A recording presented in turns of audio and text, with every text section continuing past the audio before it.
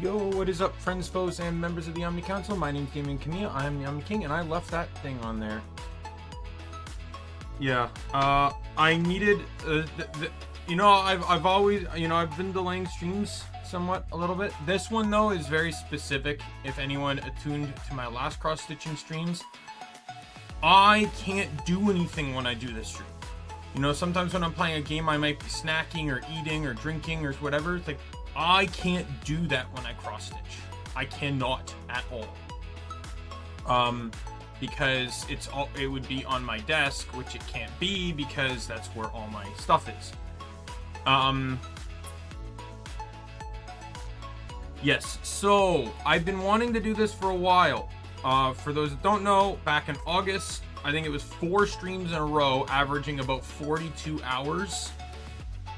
I managed to cross-stitch a Dokibird image. If you're curious, I don't know if the image is in the description, but there's a Google Drive link in the description where you can download the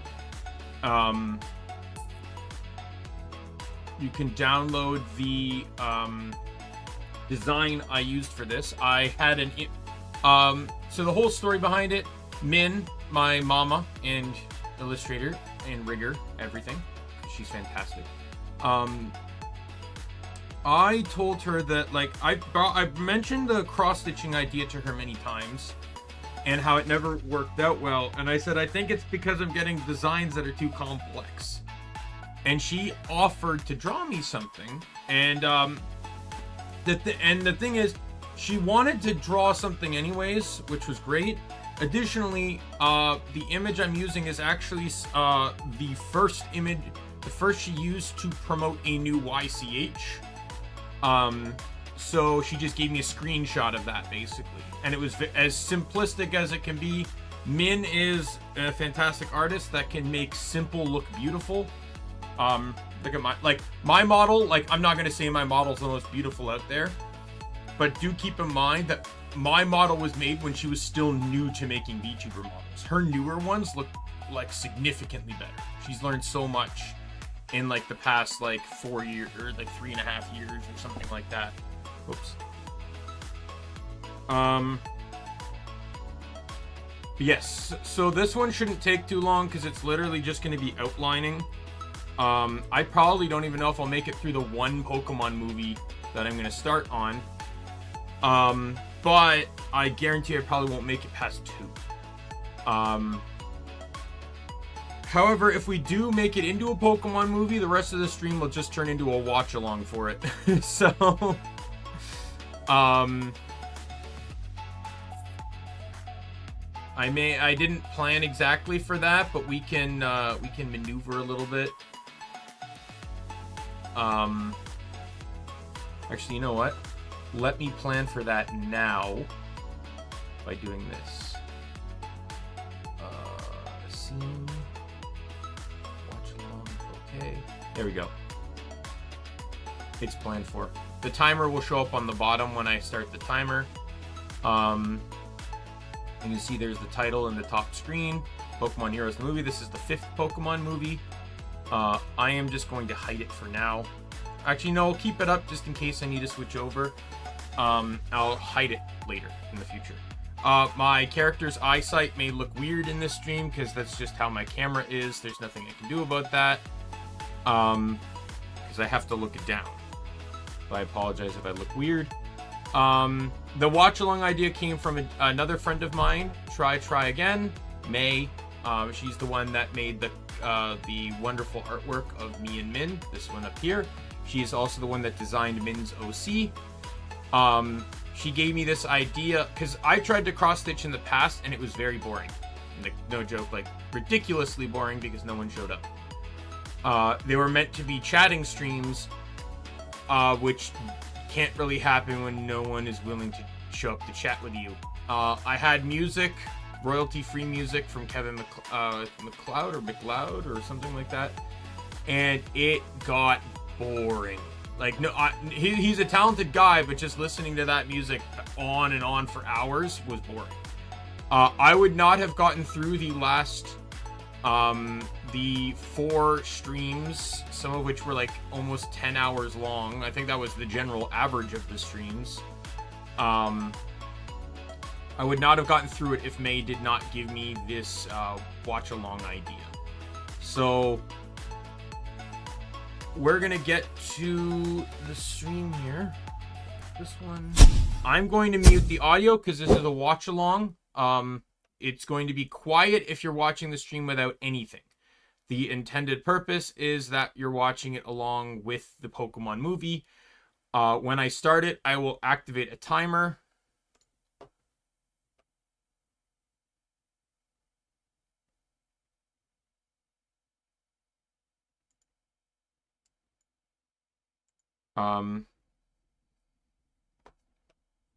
I am not here to tell you where or how you can watch the movie. Why are you in picture-in-picture? Thank you. Stop! God. All right. I also have a separate recording going for this.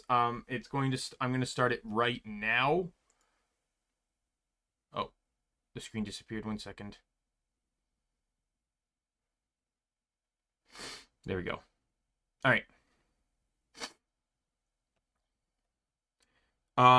So we're going to start the movie in 1, 2, 3. I'm about a couple seconds ahead of that timer. All right. This is Pokemon Heroes, the movie, by the way. The one with Latios and Latias. All right. Now, I don't need to follow any guide or something. The fuck? Sorry, 1 second. I'm specifically on the dub. Why is it...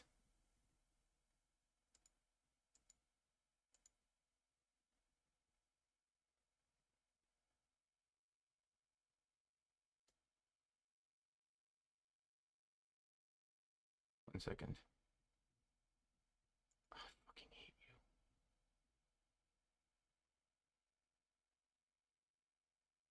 One second.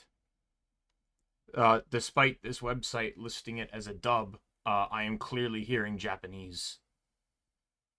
There's 2 subs and 2 dubs, and for some reason the first dub is... That is also Japanese. Are they reversed for some reason? Let me check the sub one.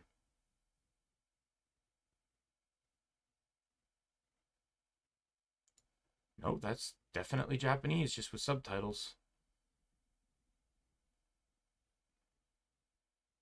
I also wonder if this might be because... Let's get to the actual, like, movie. Okay, yeah. So, for some reason,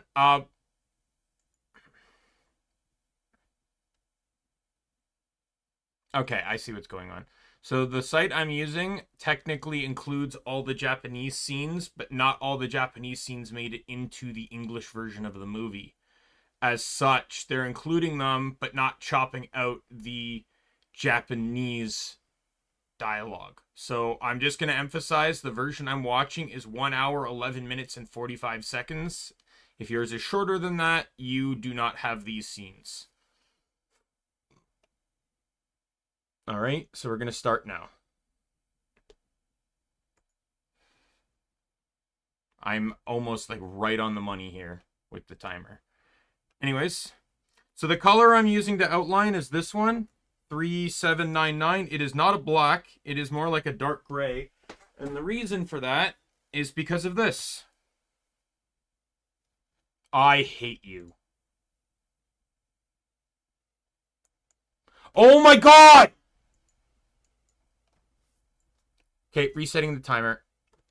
So my mat goes over my keyboard. My keyboard's like right about here. I put this on and hit the space bar, so it paused the movie, which put me about 5 seconds behind.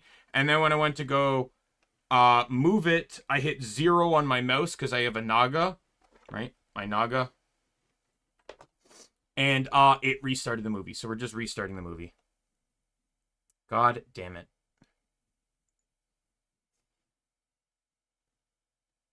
I'm like pretty much like maybe half a second off. All right. Anyways, this.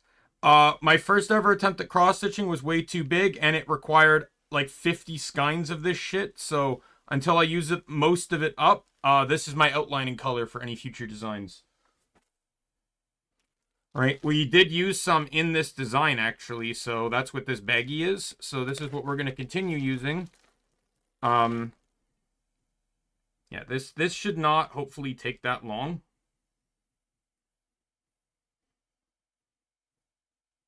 Because we just need to, like, go along the outside.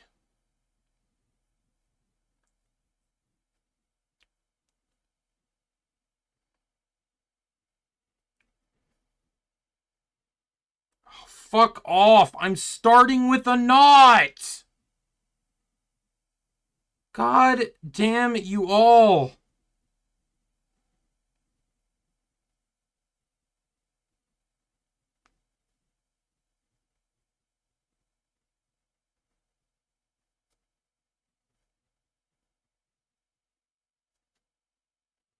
Thank you.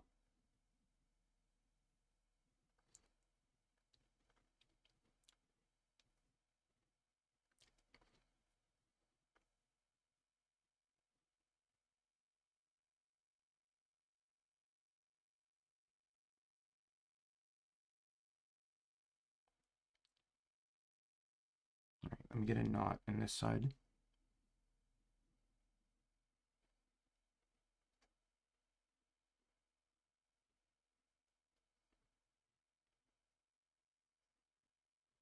Okay. So it doesn't really matter where we start because I need to go around the whole thing anyways. Certain areas like this one here, and then there's a couple in the hairs for the like the rings in the hair. I have to like go into because they're the only spots that are not externally, right? Like there's another small one here. But the rest of it it'll just all be super easy. I think I'm just gonna start at the top of the head. We'll start like right by the left hair, our left hair bun. It'd be Doki's right though, but so the way backstitching works is a bit interesting here. So I need to.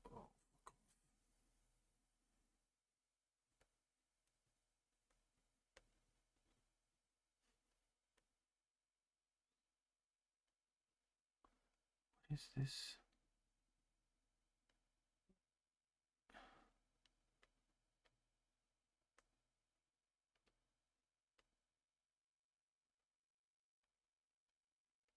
I don't know if you're seeing. I'm seeing some like loose threads coming through, and I don't want that. There we go. All right, so we do that. You go over one, under the next. Oh wait. No, yeah. So this will make the first part of the thing. Then I come up the next, and I go backwards.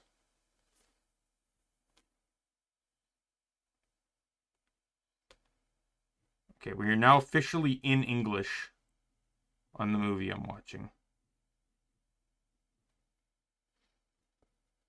I also like this movie too because this is pretty much one of the best remixes to the opening theme.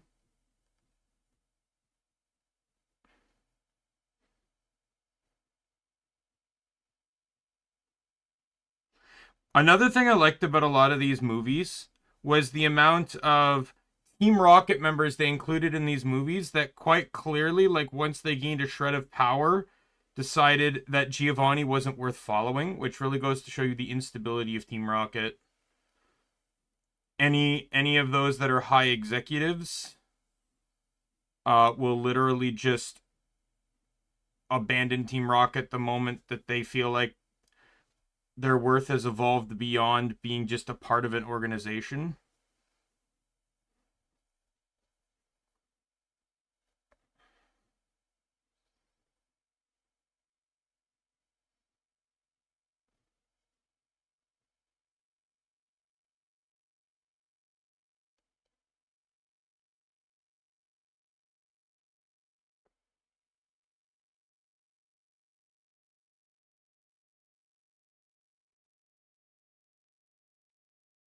So this is pretty much just what we're doing here.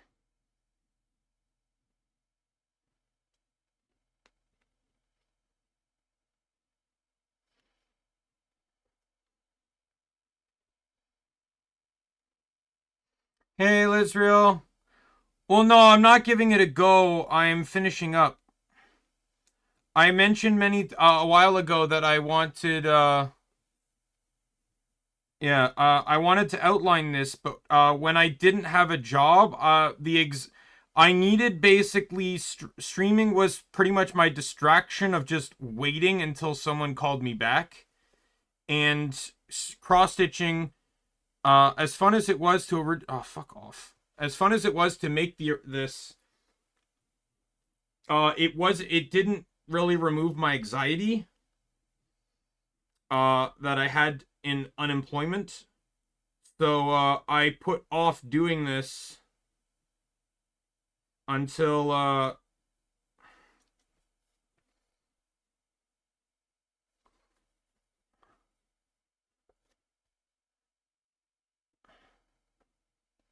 yeah, here we go. Theme song time.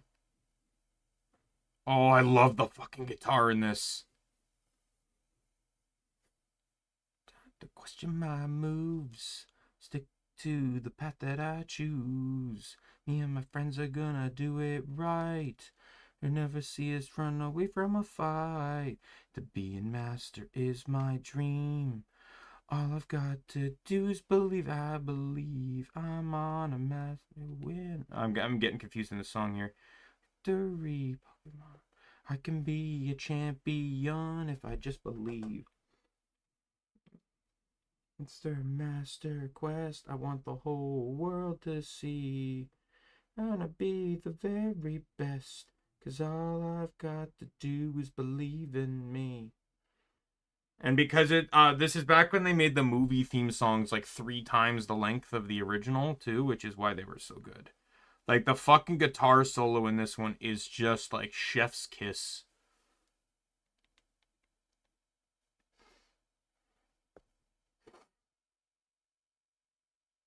Yeah, there'll be no Angel today, Lizreal. Angel said yesterday that they were busy today, so they couldn't show up. But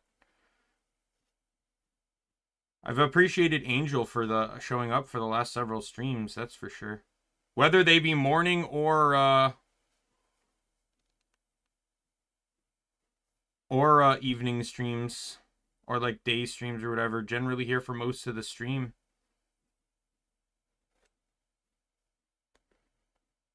By the way, Lizreal, you got changed in the Digimon playthrough. You're not going to be Omnimon Zwart anymore. I ran out of points for that, so instead you're going to be Dorogoromon.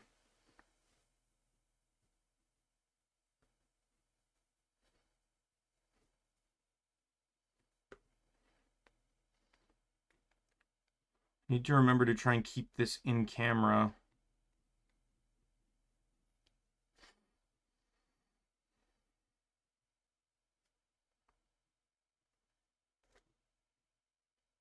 Yeah, I feel like this is going to be a very short stream.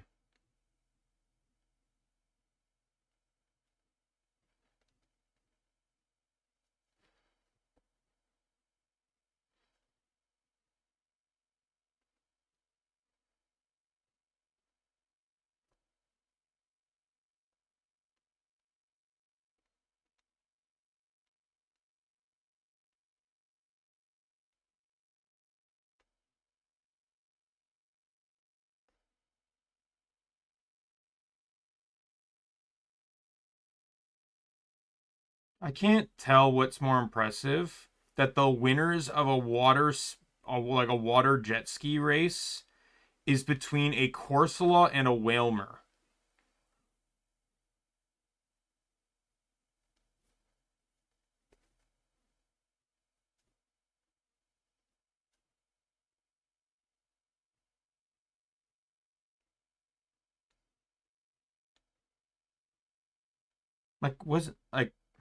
I don't know who else was in this race. I know this is the last movie Misty's in. The next movie starts with May. So this is obviously the movie that's going to feature a lot of Hoenn Pokemon in it.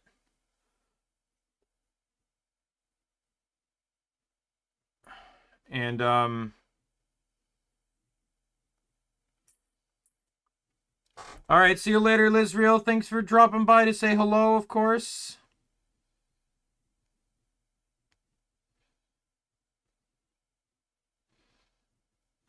But, like, I can imagine if one guy had a Sharpedo in this, it would be over. So many fast water Pokemon, and it came down to Totodile, Wailmer, and Corsola. Hell, I'm pretty sure May's Politoed would have been faster than Corsola. Or Misty's Poly... Oh, fucking Starmie would have been... Starmie would have been significantly faster!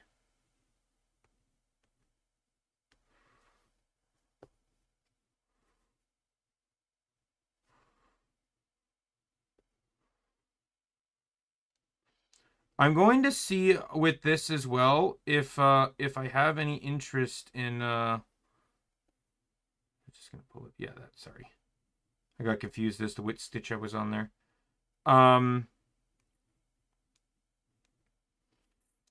might do some more defining here. Not everywhere, but like maybe on the bottom part of the eyes, I might add in a stitch just to like kind of separate the eyes a little bit. We'll see though. We'll see how it looks after I finish cross stitching.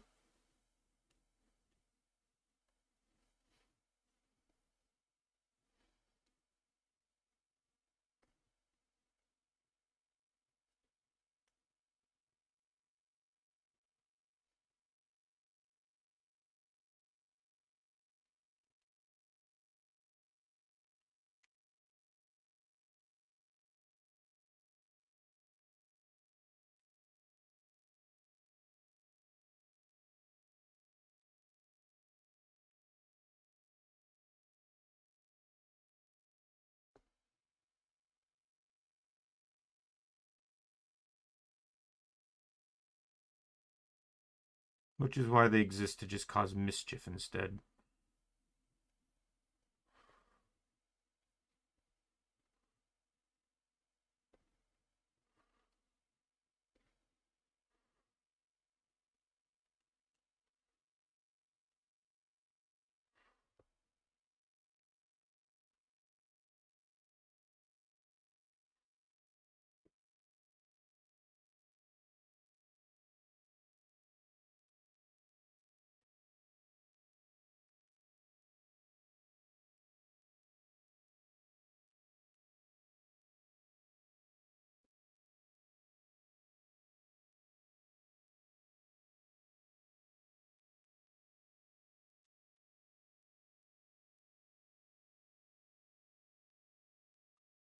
Like, I don't even think I'm going to need...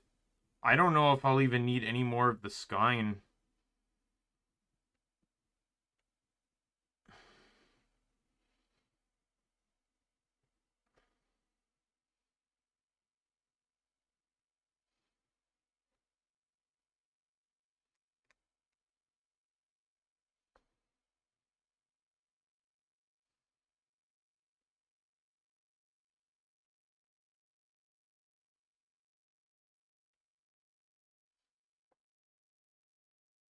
Whoops. Fuck.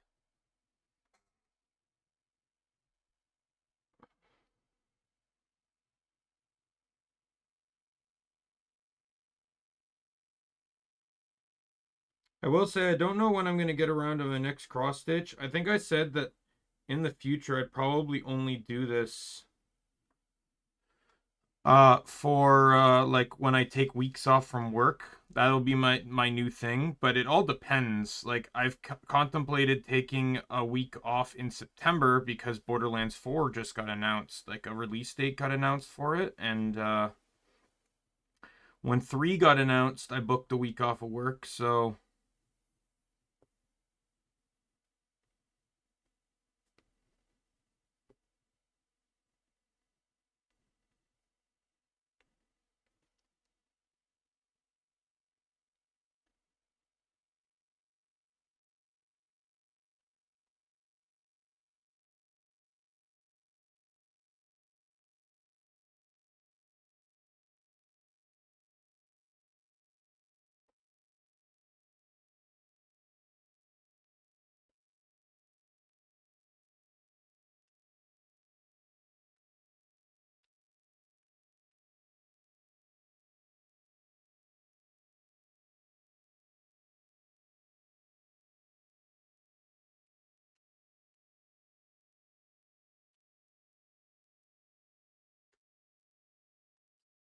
Crazy thing is, not only did Latias not choose to attack them, because Latias is a very powerful Pokemon, but they didn't even attempt to try and target a dragon and psychic type Pokemon with, like, yeah, Ariados is a bug type, but it's also poison.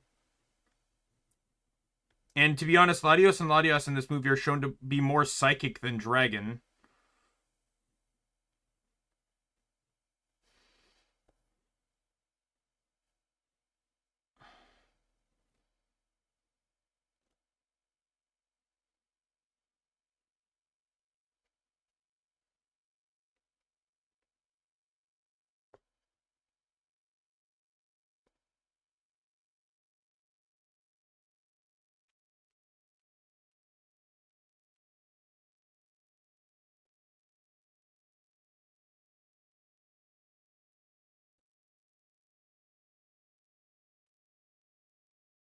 Like, they could have easily just replaced Espeon with Umbreon, and it would have probably been just kind of just the same. Now, granted, this is Gen 3. Like, this is going into Gen 3, so like there wasn't really any good ranged dark moves, so Umbreon likely oh, fuck off. Umbreon likely would have had to use like Shadow Ball because there was no like ranged dark move. Like, that didn't exist until Dark Pulse in Generation 4. Gen 3 pretty much what? Didn't it only have like Bite and Feint Attack? Gen 3 didn't really add anything either. So Umbreon would have just had to use Shadow Ball, which I guess would still be fine because it's still good against Psychic, but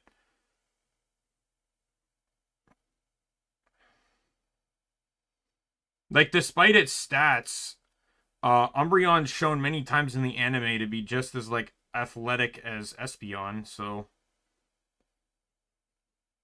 like, in all honesty, all the stat differences between the evolutions are almost negligible in the anime.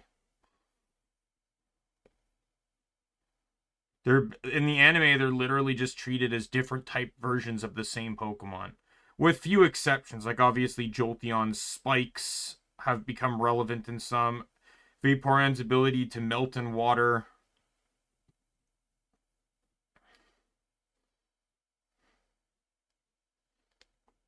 I'd even say like Espeon's psychic abilities, but Umbreon can also learn psychic, so that really doesn't mean much. God damn it, that's going to be the biggest problem here, is remembering where I last stitched.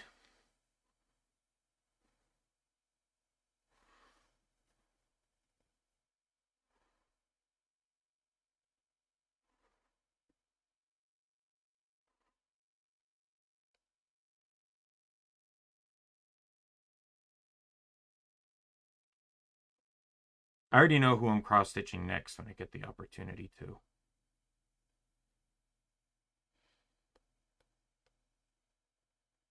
It's gonna be May. Since May gave me the idea for this, I thought, you know what, next time I'm going to, I just took her template design, like the the one she has on her Twitter page, and downloaded that.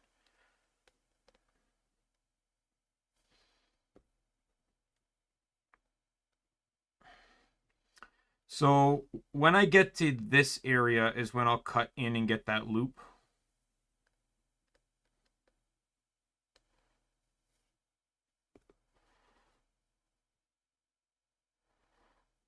You say that, Ash, like you've never seen a Kabutops or an Aerodactyl.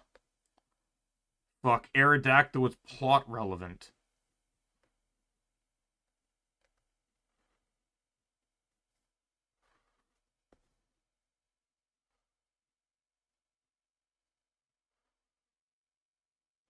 I gotta ask though about this defense mechanism, because obviously it hurt Latios, right?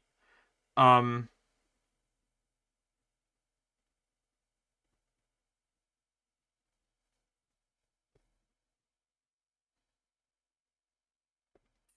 yes, you drowned a flying Pokemon. That's how that works.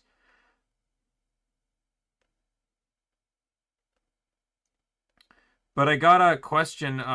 in the movie here, Latios gets harmed, like, pretty badly through the usage being used as the battery for the DMA.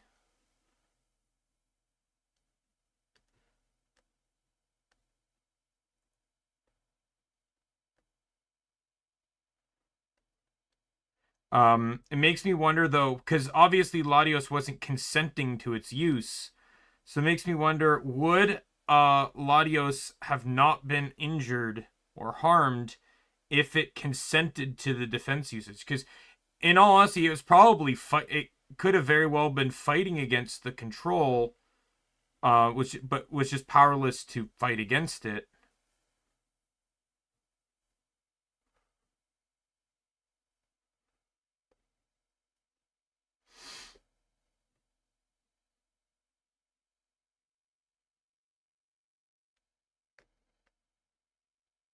Oh wait, there's a little loop here.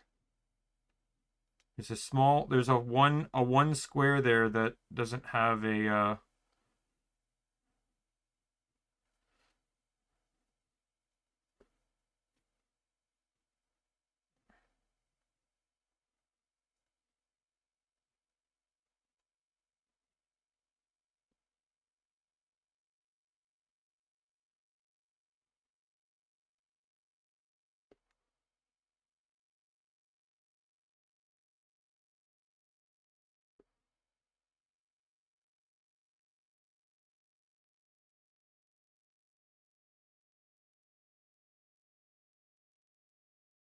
I do like though, it's like, because obviously this movie's based on Venezuela.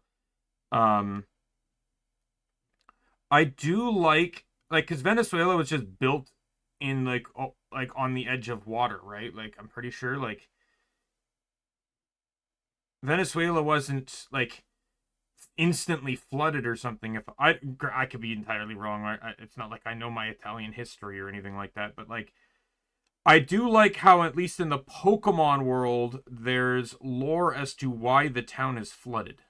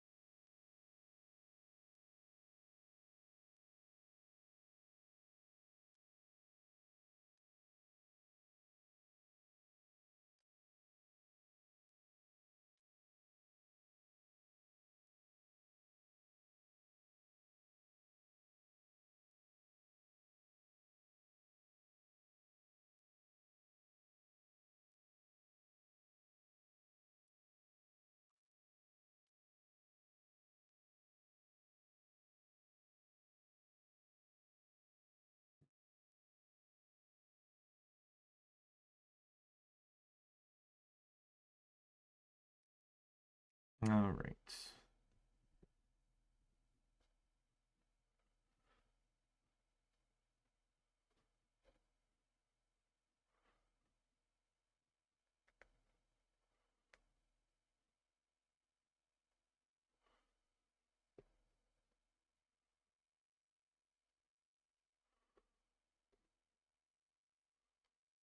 I don't even remember, like, if I second guess my stitch, I just instantly do a backstitch instead of.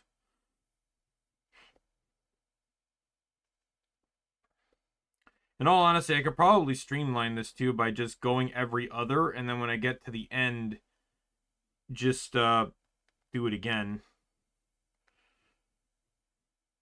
on the spots I didn't do, but. Oh, whoops. By the way, I'm curious. I don't know who will watch this in the future, but I'm curious as to people's opinions on who kissed Ash at the end. But I think it's 90% agreed that it was Latios, Bianca never showed any romantic feelings towards Ash, despite Latias's closeness to him.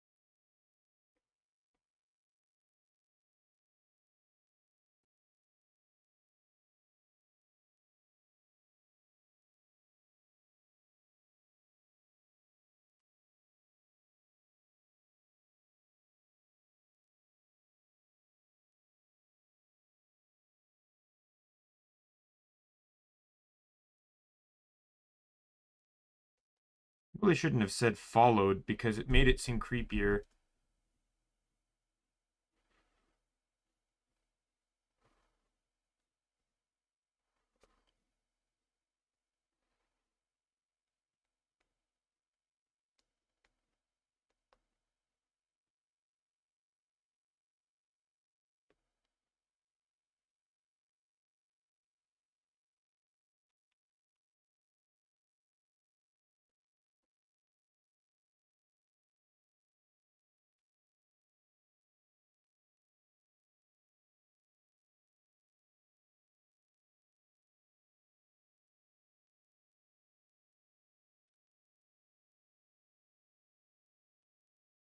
This movie kind of got made canon when the Latias that appears in Journeys is associated with the Latios and Latias of Altamar, I believe. I don't think it's not the same one, but I think it's like the children of them or something.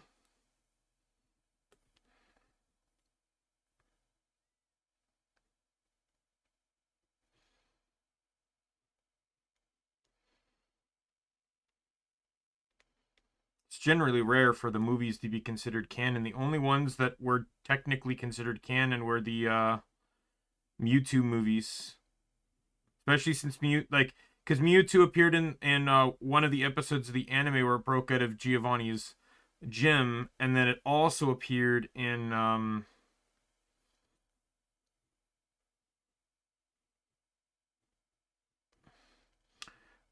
then obviously in Journeys Mewtwo reappears. I'm a little upset though that Mewtwo doesn't remember Ash, despite Ash having doesn't seem to remember Ash, despite the fact that Ash had two very significant roles in his life.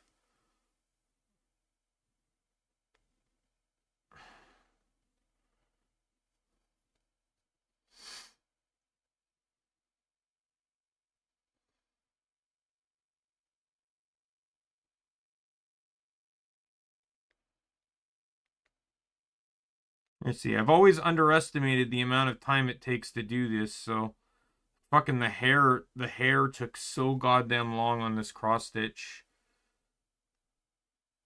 I was expecting the cross stitching to maybe take one, maybe two streams, and it took double that.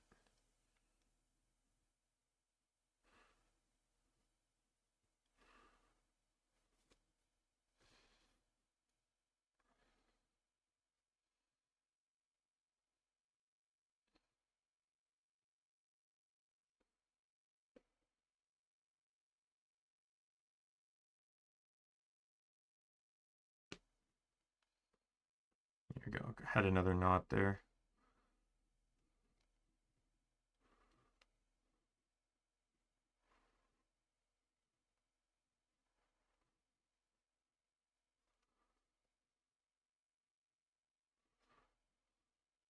Let's just be honest here. Latios is legitimately just a syscon.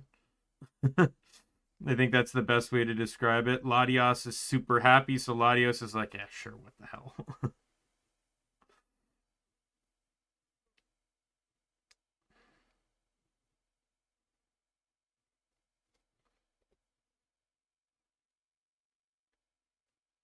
I'm also hoping that at the very least this doesn't take too long, right? Because I do need to leave for work.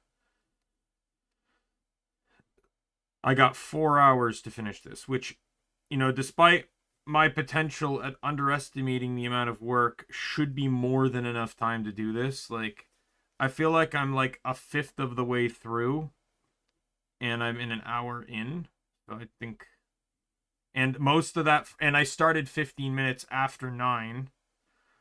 Like, and I didn't even start right away.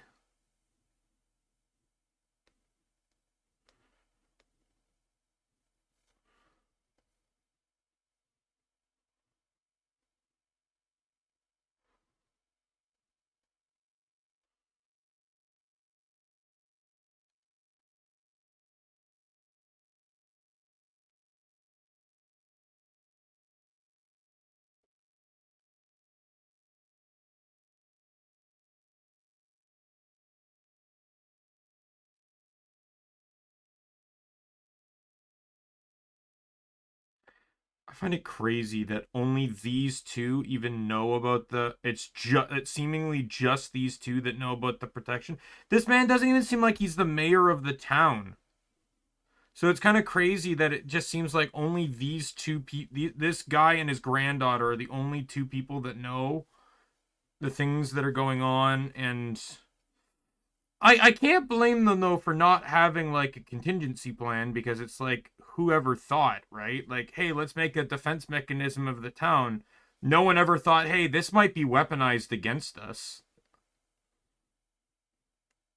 Especially with the technology they had to use to find and capture Latios. When this defense mechanism was made, the ability to detect the difference between between people and Pokemon didn't exist. And don't they end up using some type of tech to capture Latios too? Which likely also didn't exist. These cameras they have wouldn't have existed for scouting and spying and stuff.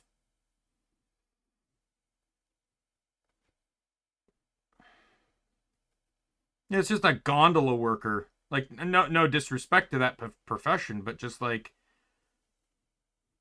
but like, why is a gondola worker the guy that seemingly knows all about Latios and Latios?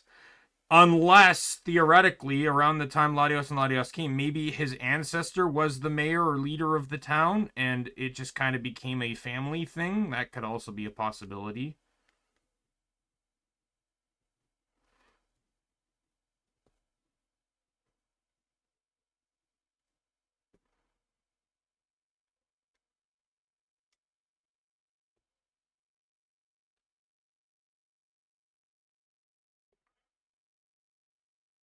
I was looking at this and I'm like, gee, I wonder what the longest straight line I have here. And I just realized that I've already done it. It's the top here. That's the longest straight line I'll have in this entire pattern. Oh, actually, this one's pretty long too. And here too.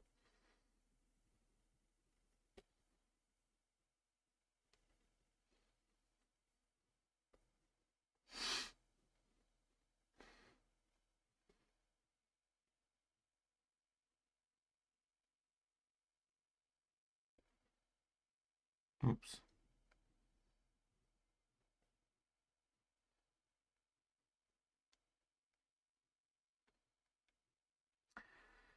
I always like sometimes get a bit annoyed with these later movies in which Team Rocket is literally nothing, doesn't even run into them.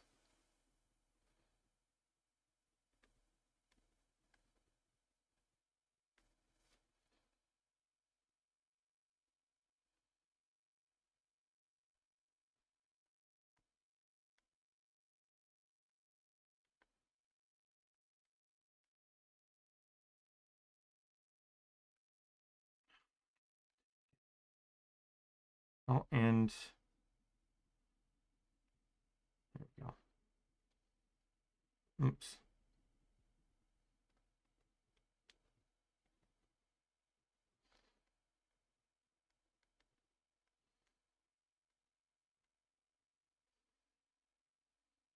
Oh my god, I did it again!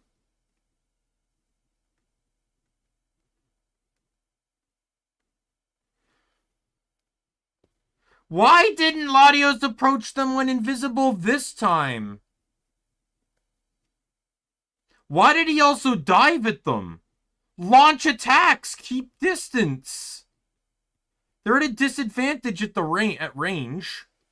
They don't have a dark type or a fairy type. Not that fairy really existed back then, but still.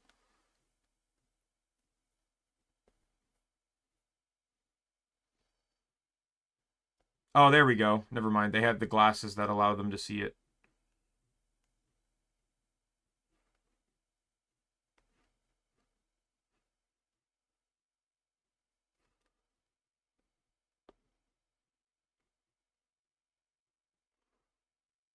That would have actually done a lot of damage. You got to assume the Latios and Latias are probably pretty high leveled.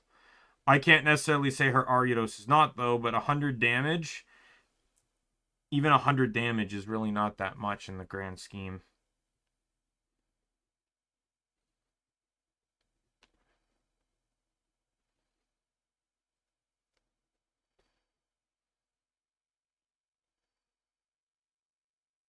Yes, let's use a not very effective attack. That will succeed. Somehow it did, though, which upsets me, but... Who the fuck has their Espeon keep tackle? What the fuck?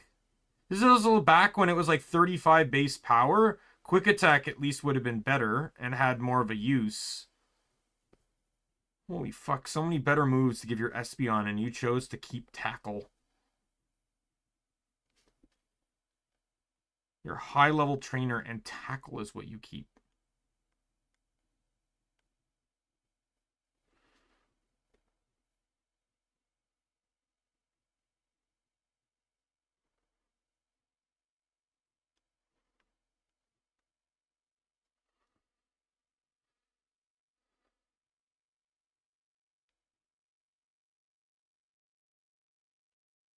And that's also going to be an immense problem. Oh, I did it again.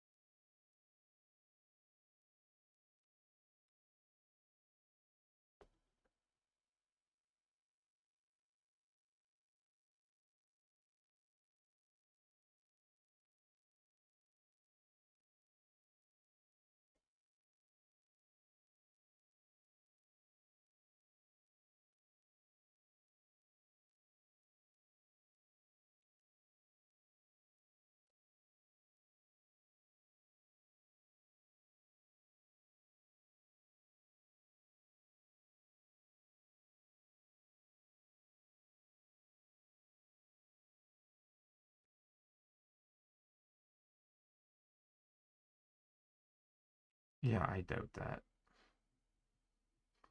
Not that that's not an interesting plot point at times, but like... That's why I'm assuming, though, that it requires Latios and Latios to be able to power the machine, because if they can't solve the problem, the least they can do is potentially give their lives to ensure that it can solve the problem.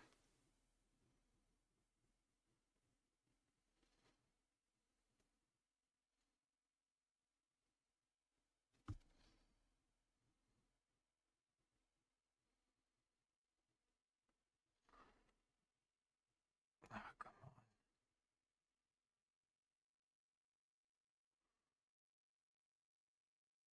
There we go.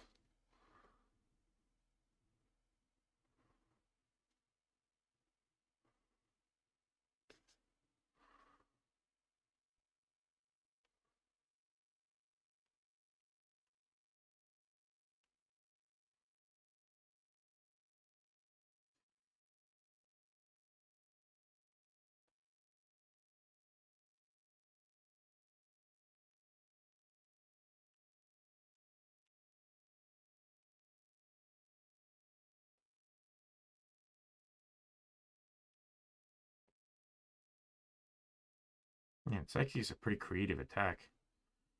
And yet it's not overused like crazy in the anime.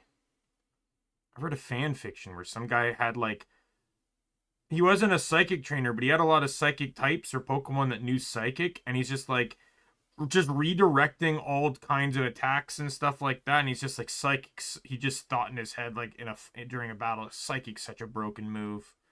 Like he doesn't even need to use it on the opponent. He just uses it on the move, right? They launch a flamethrower and he just redirects it with psychic. You know, Hydro Pump redirects it with psychic.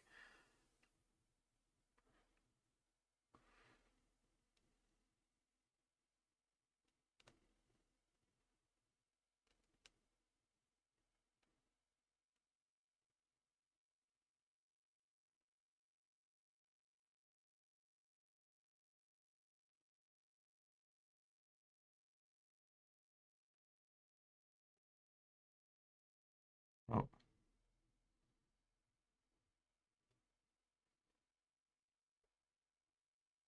it's Latios? Yeah.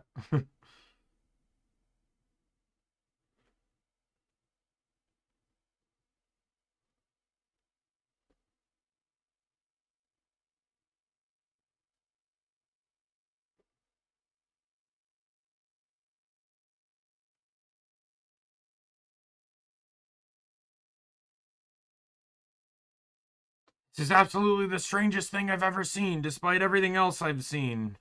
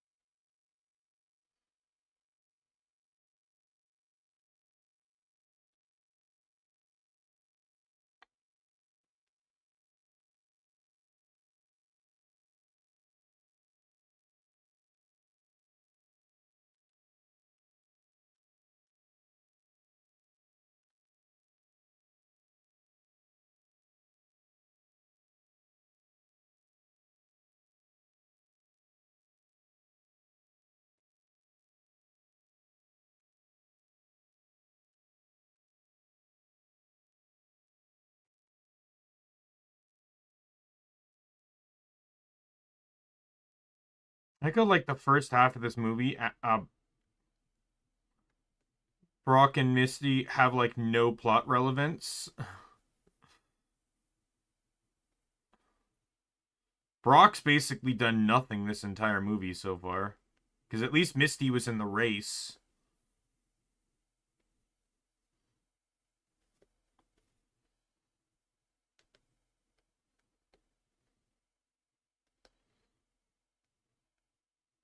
I'd also like to think that, like, Kabutops and Aerodactyl, like, this may be the fossils they have of them. There's no possible way that just those two Pokemon were the only two, right? There's no possible way two Pokemon that like that subjugated the entire town. It's just not possible to me. There had to have been more than them, and this is just the only fossils they managed to get. Like the fossils they managed to recover. Remember, you got to remember that what defeated them flooded the town, so the rest of the fossils are probably at the bottom of the water.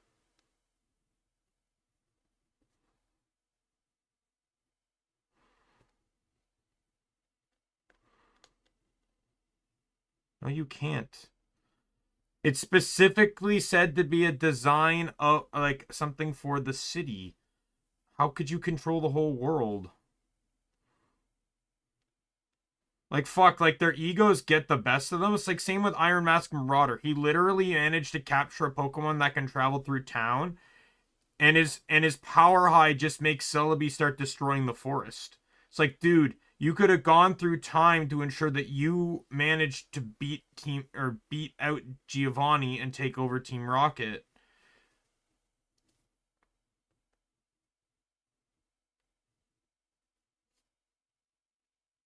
And yet you know a flying levitating psychic Pokemon is probably going to come and stop you.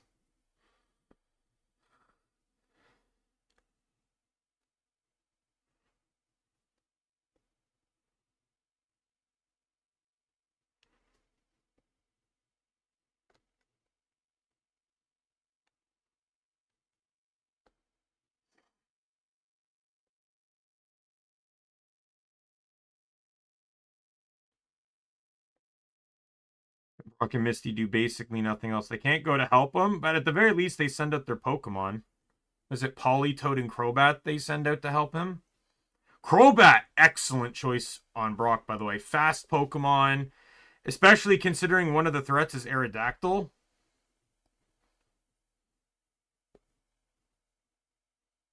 And then I guess Politoed's not bad either, but Kabutops isn't necessarily known... Like, it's not generally seen as a swimmer.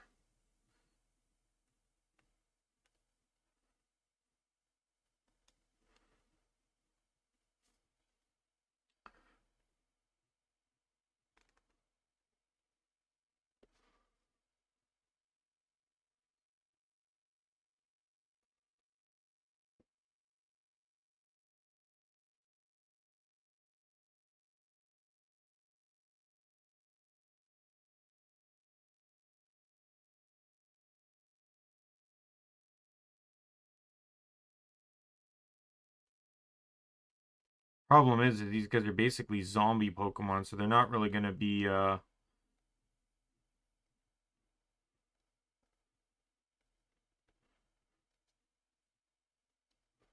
yes. Back when Hyper Beam was the be-all, end-all of moves to use.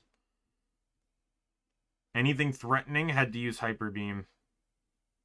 To be honest, it's still kind of like that in some ways.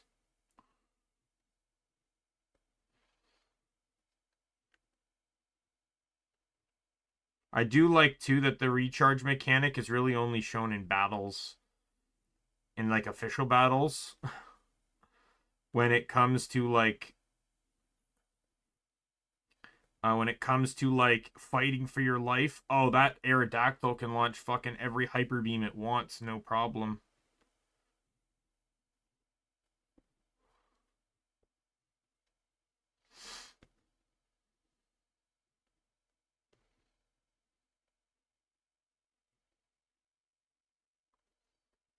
Personally, to me, I don't even understand why they needed this. Could Ash and Pikachu just not have ridden Latios?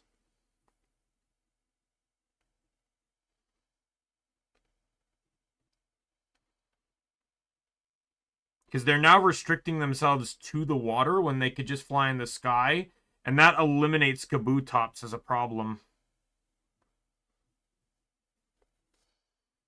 Like, they'd only legitimately have to deal with Aerodactyl, which is not hard when Ash has a fucking Pikachu on his shoulder. And I'm pretty sure Ash has Noctowl on him, too, which, you know, could potentially know Hypnosis.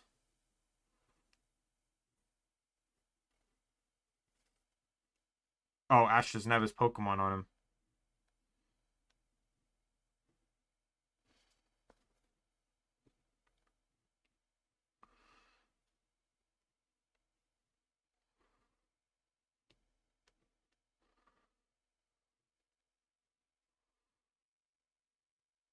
I forgot Misty. Why do I keep saying May? That Misty sent out 2 Pokemon.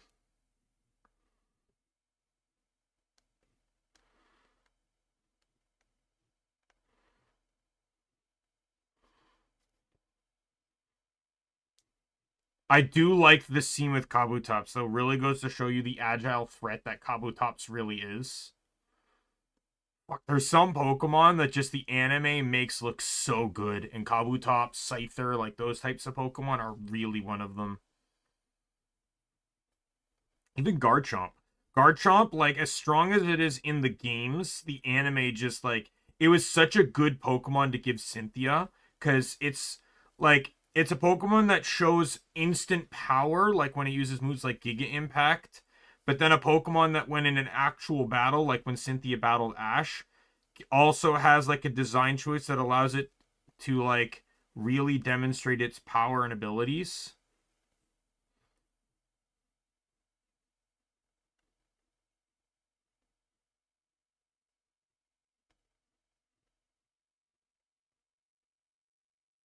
No, you don't.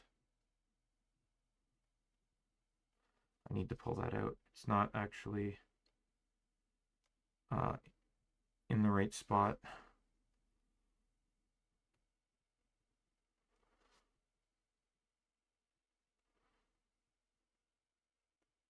Oops.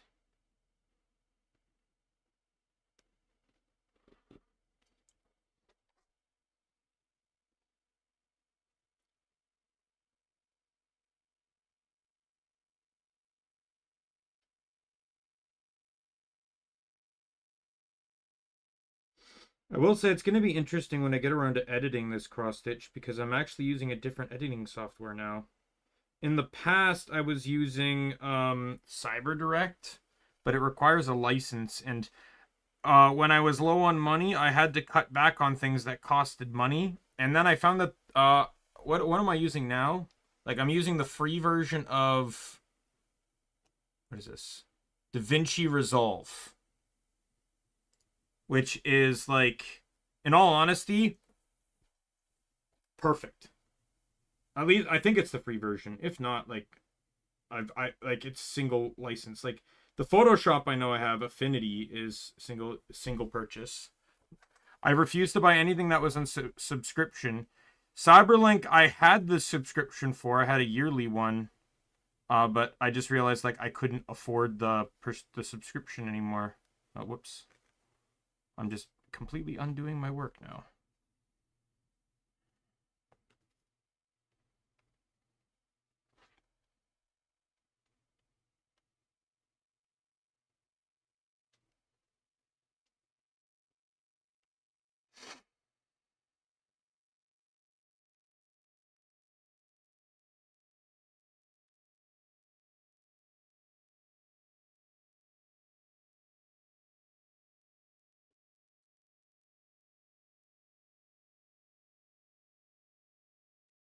I'm also shocked too that it like Bianca and her grandfather are not shown to possess any Pokemon.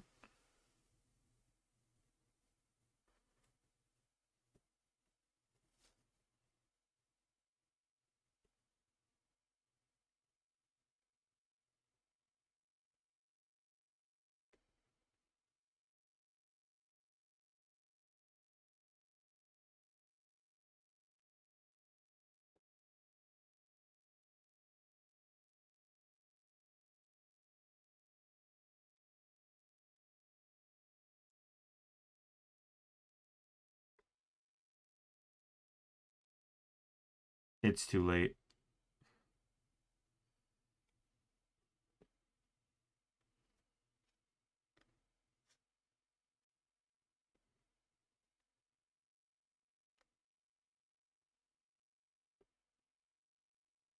Honestly, I don't think there's any good way for me to have my camera for this.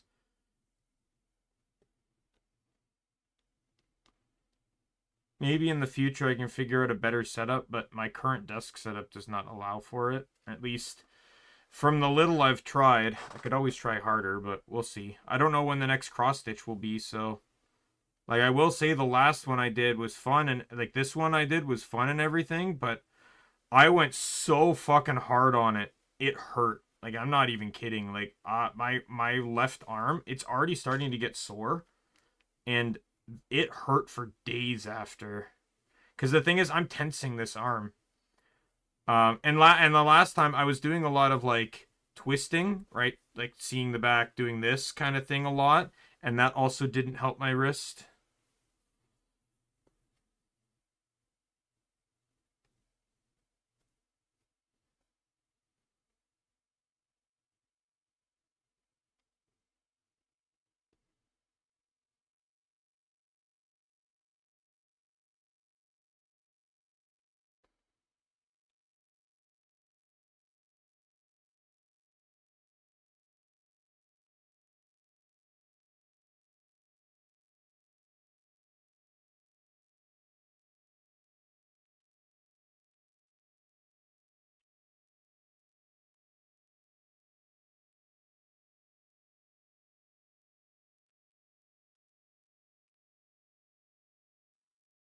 Like to be perfectly honest too, I don't really even know why they needed to activate the machine. I guess maybe to show Giovanni it would work, but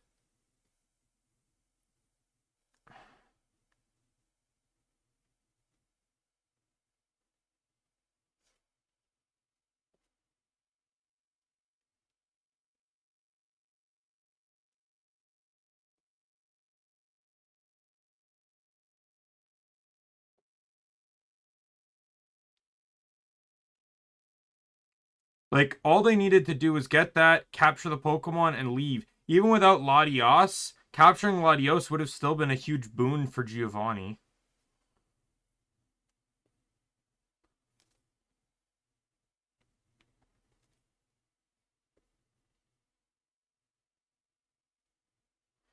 You know what I think would have been really funny? Team Rocket's climbing over the fence in this shot. I think it would have been even funnier if they finally got into the water and were like on a boat or swimming to just try to get through, and that's when all the water drained out. I think that would have been way funnier.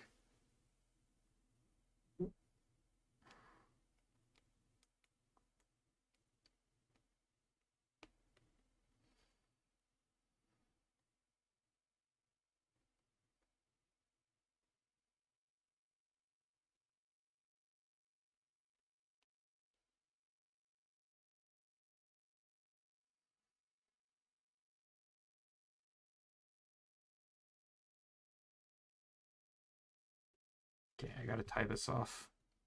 It's getting too short for me now.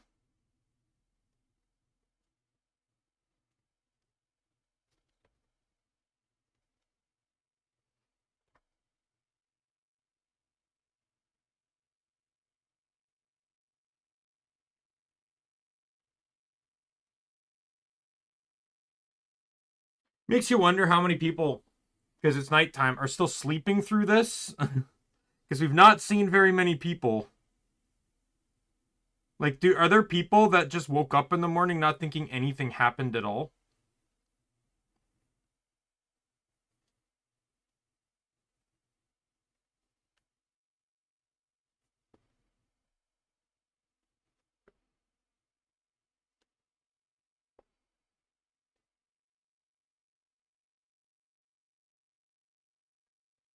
Alright, where are my scissors?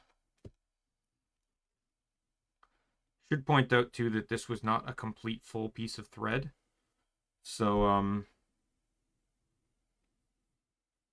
like, here's, oh, god damn it. I hit a button again. This is the full length of the thread. Because remember, I had to use that piece before. So we'll see how much of this I can get.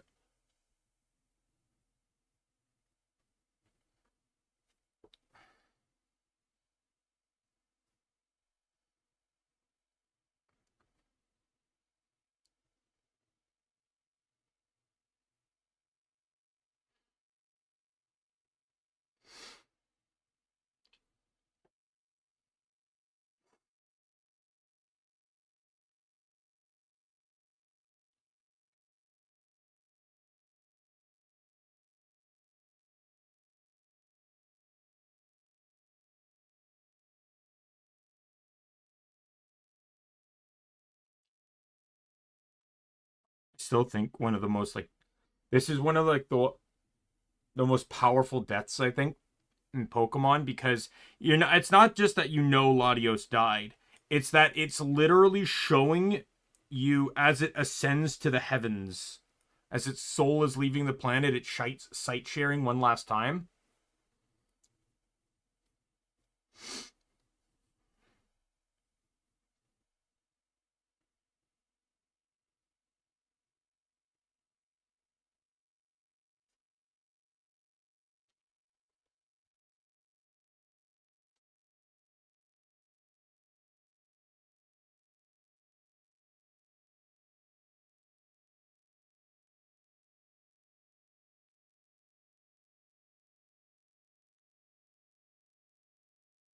Okay, well, okay, never mind. It comes back on Team Rocket when the water comes back.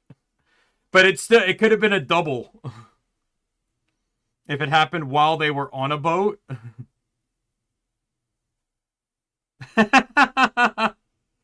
Team Rocket's.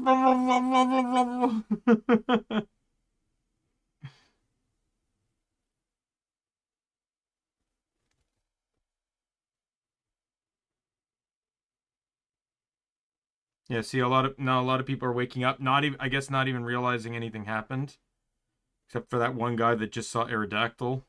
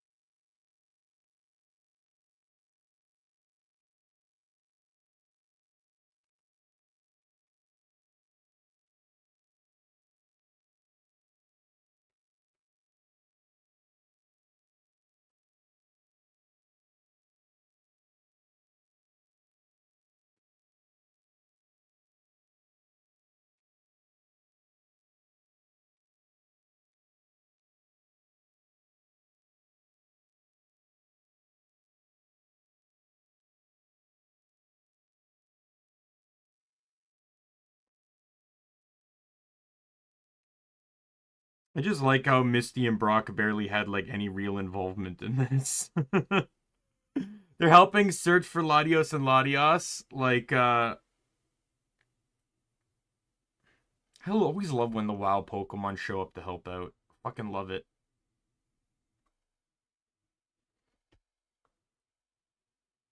Like, and I love it more too, and it's like really weird, like in the Manaphy movie where Kyogre just shows up out of nowhere.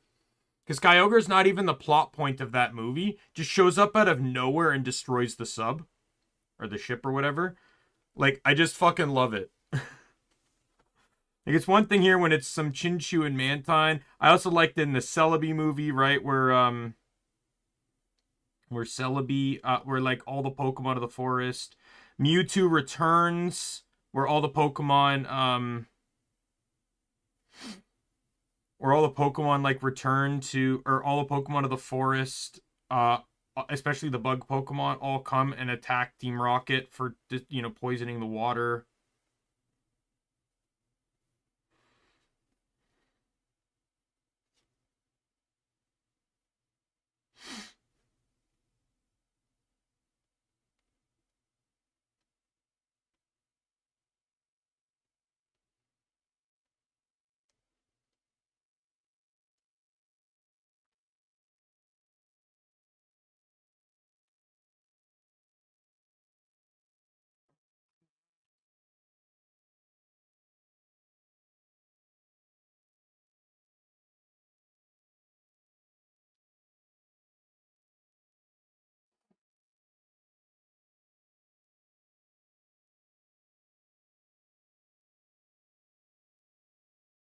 I also like the really weird plot combos they make. Like, who would have thought to pair Shaman with like Giratina, Darkrai with Dialga and Palkia, um,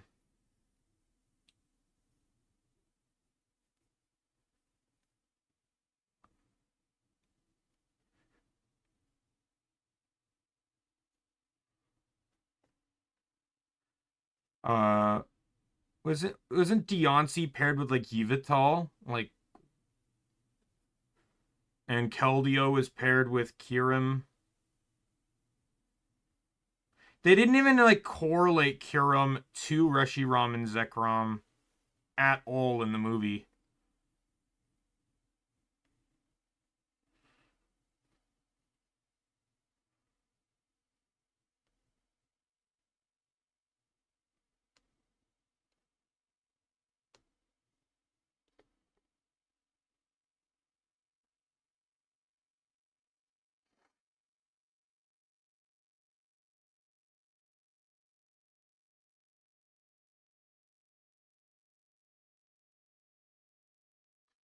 To be perfectly honest, too, I also feel like a huge problem with this is that there's no security here.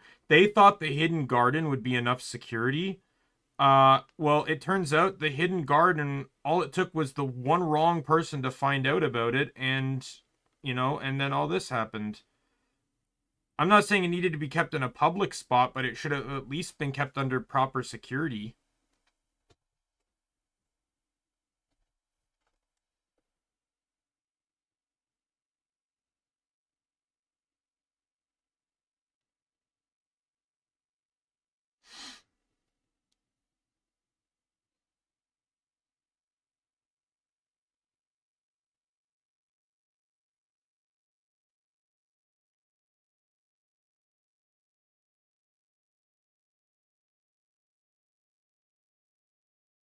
I honestly feel like Journey should have taken advantage to make a lot more of these movies canonical.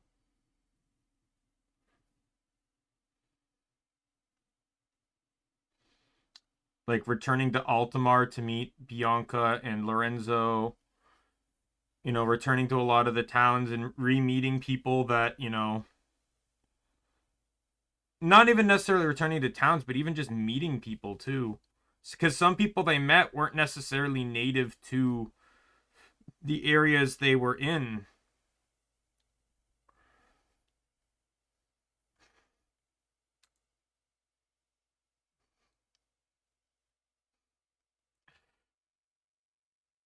You can tell that was because the other thing too is like Bianca's personality. I think she would have blushed after kissing him.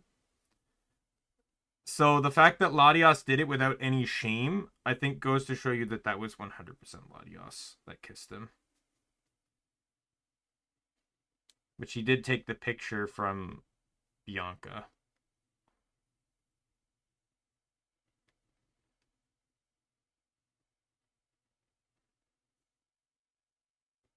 Place where I belong. And I like how the credits kind of show a bit more, like,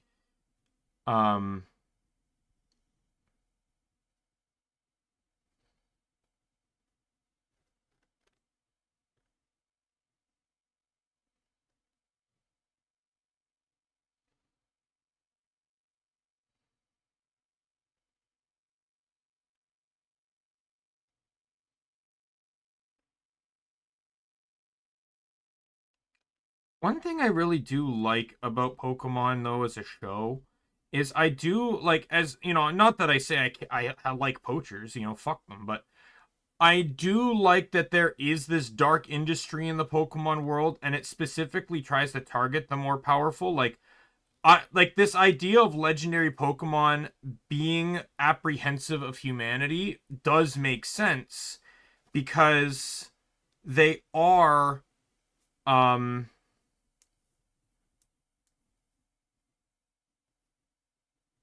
because like they are powerful.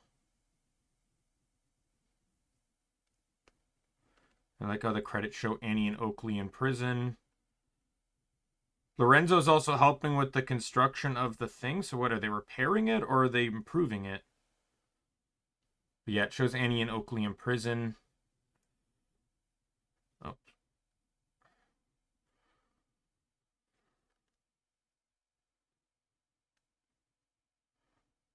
Yeah, the police get them out.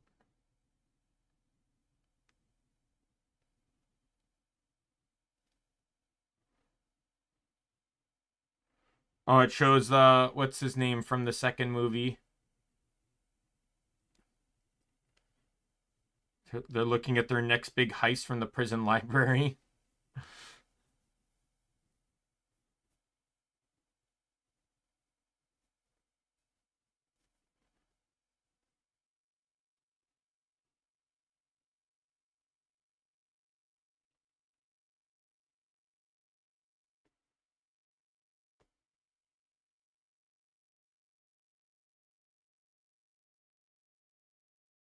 I will probably call it here in the movie. Whoops. It's good because I need to fix that anyways. All right, we're going to stop the timer. I need to. Oh, nope, nope, nope, nope, nope, nope, nope, nope, nope, no, nope, nope, no, nope, no, nope, nope. Am I on the wrong screen? I'm on the wrong screen.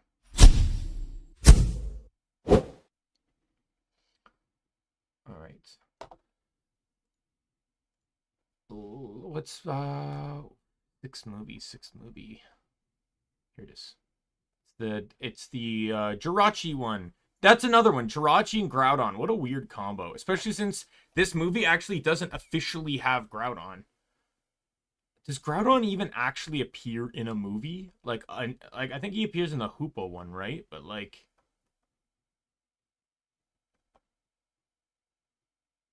yeah, it's in the Hoopa one. But like prior to that, my favorite Pokemon movie of all time, I'm going to tell you right now, is actually the Arceus one.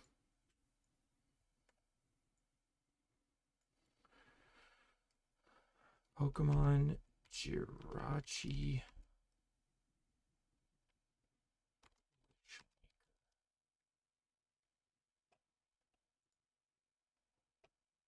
Right.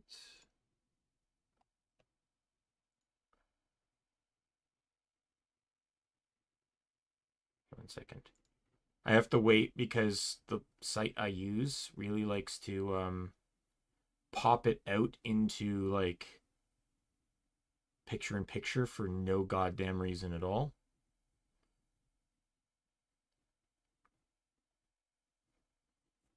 Yeah, see, like, this is what I mean by it taking so long. Like, look at this. I'm not even halfway done, and we've already gotten through a Pokemon movie.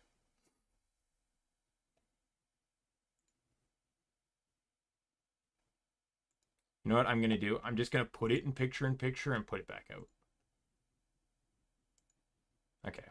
So the length of this one, just the reference, is... Oop, did I hit the button by accident? I did not. All right. 121.18 is the length of the video I'm watching. I think I'm about like a second behind on from what the timer says. Oh, come on.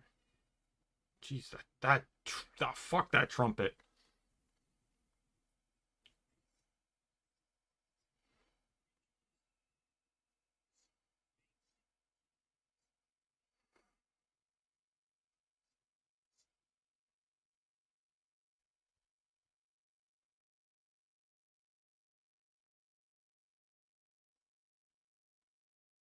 At least this one's starting out in English.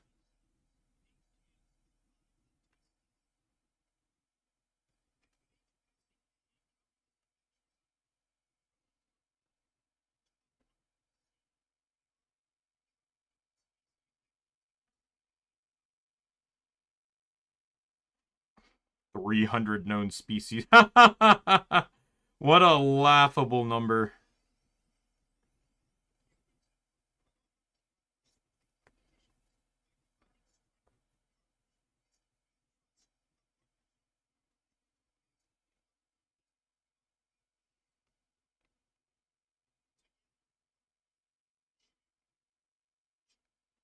Yeah, for the longest time, this was the one Pokemon movie I missed.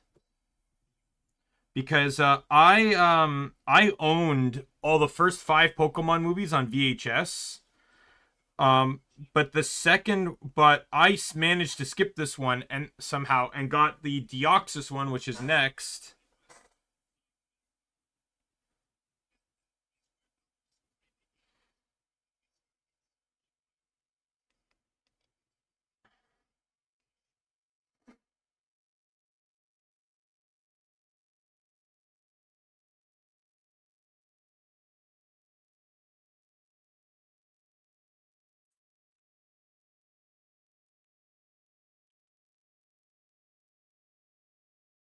Yeah, I don't. This is sort of like Ho-Oh. Ho-Oh didn't appear in a movie for a long time. Despite being the first legendary Pokemon. Actually, no.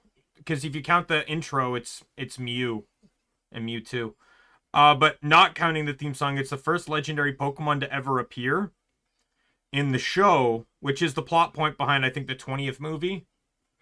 Um,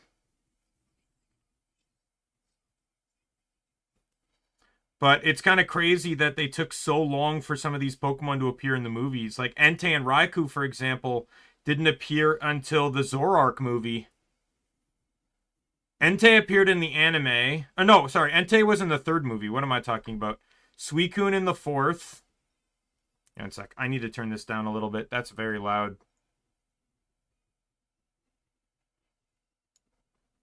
I feel like I'm yelling over the movie. Um,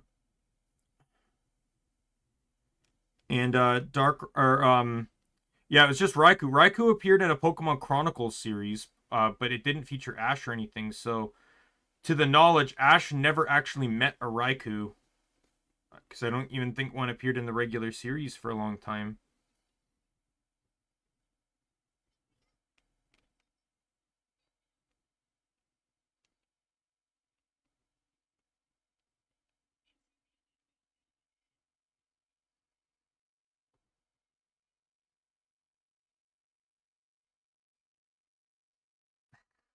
That actually is a funny joke. So, Max, you're a slow bro.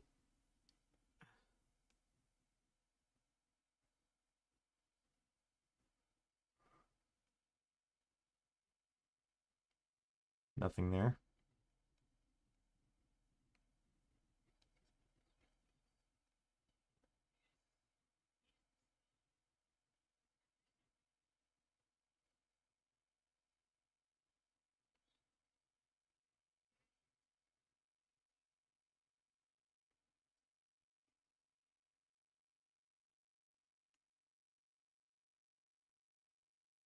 Mm-hmm.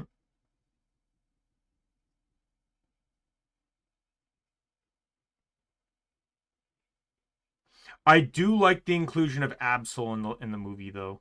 I just because I feel like these kind of plots are just like perfect for Absol. Like I love when they include that kind of stuff. Like one of my favorites is Pokemon Infinite Fusion. You can catch an Absol on Cinnabar Island, which is incredible when you consider that since that kind of follows the Kanto plot, when you beat it, or like obviously when you return in Johto, the island has been, the volcano erupted and the island's gone.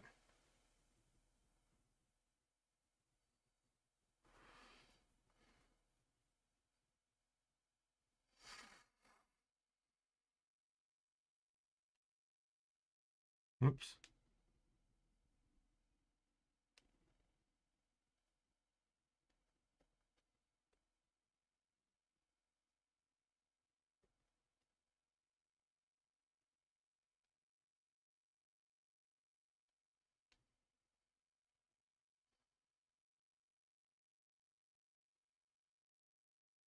I also like Flygon's inclusion too.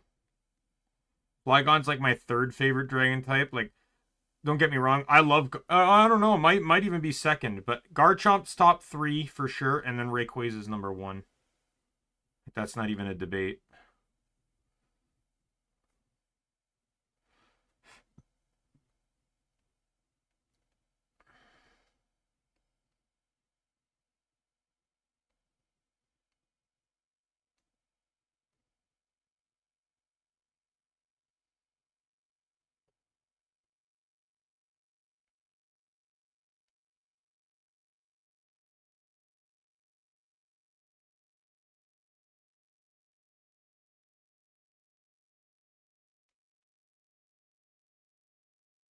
First thing the dude does when he gets out of the truck is bring out a chest and practice magic. No, I'd be stretching. God knows you've probably been in that vehicle for a very long time.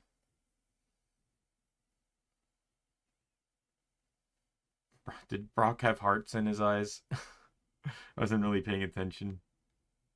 I just know it showed a beautiful blonde woman on screen. That's usually heart time for Brock.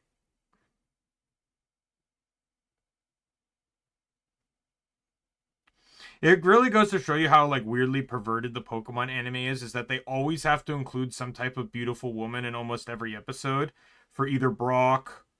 Black and White didn't do it because there was actually no real perverted character in that one, but they had to do it all the way up to Hoenn for Brock, and then they had to do it, and then they repeated it in X and Y, but in a different way, where instead of Brock or slash or Brock or technically Clement doing it. It was Bonnie doing it for Clement, but in a less perverse way, where Brock was just brutally hitting on the girls.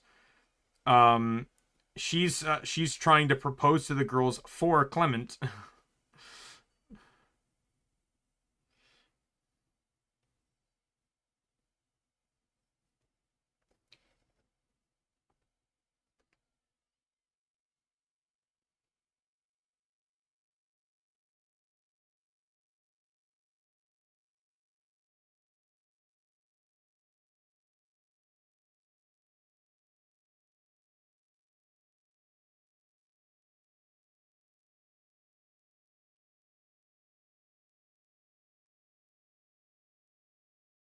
Clean manure, whatever that is.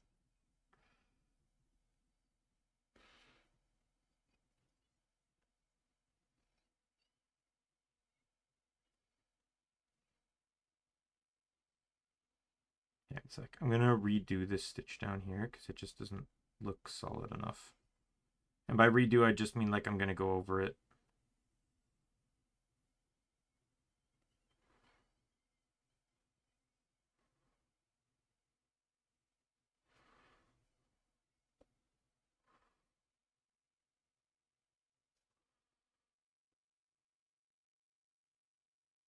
Better.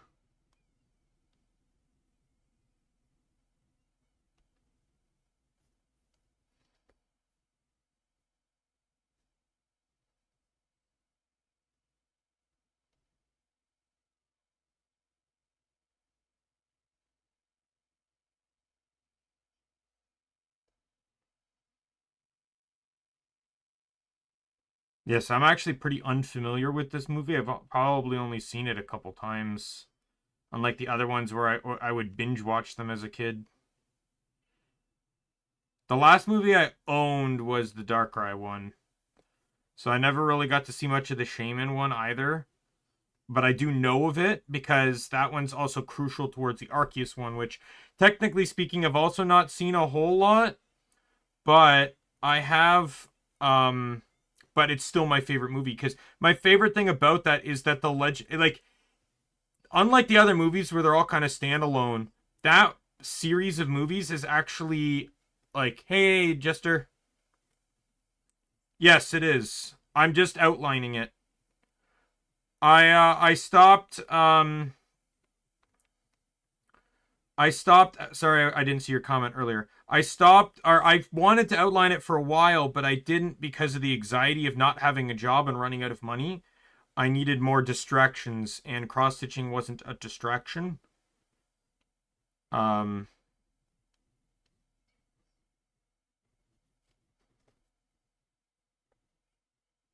yeah, the I like that the Arceus movie was a build up. Like it's basically a trilogy where the first one is meeting Dialga and Palkia with Darkrai's help, stopping their their fight, and then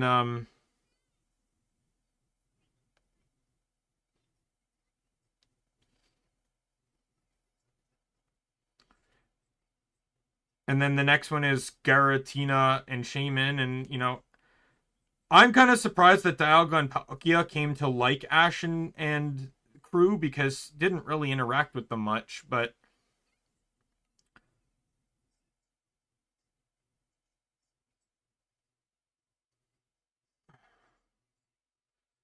like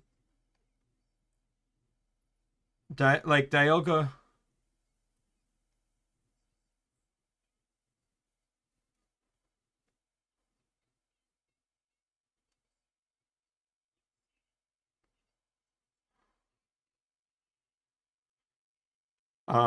But yeah, because I like the fact that Dialga, Palkia, and Garatina came to the defense of Ash and them against Arceus, and like were literally like sent them back in time. Like it's almost like Dialga instantly knew what the problem was and sent them back in time to solve it, while Dialga and Palkia were literally putting their lives on the line to fight off Arceus to give them time.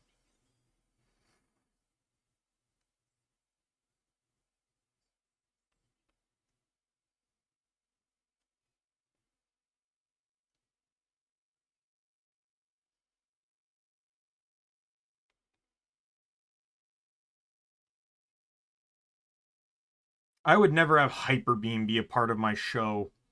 There's so many other moves you could use.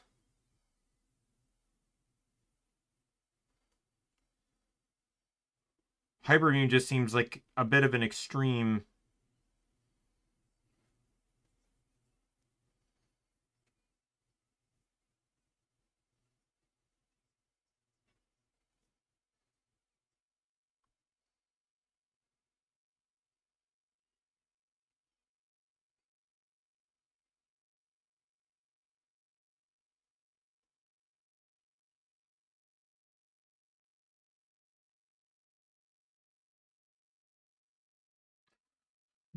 Brock's one track mind.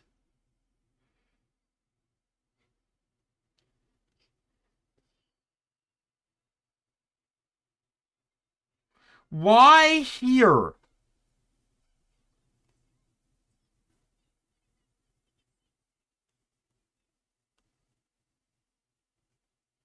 At the very least, Team Rocket at least has a relevant moment in the movie.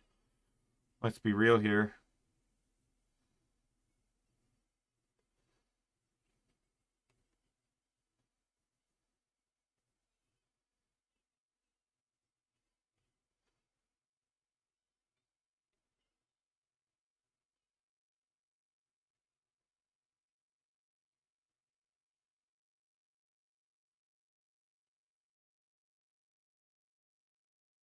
Will-O-Wisp.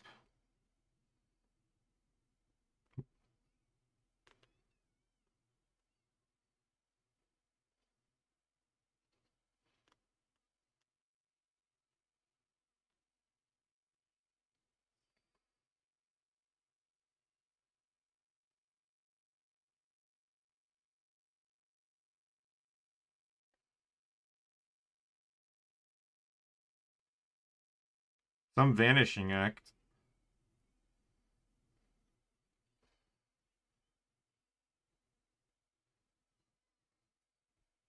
Whoops.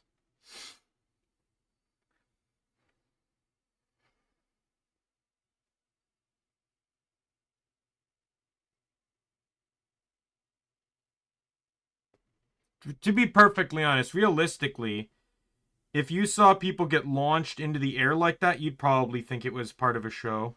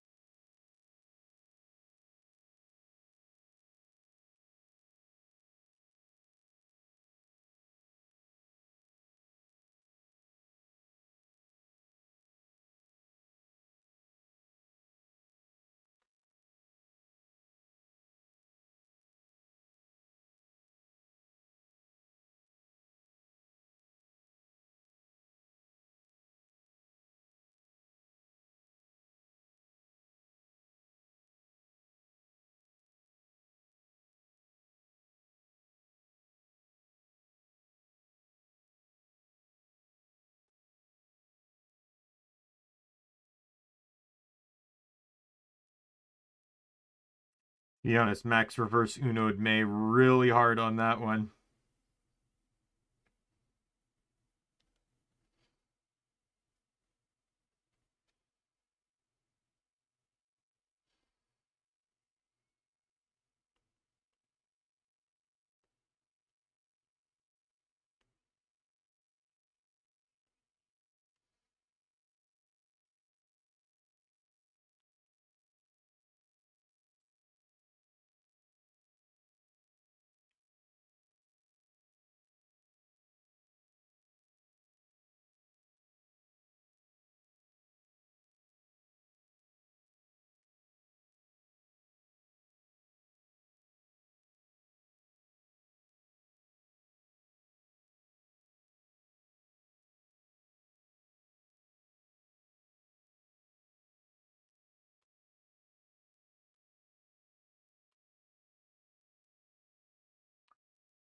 All right.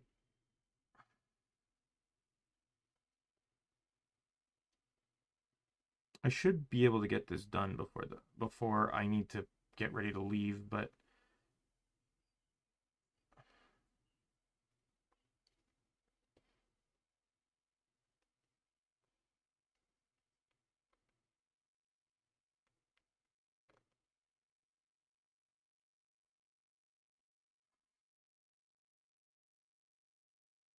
I like how they turn off all the lights in the festival, so that way the thing can be seen.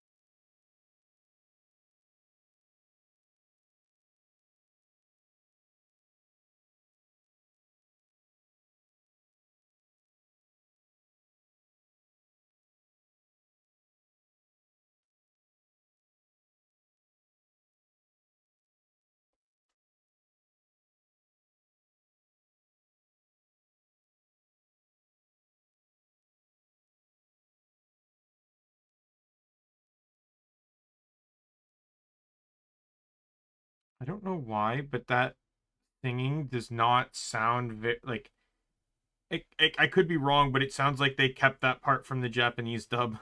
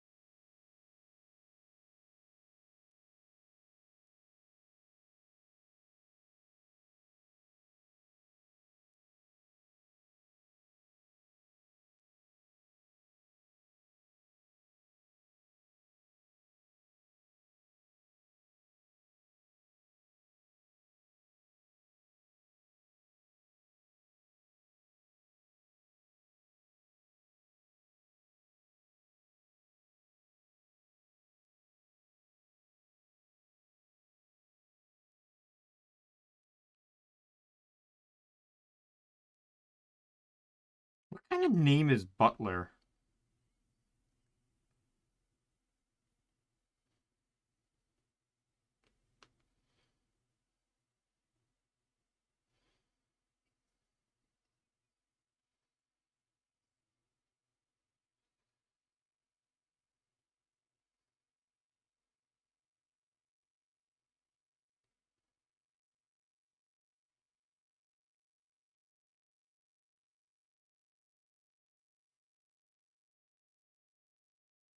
I think it would have been made creepier if this guy was like actually like had been waiting since like the last comet rather than just thinking that this theory would work.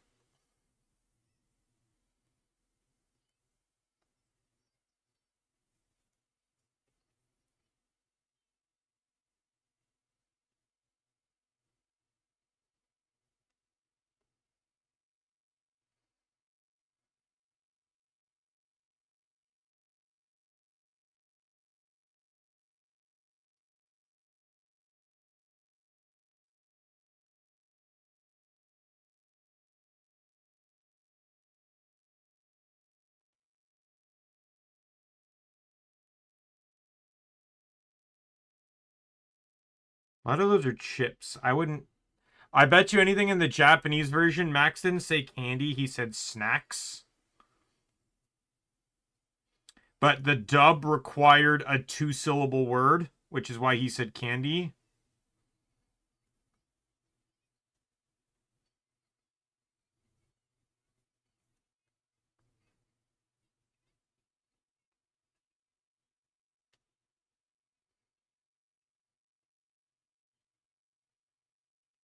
Okay, calm down.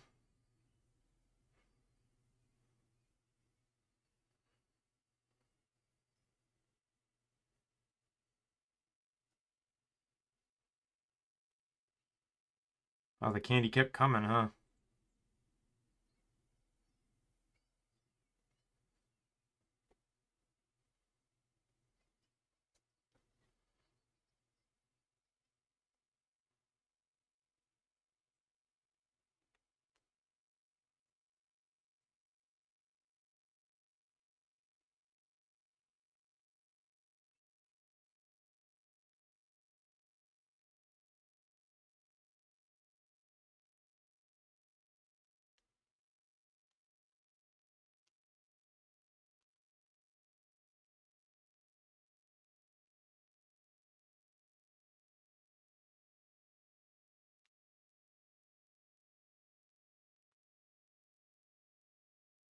And it teleports May away.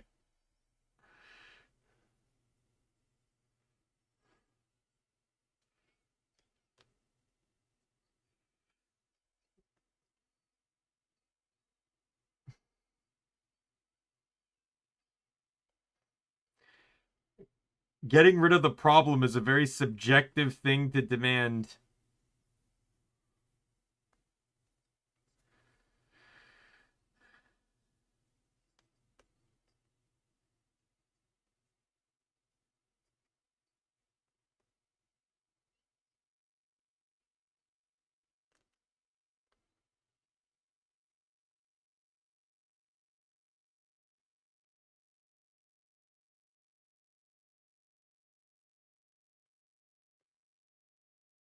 I feel like I'm on a good pace now, though.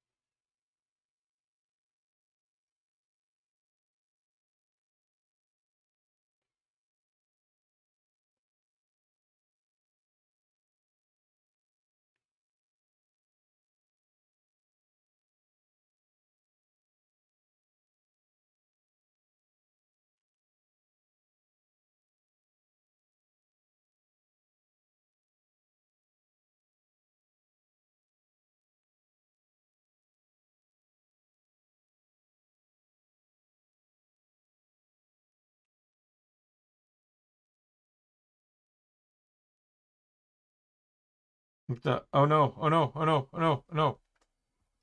Okay, I'm now about 5 seconds behind. What is going on here? 1 second. I'm gonna bump myself. Okay, I've bumped myself. I'm on time now. I had a loading issue.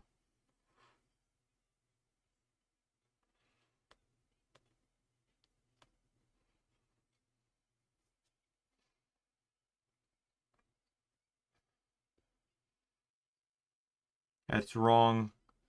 Like it's not stated in the movie, but canonically, Jirachi can grant 3 wishes. Um, it's the tassels on its head. To actually grant the wishes, you have to write your wish on its 3 tassels.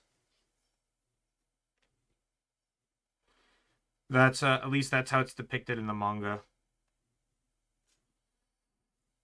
Because the funny thing is in the manga, Pokemon Adventures, if I remember correctly, Archie wishes for like the Groudon made in this movie is actually in parody to the fact that I'm pretty sure in the manga Archie uses Jirachi to create a very similar Kyogre.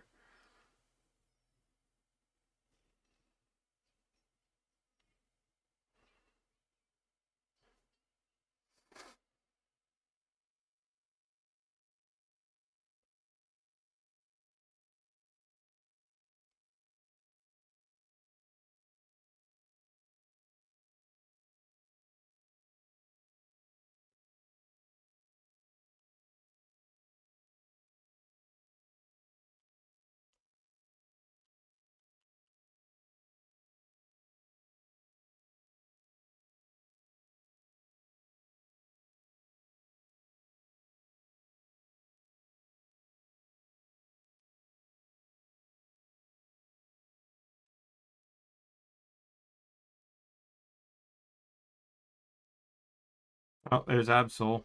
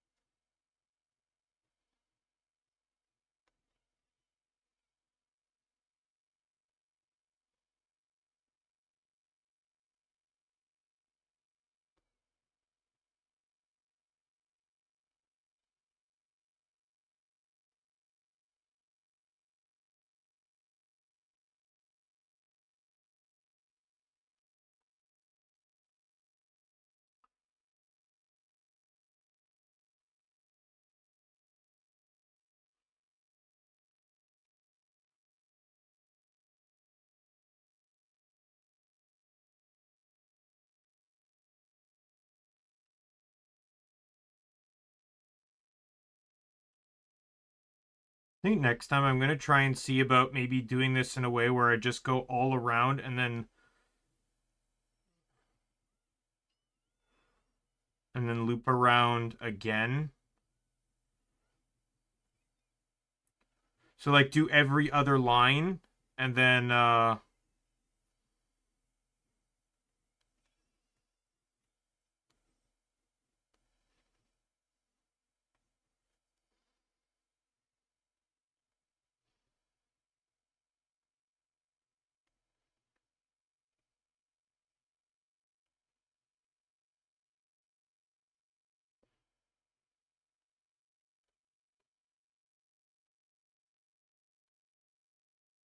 would that actually work? I didn't think hypnosis could work on a dark type because it's a psychic move. That's actually got me curious now.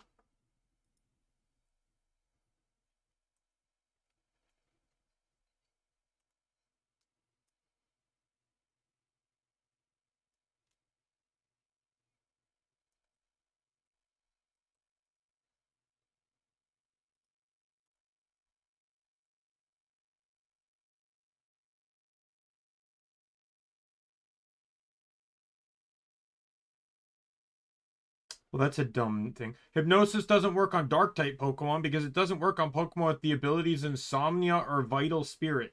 Yeah, AI overview, you're horribly wrong.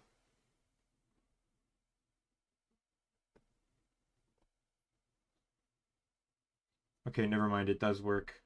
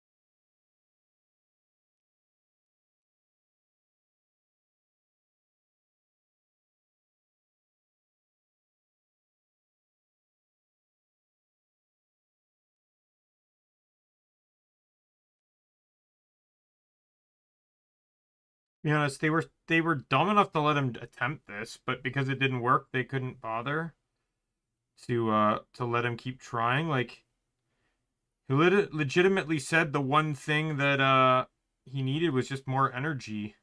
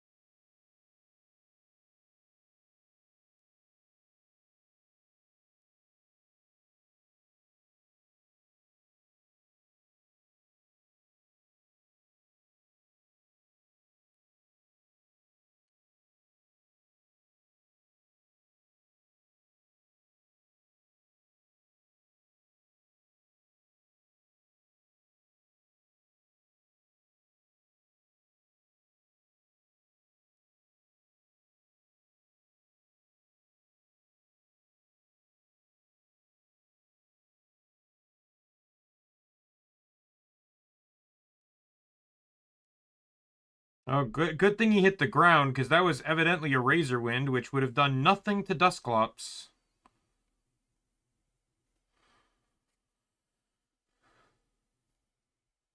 I don't know what he intends to do with that, but I guess track them? Because it is technically a dog.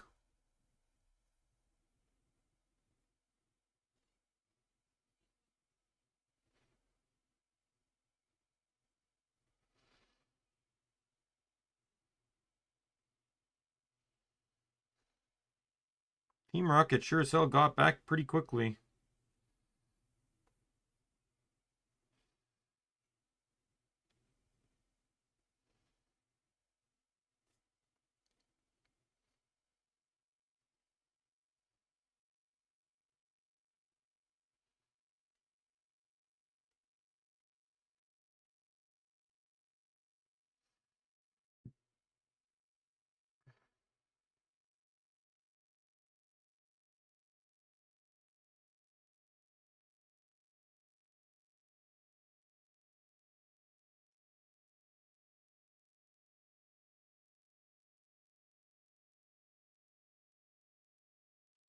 Jeez, Brock, could you be more descriptive? Isn't that the legendary Pokemon of incredible power? Gee, name a legendary that doesn't fit that bill.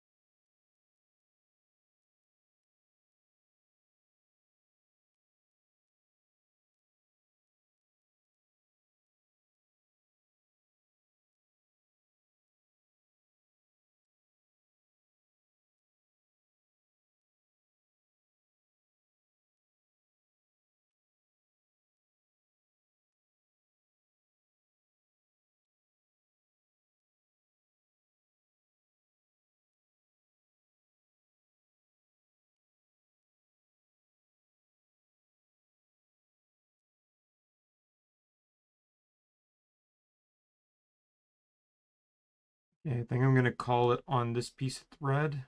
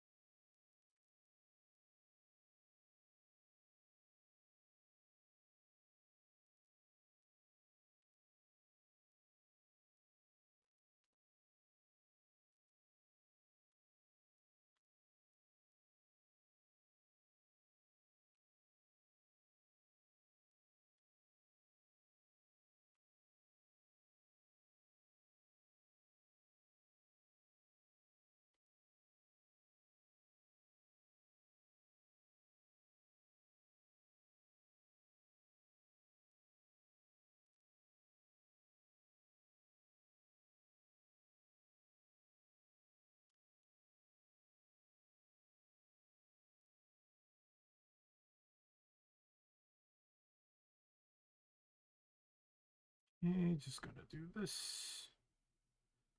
There we go. I'll go over it again when I do this.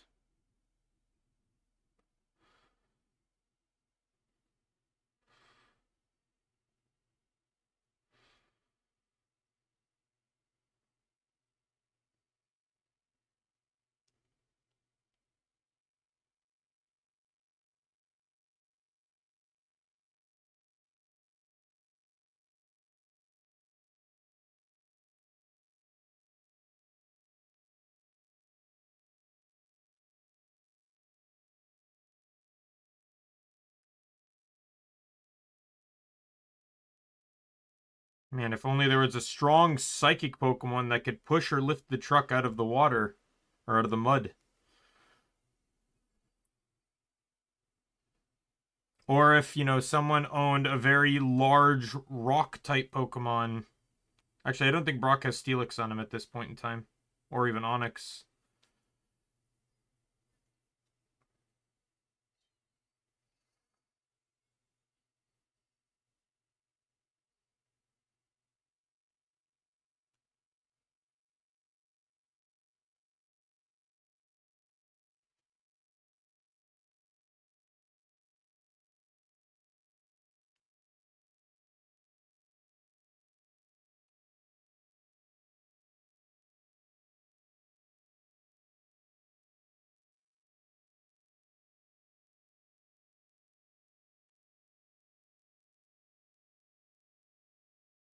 Probably gonna need more thread.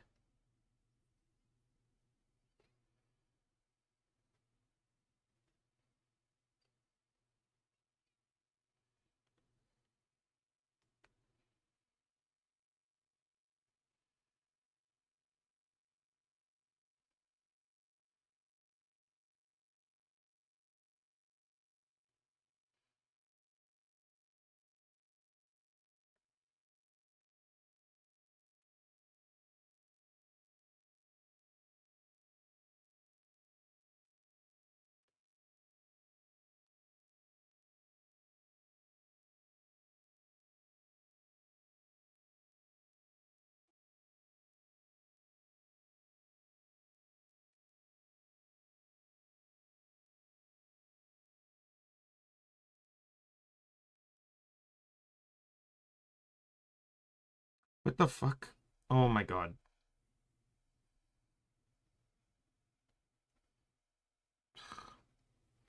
How did this even happen?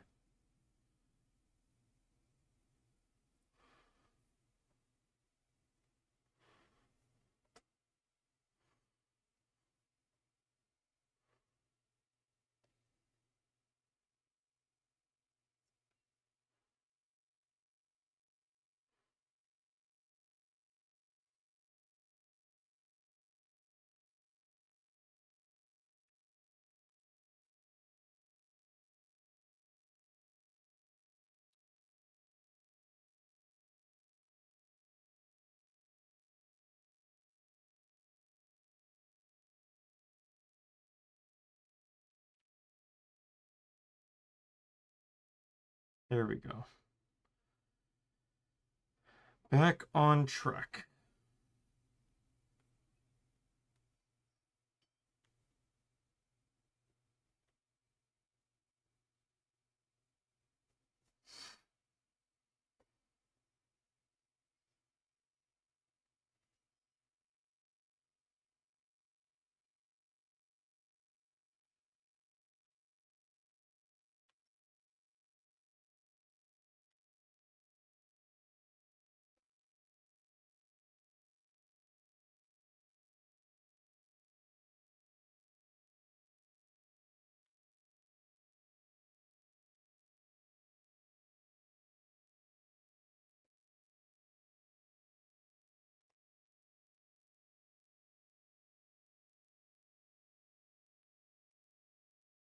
Did I make a mistake here?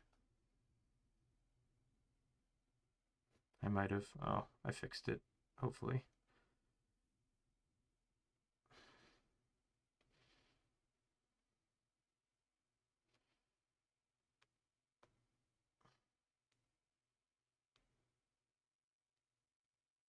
Come on, come on. There we go.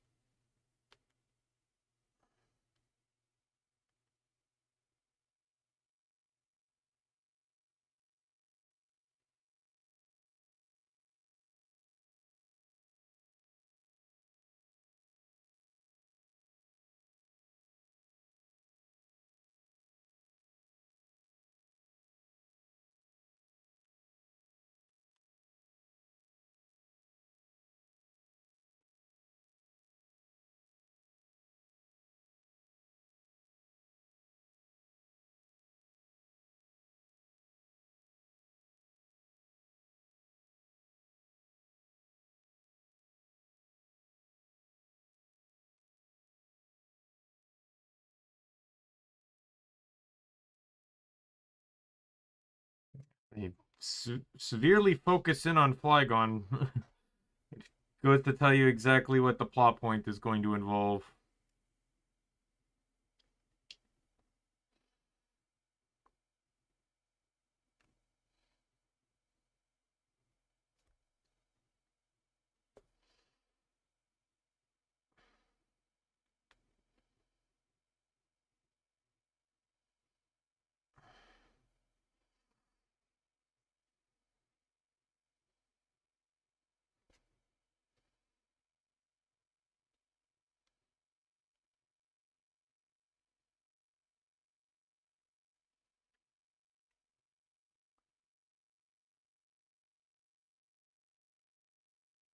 Oh, what is going on? That's why.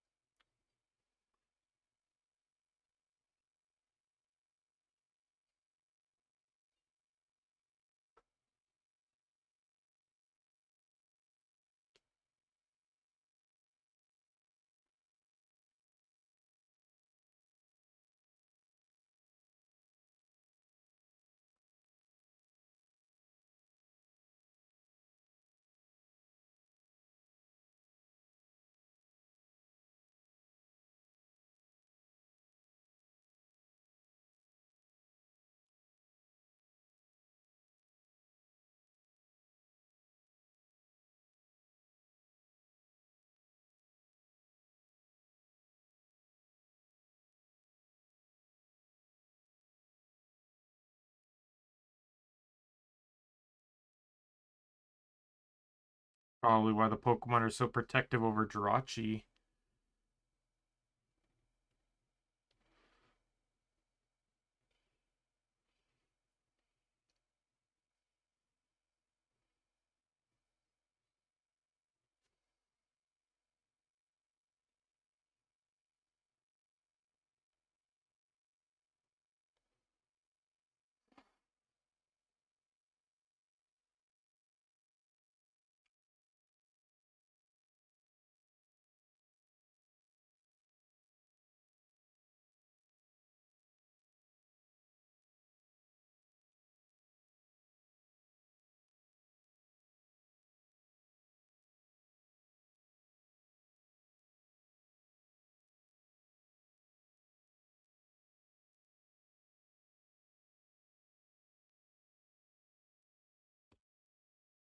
Oh my god.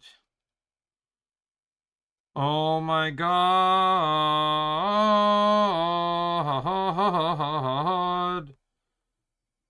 Why is it not?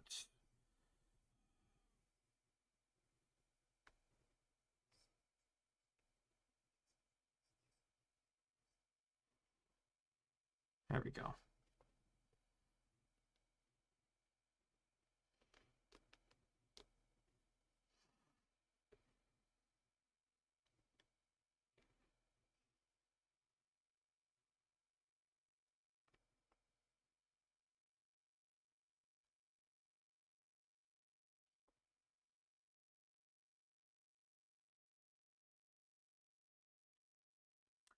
I'm just gonna kind of speed this up. I'm gonna change my stitching style just to try and fuck off! Getting every goddamn delay under the sun here on this piece of thread.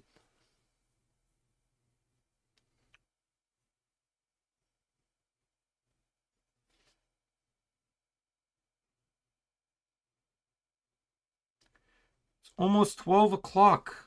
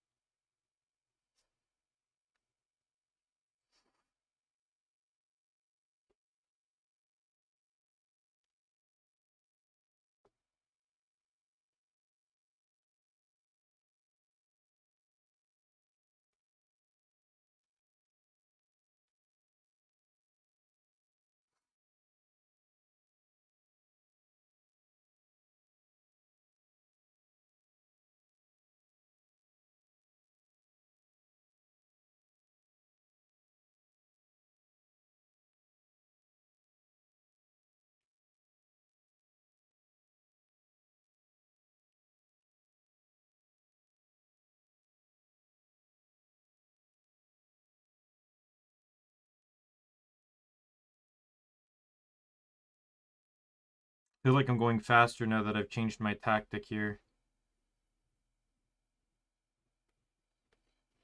I think this is probably why it's called backstitching.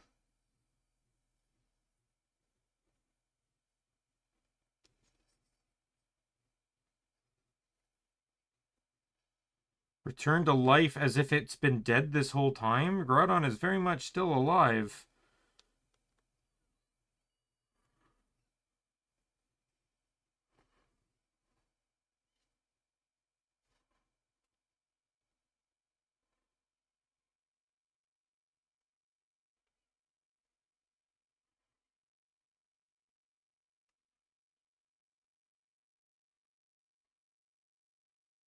To be perfectly honest, they don't actually have to beat Salamence.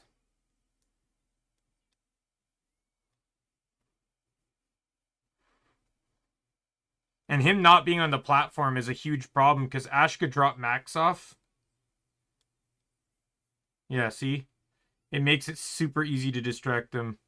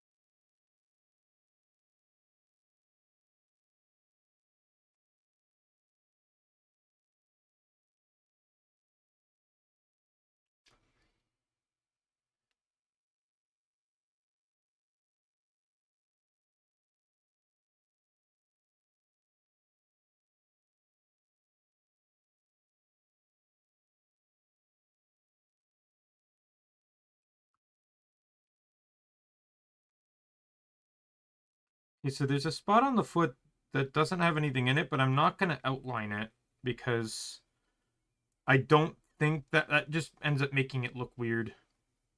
I'm going to pretend like it's supposed to be white.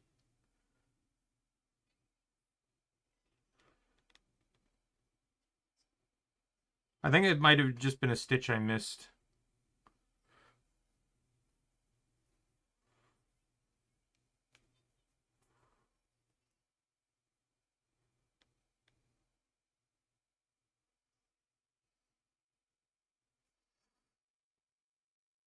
Because basically, like, I'm not finishing this before the end of the movie. And if I don't finish this before the end of the next movie,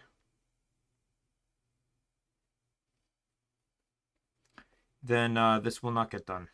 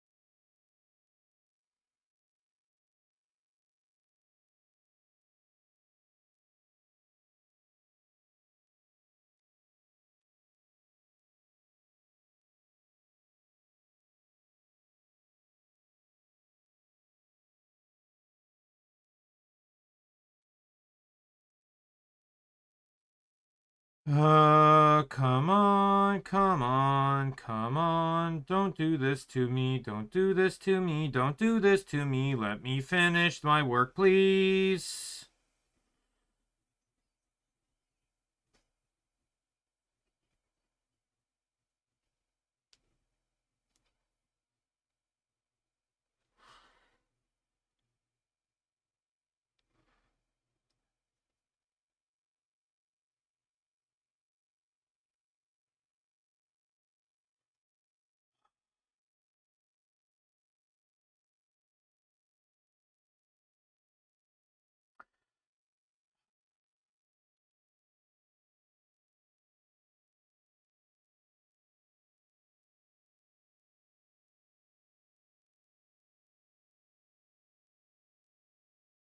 I got it.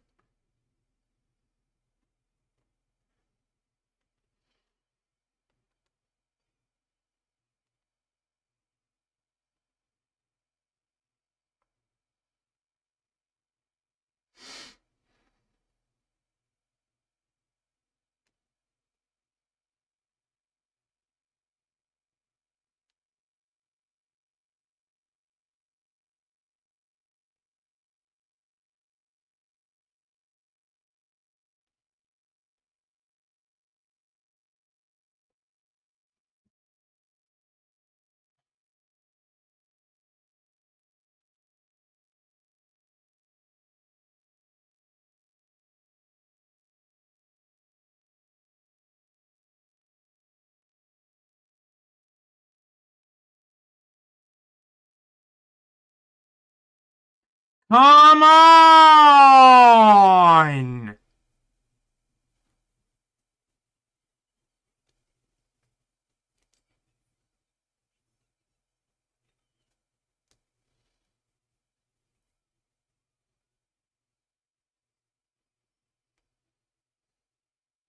God damn you!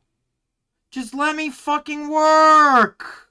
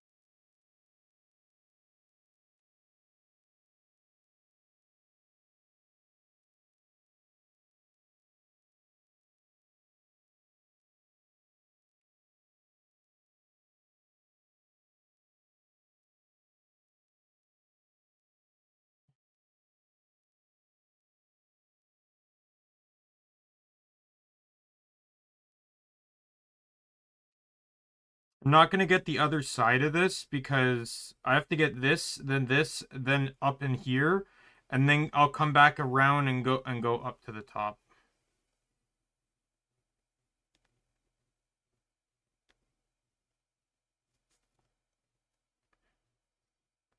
I'm absolutely gonna need more thread though.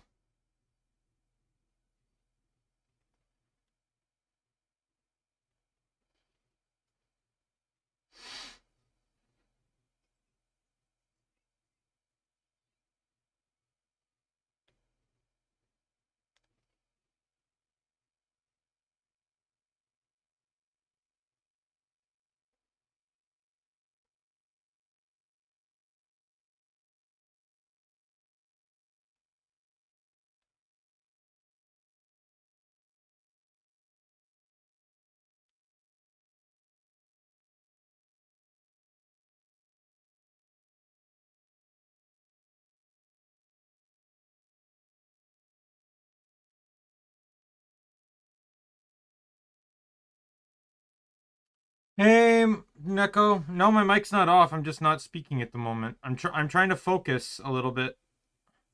I have limited time, and I don't want to do a second stream of this, so I've just kind of been locking in a little bit. I comment on the movie I'm watching whenever a moment comes up I want to comment on, but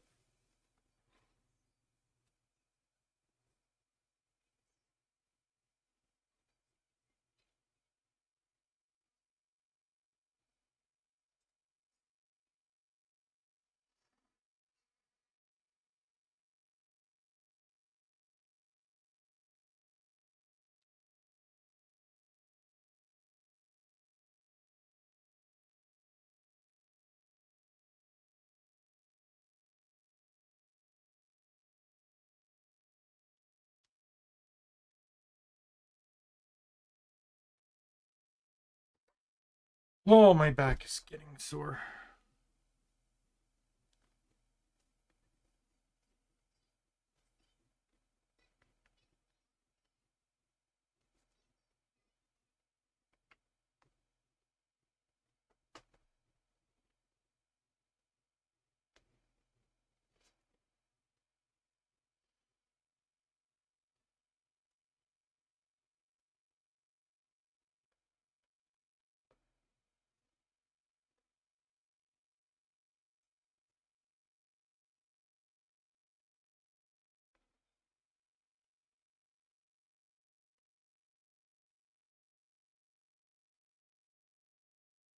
God damn it.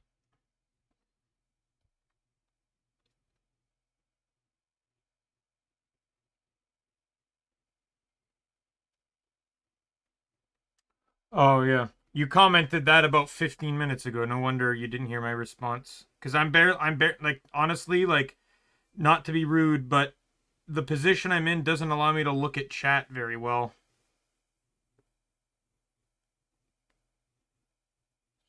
I'm looking like directly down. Effectively, what you are seeing is what I am seeing. The problem with that is this does not include chat anywhere in my peripheral.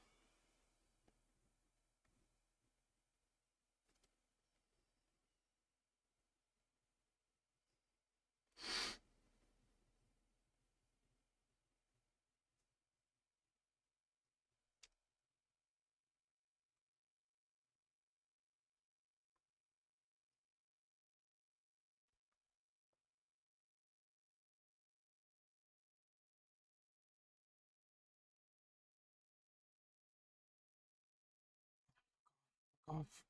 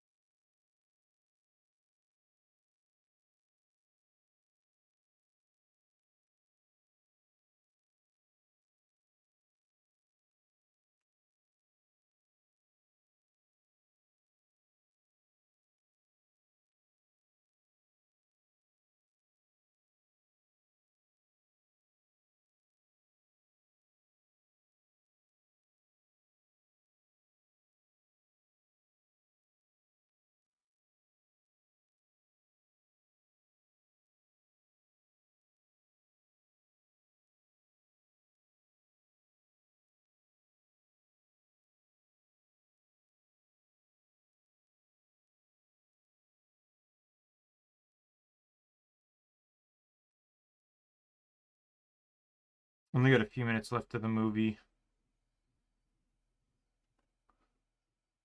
In all honesty, what I have left may take the entirety of the next movie.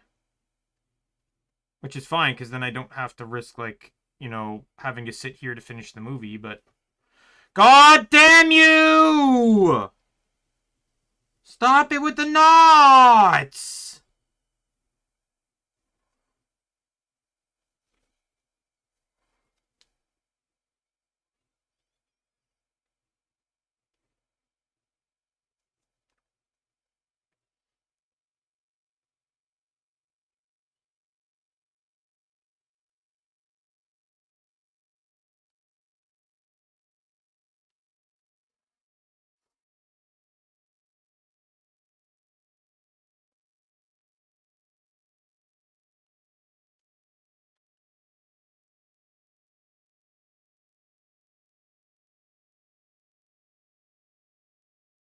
Oh, there's another one there.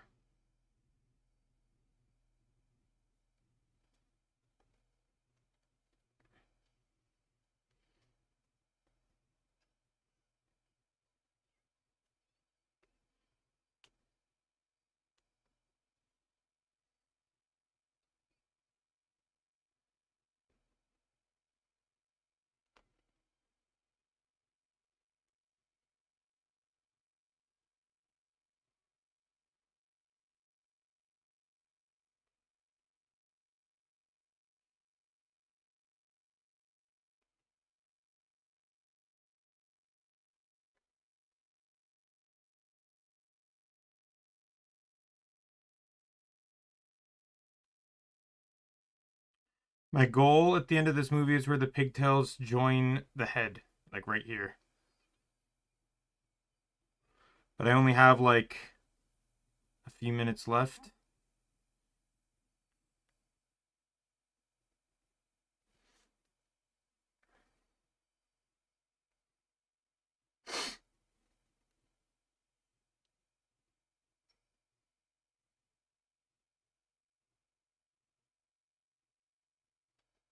Doom Desire.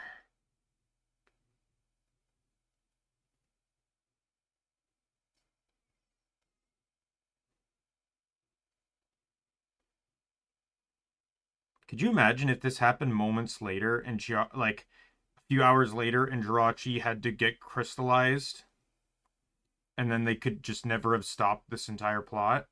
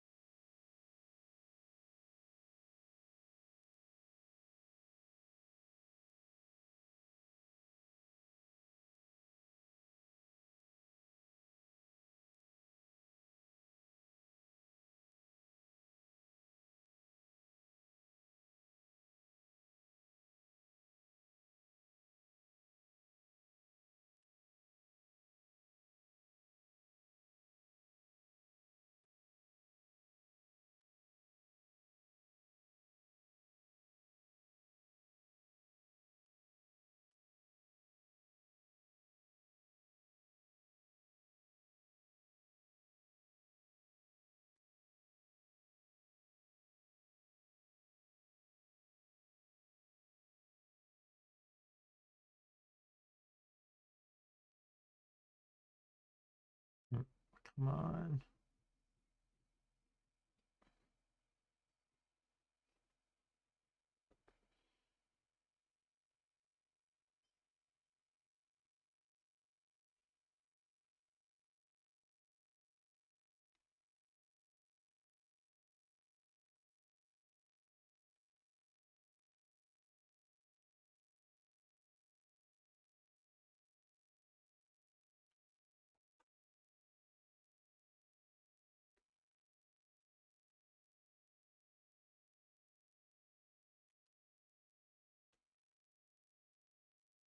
I feel bad for Jirachi too, because Jirachi's gonna wake up in 1,000 years, remember, potentially remember Max, and know that he died like at the very least 9 centuries ago.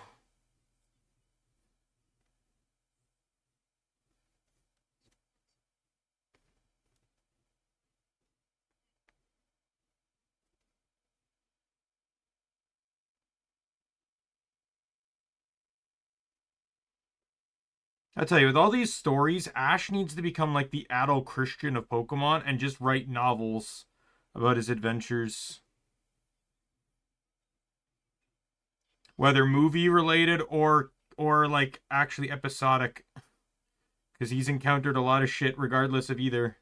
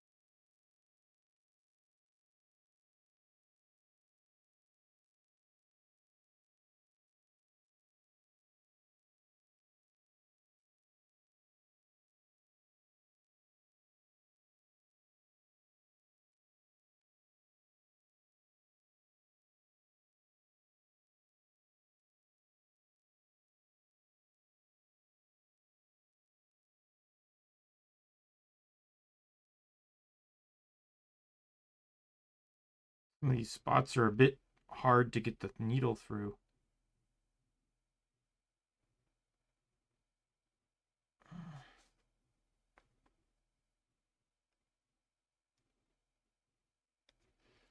I'm almost at the spot I wanted to be at by the time the movie ended, so...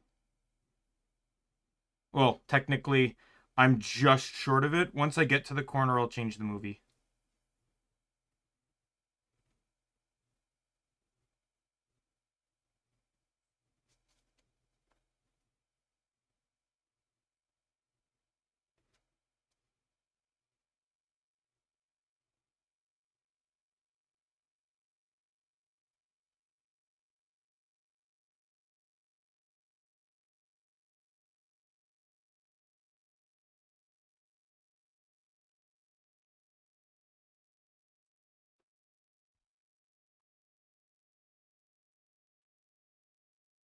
I will say this is making it stand out more against the white background, but it still looks like a garbled mess on the inside. The colors aren't as detailed and defining, but like you still can't see your mouth.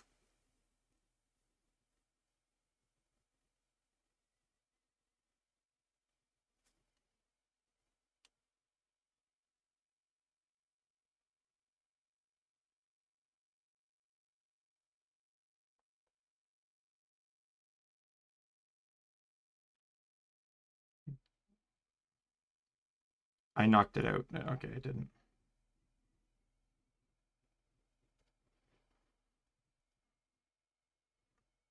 Okay.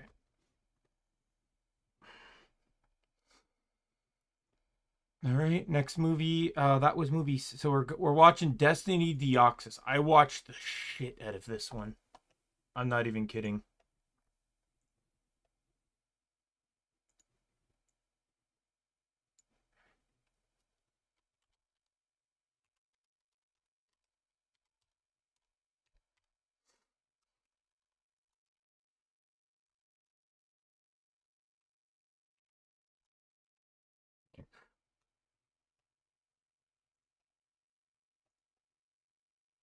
Okay, watch. I'm going to put it in my own picture-in-picture because it loves to do that on its own. All right. This one's actually a bit longer. Oh my god, it still did it. All right.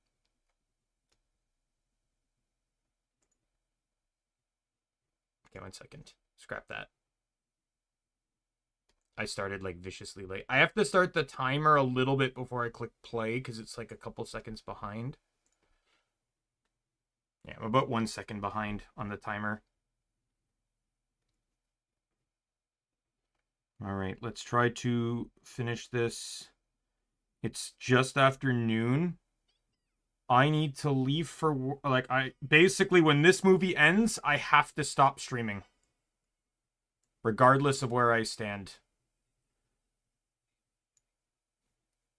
Like I probably like the movie itself will probably be about a minute and 20, something like that maybe. Minute and 30 or an hour 30, sorry. Hour and a half, which would put me at basically 12:40 or 12:40ish. And that is like really pushing the limit. Or no, it'll put me at 140, which will really push the limit. Like, no joke, I'll probably be getting dressed. Like, if I finish this early, I will probably get dressed before while the movie's playing. I'll mute my mic, but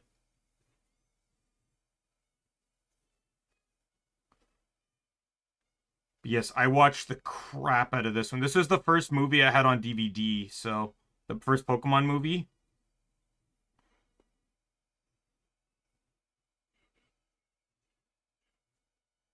Chill, dude.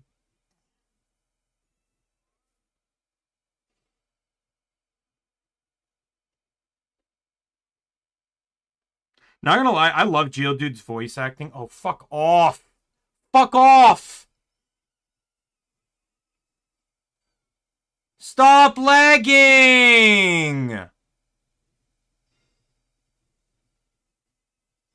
Don't worry, I'm actually much very far behind. I'm gonna jump ahead. Not that it really matters at this. Alright, I am now caught up.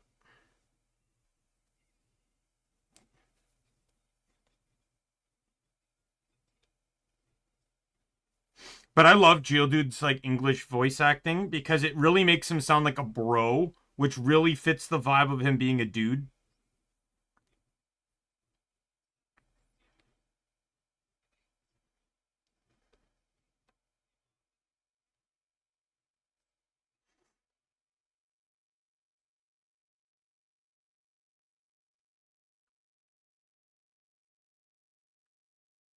I do like how some of these intros or exiting scenes start like cover over all the legendaries in order of their movie appearances. Like Suicune, Celebi. We're now going through Altamar. I don't know if does it show Latios and Latias? Like it's showing an actual like basically a revised snippet from that movie. It didn't show them. Didn't show them though. There's Flygon and Salamence.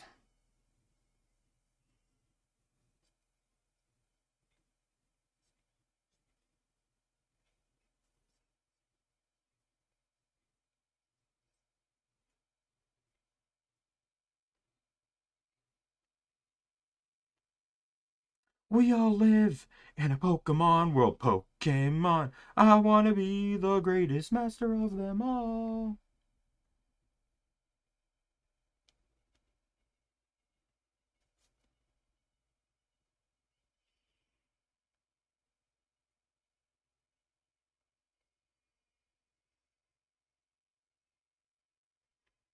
Dun, dun, dun, dun, dun, dun, dun, dun, dun, dun, dun, dun, dun.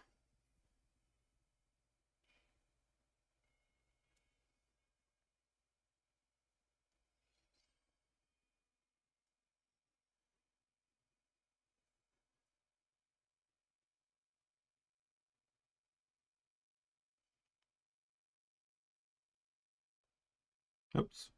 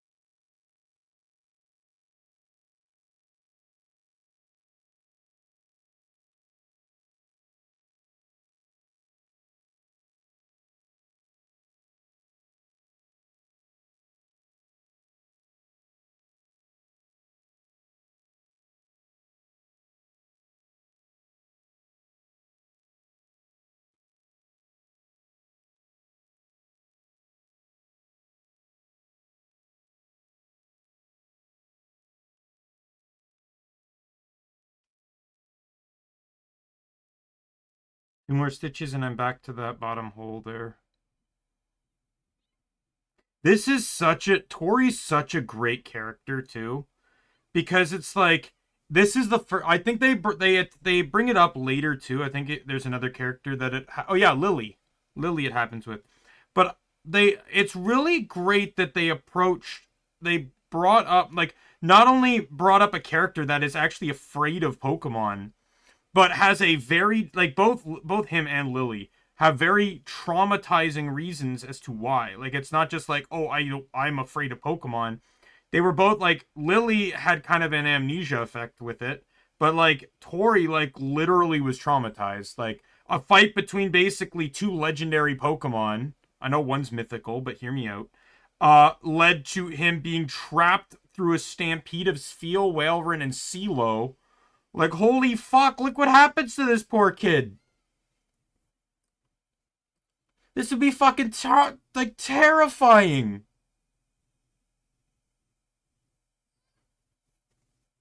Holy fuck.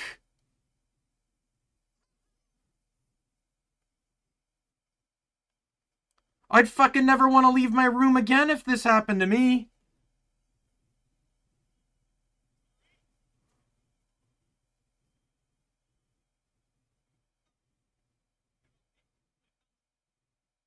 His dad tries to do the best. But like after seeing that, like can you blame him? I'd like to believe though that at the end he not only catches the Plusle in mining because they were his good friends, but also manages to catch that Snorlax.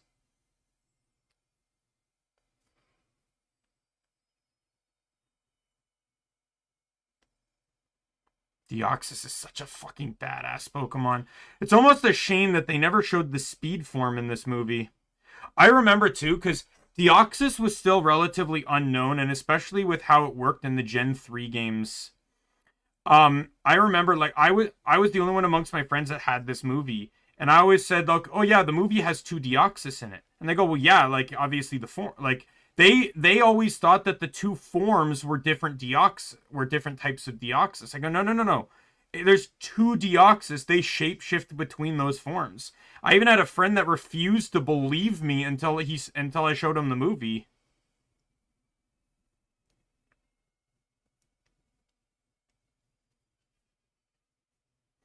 I'm gonna try and get the back half of this part here.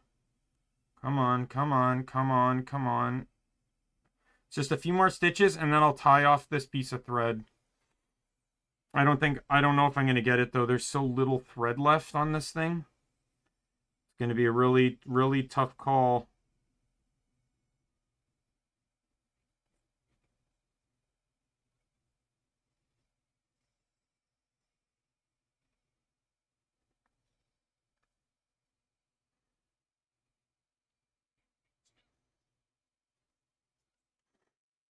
I don't know what this doctor researched beforehand, but it's kind of interesting that after this, he instantly just became a Deoxys researcher.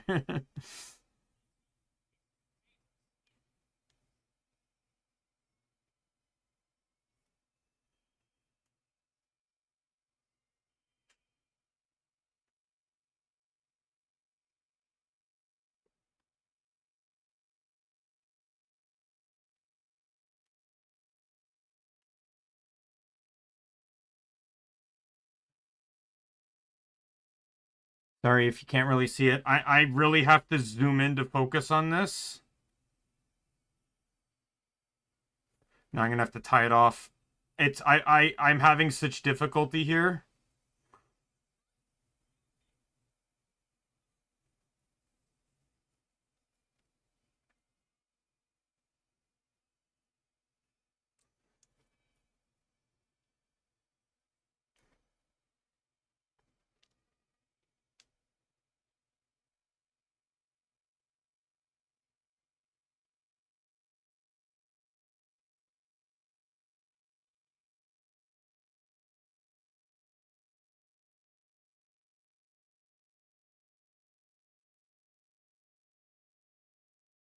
Yeah, Deoxys specifically lost this fight due to its inability to see properly.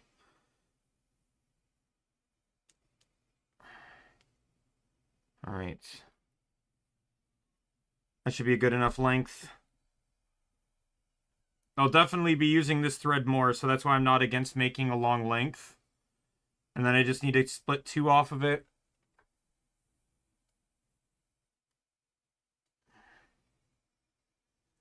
I will not I'm pretty sure this last piece of thread will be all I need.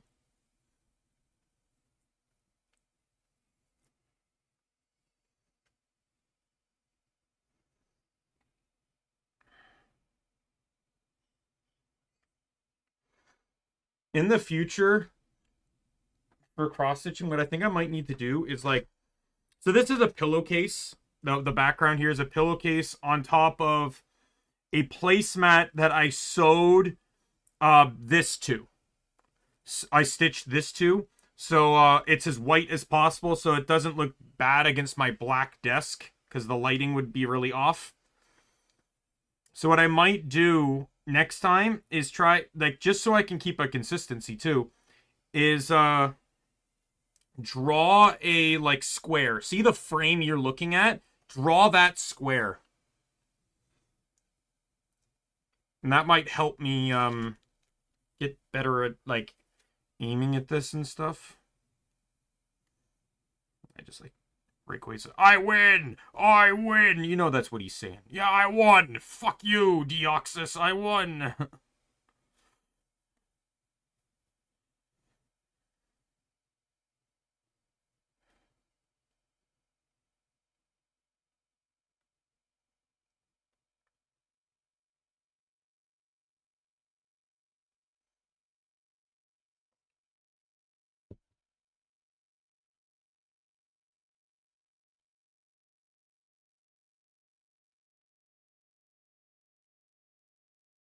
Funny thing, too, is it's really just a wrong place at a wrong time.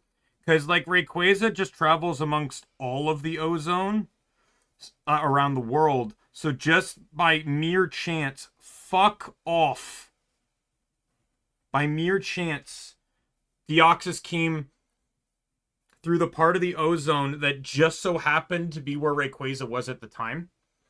If it was anywhere else, Rayquaza probably wouldn't have even known and just... Why? Alright. Hit space. It's like I'm going to jump ahead a little bit. Here we go, I'm caught up again. Let me trim the front of this. Oh my god, come on!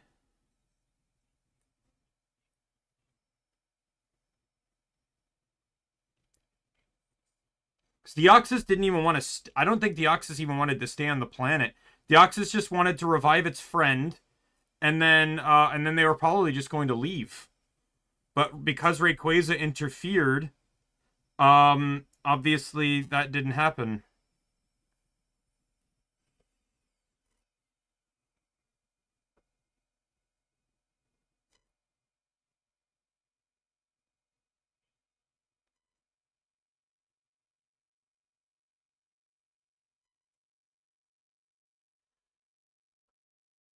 All right, I'm outside of this hole up here, this loop.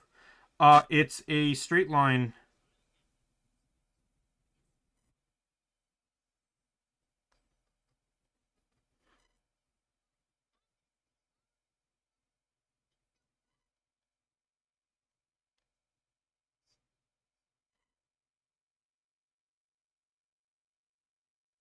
I do like, too, that this movie doesn't actually have a bad guy. I think that's my favorite part about this one. Every other movie, whether you know, just poorly intended, like Butler, or whatever, like bad intent, or like every movie pretty much had a villain. First one was Team Rocket. Second one, actually, second one didn't have a villain either. Really, it was just, oh no, it did. Yeah, it had that Lawrence dude. Third movie, actually, third movie did not have a villain. That was actually the first one to not have a villain.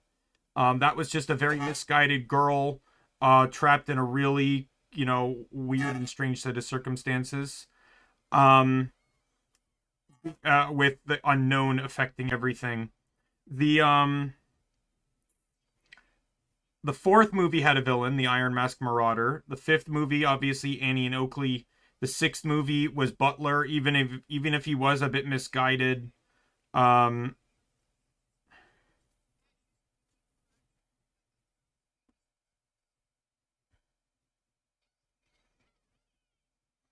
the thing is I'm trying to keep the keyboard out of frame.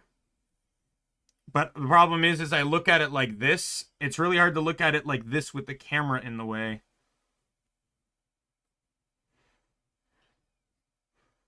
1 second. The knots generally, I feel like the knots generally form because of the threads getting twisted.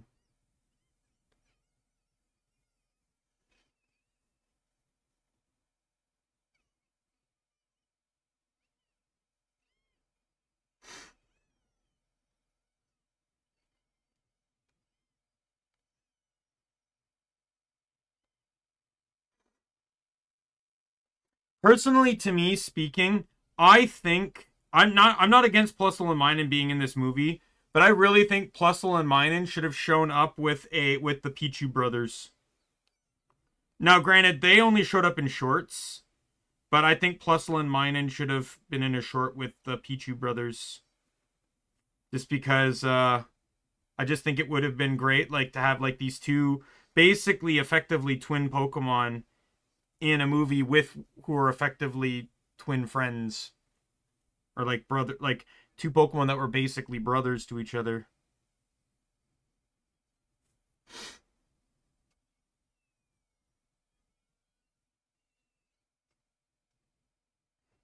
That would have been impressive if he got it in.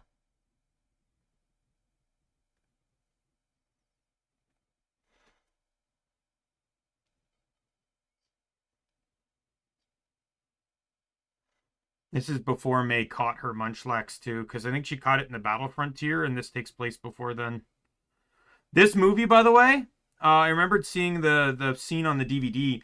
So this movie is actually based in Vancouver. So it's the first area to be based off of a city in Canada. There it actually showed like that they traveled to Vancouver to get it, like so not Vancouver, sorry, Victoria Island. So they actually traveled to the island to get like a scope of how it looked and everything, and um,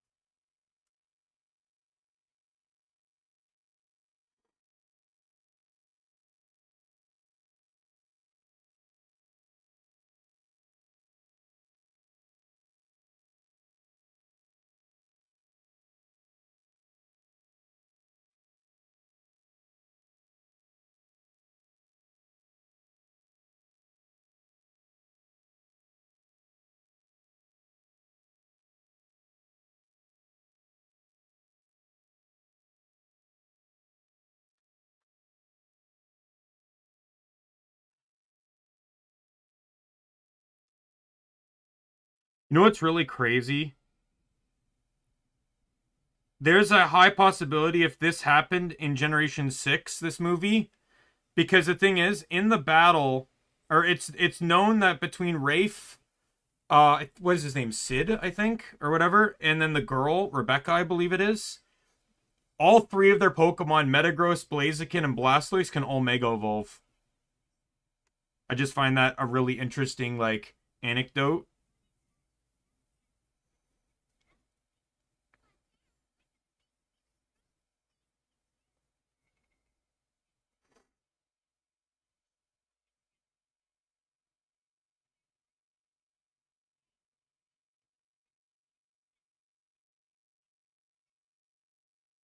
Oh, that one hurts.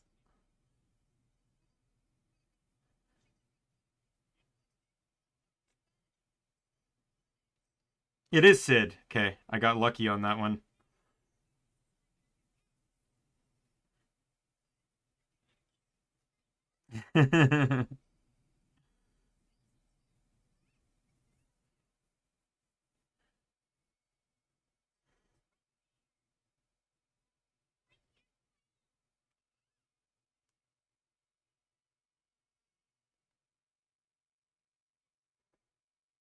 But yeah, if this took place in Gen 6, I bet you anything Rafe, Sid, and Rebecca would all have would all be mega evolving their Pokemon.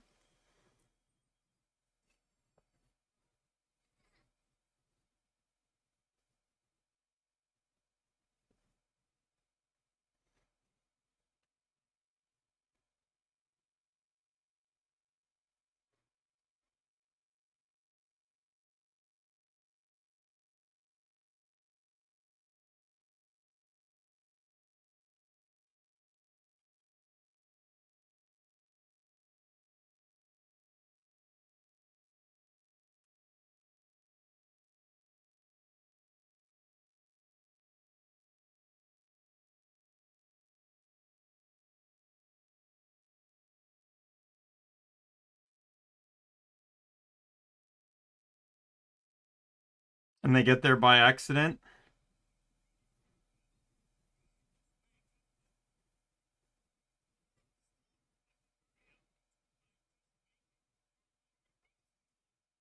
I also am curious as to see how the fight would have gone if it was Rebecca and Ash versus Rafe and Sid.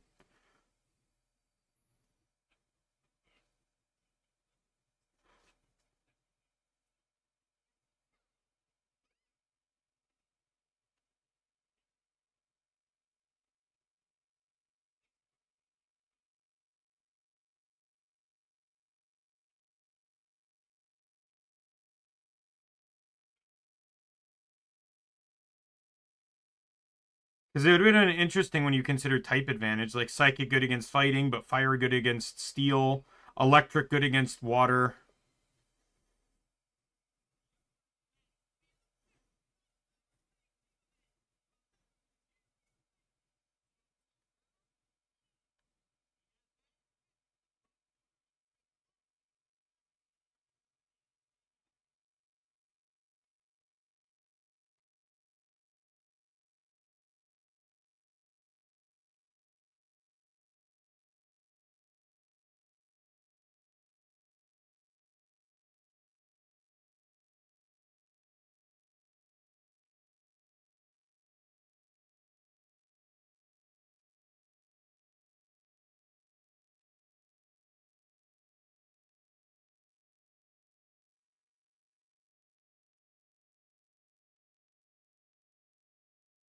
Is South City an actual location in the anime, or is it just referenced?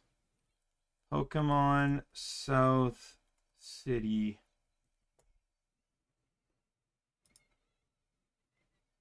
Okay, yeah, so it doesn't exist. An animated series exclusive location in Hoenn. It is mentioned in Destiny Deoxys as the hometown of Sid, Rafe, Audrey, and Catherine. It is presumably located opposite to Laru City on the shores of Hoenn mainland, as Rafe, Audrey, and Catherine were seen leaving the monorail that connects Laru City with other cities. That doesn't necessarily mean anything. That's like saying Ash lives nearby because he got off the monorail somewhere.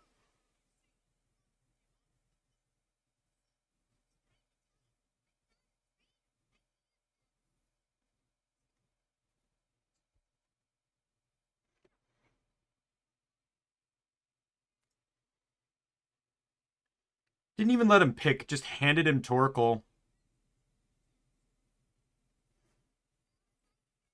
Like, Torkoal is not the Pokemon I would have picked, knowing that there's a water type on the other side of the field.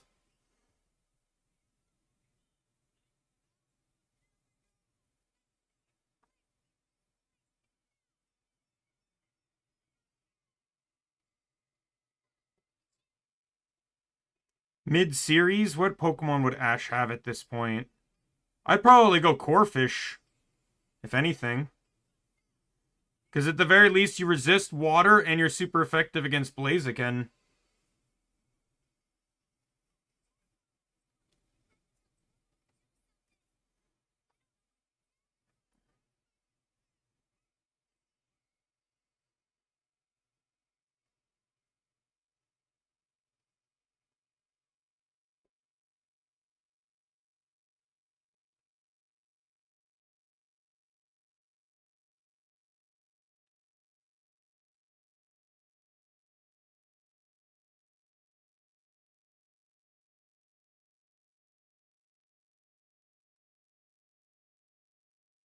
Little bit of a straightaway here on the stitch, which is good.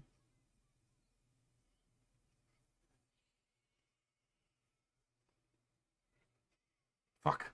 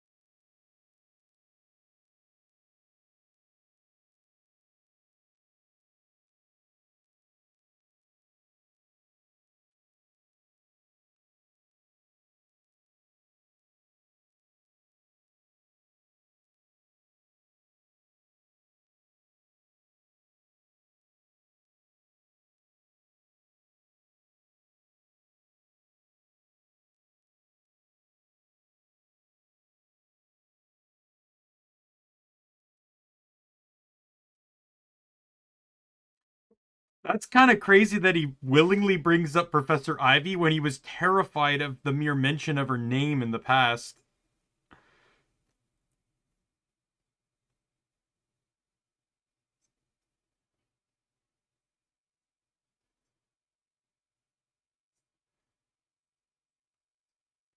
God damn you. Fucking Christ. Come on. Come on. What am I doing here? Oh my god.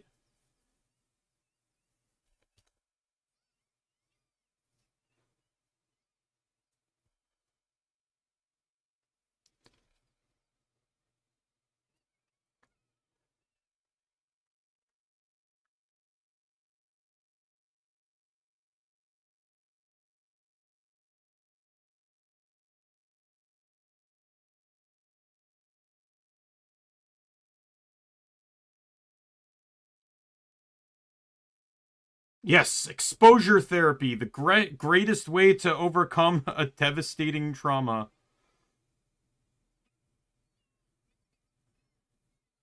I want to help too, says the little boy that doesn't possess any Pokemon at all.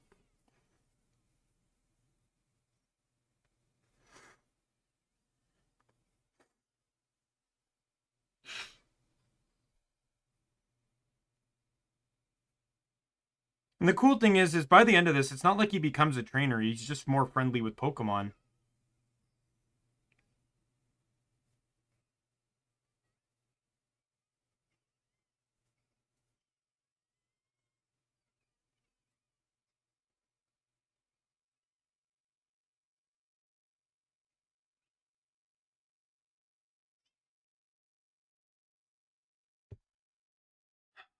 Collecting the scraps of the corner over there.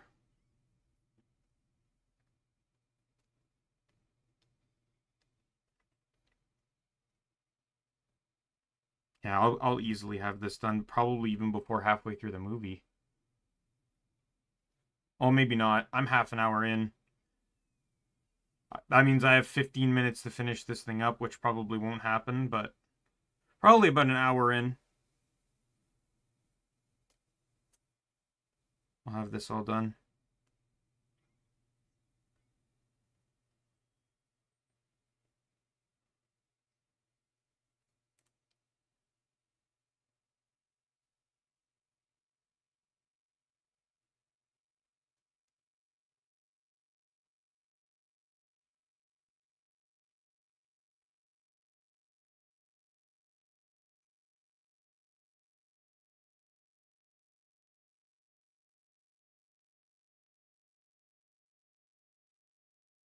Really funny thing too is that this outfit is very lunar's is was Min made this outfit based on Lunar New Year's, and it took me 6 months from the Lunar New Year to even make this. And then the Lunar New Year just finished at the time that I'm doing this. Like at least a lot of like events and games and stuff like, Genshin and Guild Wars, all their Lunar New Year events just finished.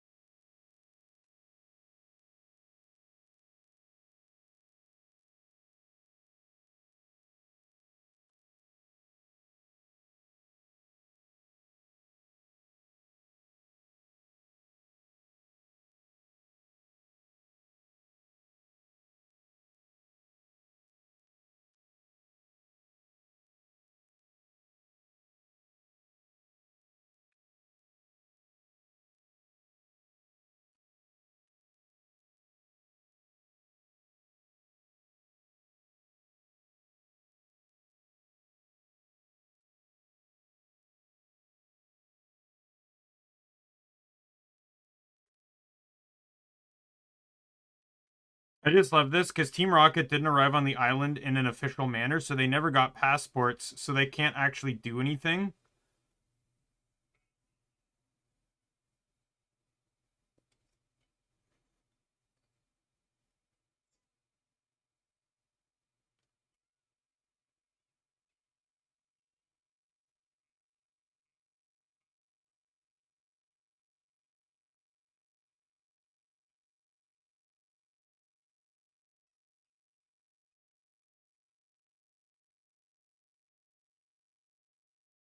The funny thing is if they just said, "Oh, we don't have passports," or "We lost them," they probably would have gotten something. Probably would have shown up to get them passports.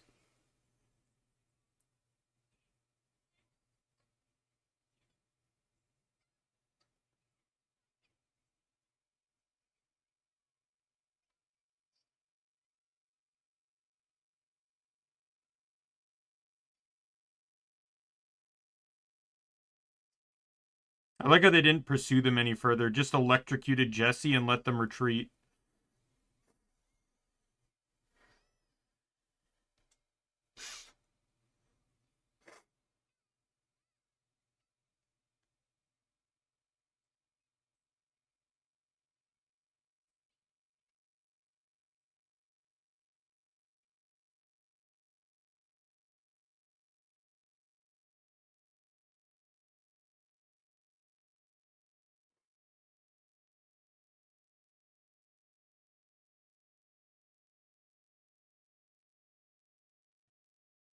Yeah, this is gonna come out terribly in the speed lapse.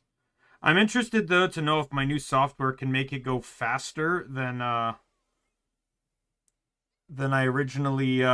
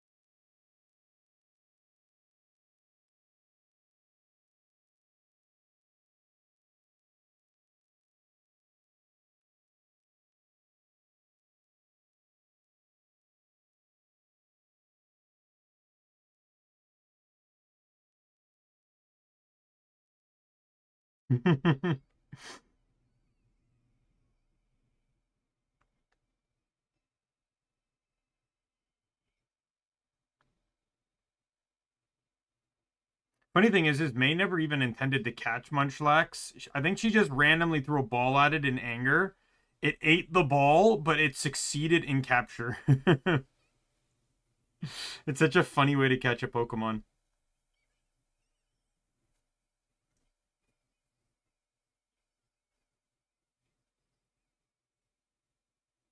Pelipper! Murkrow! Murkrow!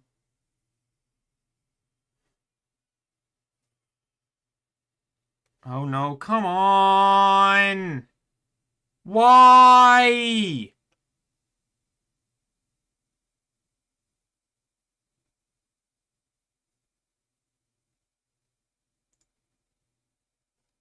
One second. Oh, there we go.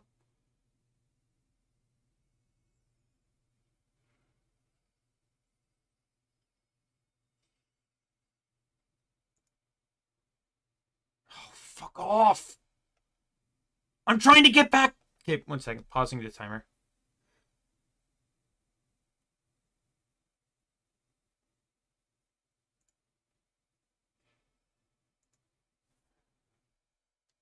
Okay. I'm not watching it right now, but I will in a second. There we go. Time is back on. I'm matching the timer.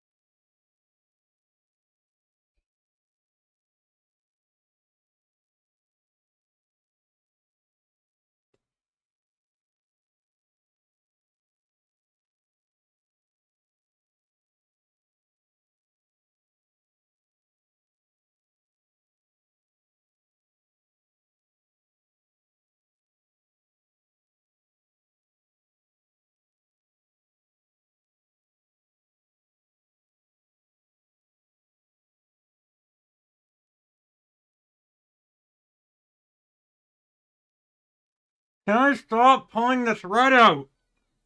God damn it! La la la la la. I love this song. I've sometimes just straight up jammed to this song. There's a place I know. It's always bumping.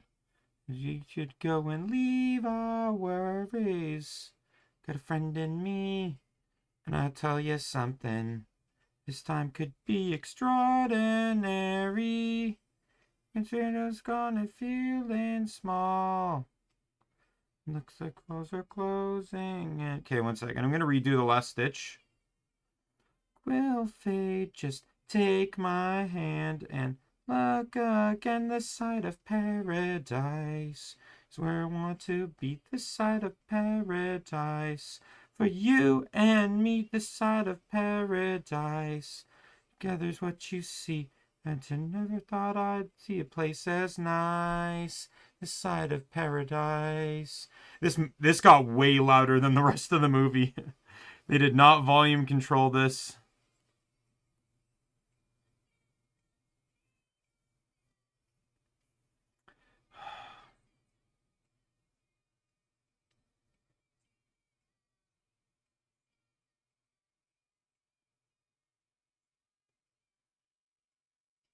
Come on.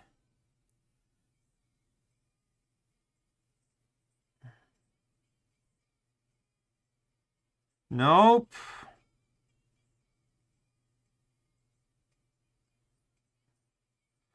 Got it. Okay, we're good.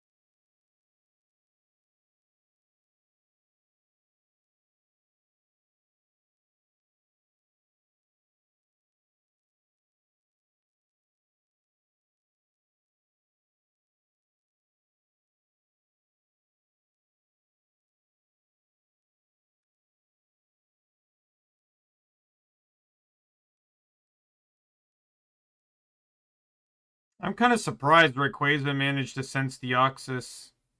Because it's clearly not over the North Pole anymore.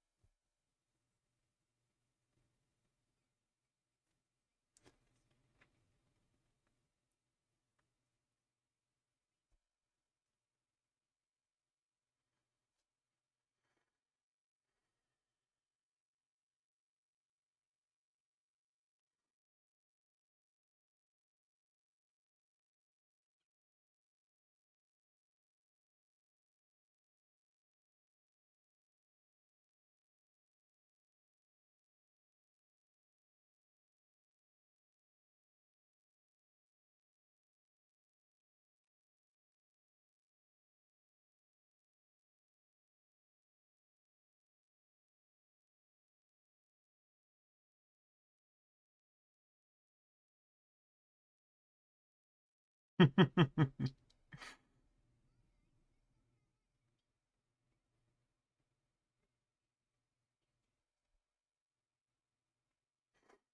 this please stop, like, rolling through?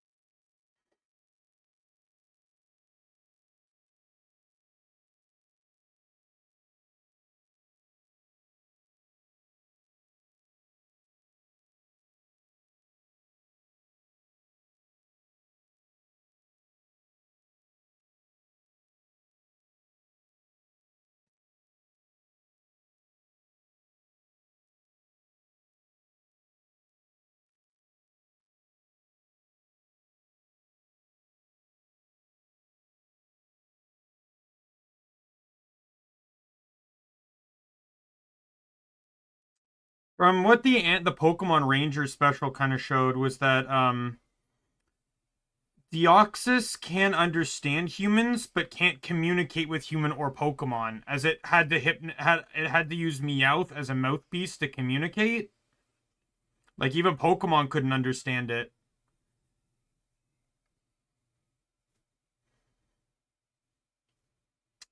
Though I bet you there's probably some Pokemon that could understand Deoxys because Rebecca was able to translate the Deoxys's waveforms on her computer. So it makes me think that any any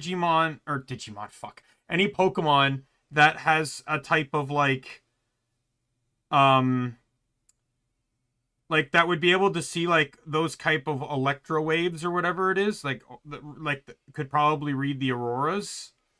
I'm talking about like ah even like Magnezone or like Porygon Z maybe could.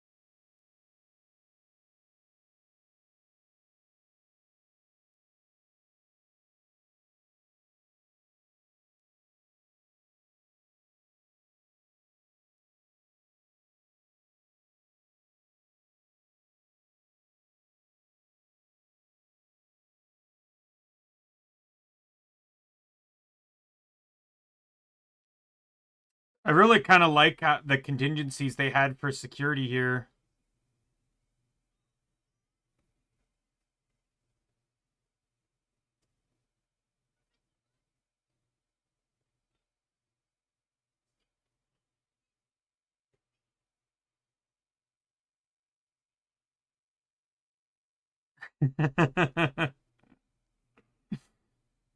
That's one of the jokes I guess I never caught when I was younger is I guess Meowth and I were overruled. Double team. This is a weird double team because it's sort of like a like they're physical clones, so it's almost like it's a mix of double team and substitute, sort of.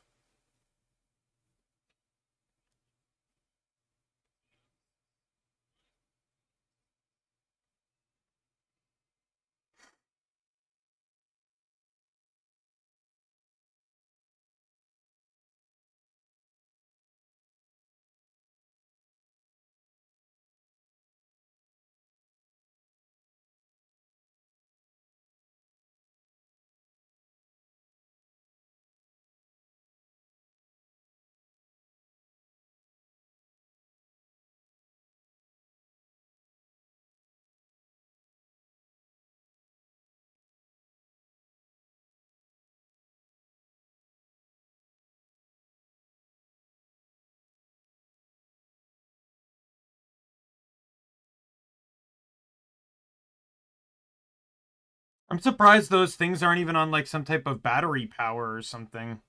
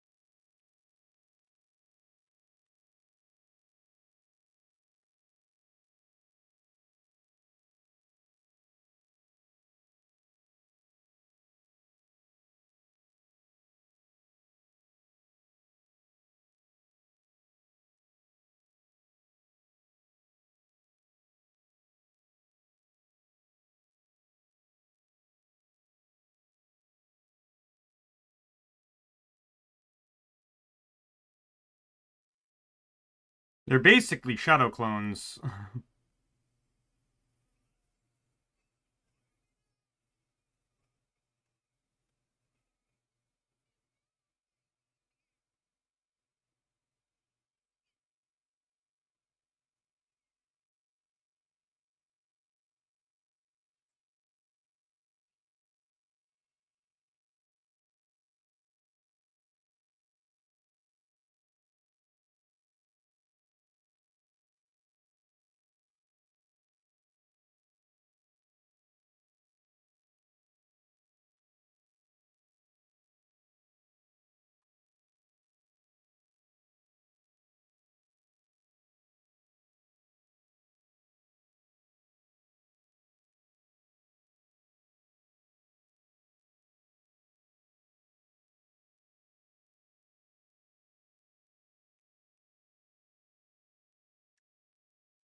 Pretty nice that door does, like, despite all the security problems, that door doesn't need power to function.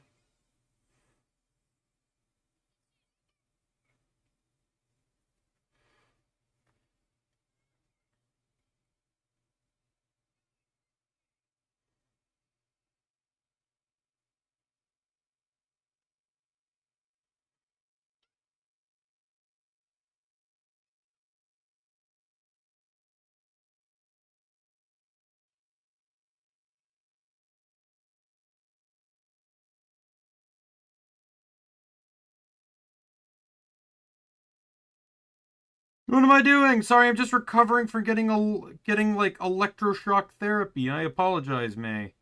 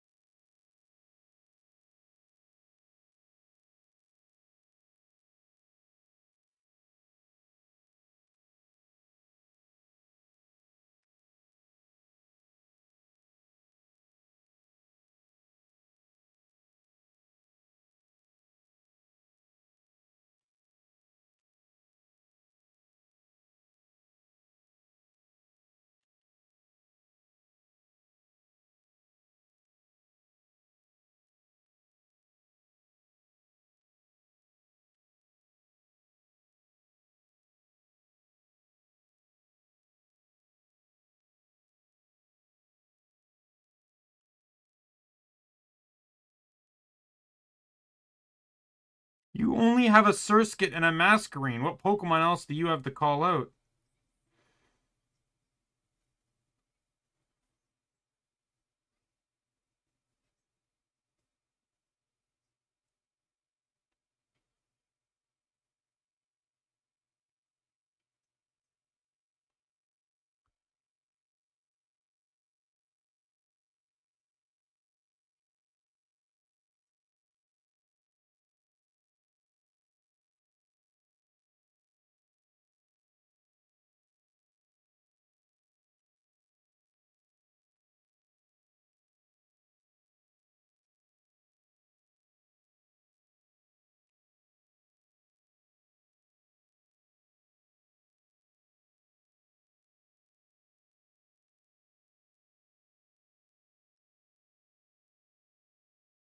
All right, almost done here.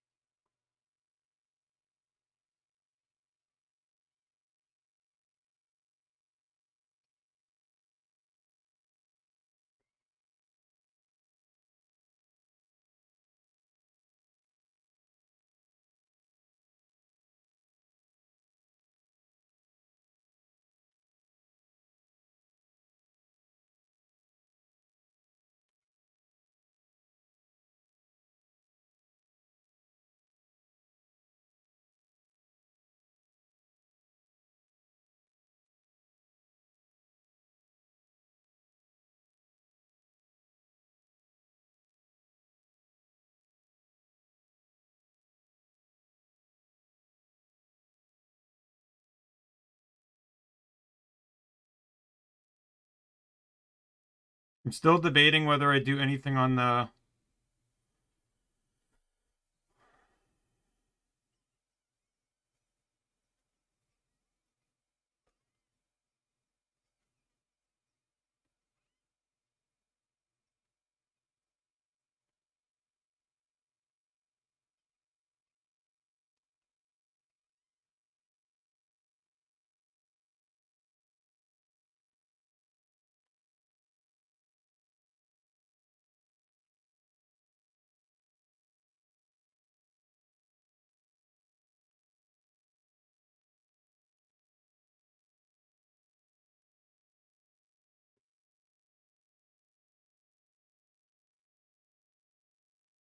I'm still trying to decide whether I do anything on the face to define it.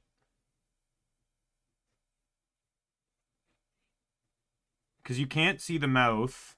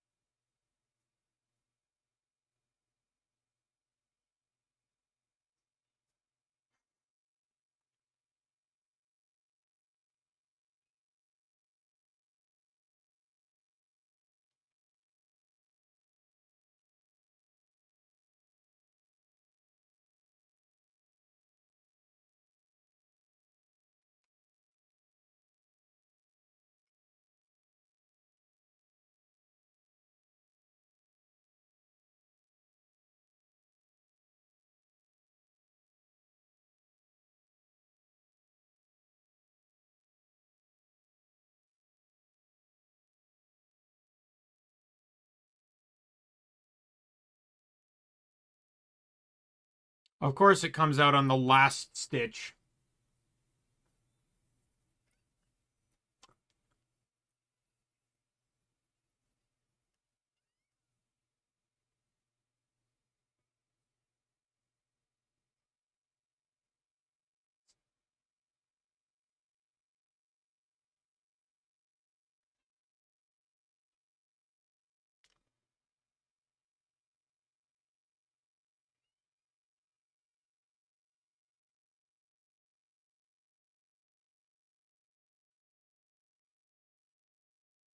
Did that actually go in?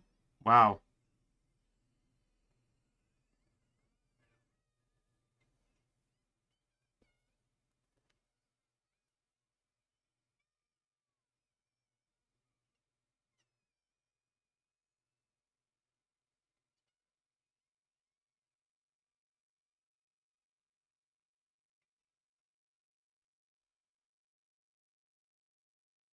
Yeah, I'm just trying to decide, like, it looks, because of, like, the pattern, it looks better on screen, I would say. Like, I feel like I can see the mouth better, but, man, I think I'll leave it.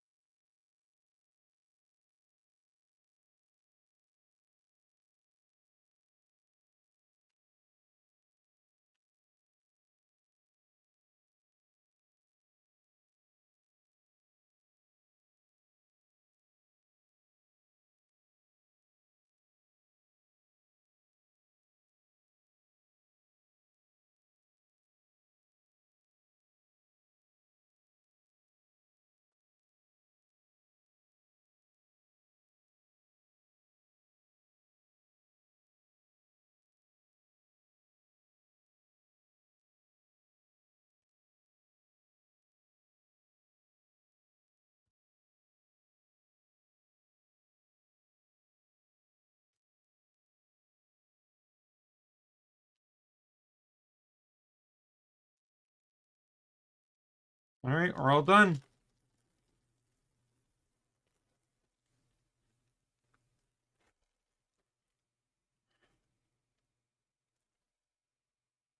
There it is. Outlined and defined.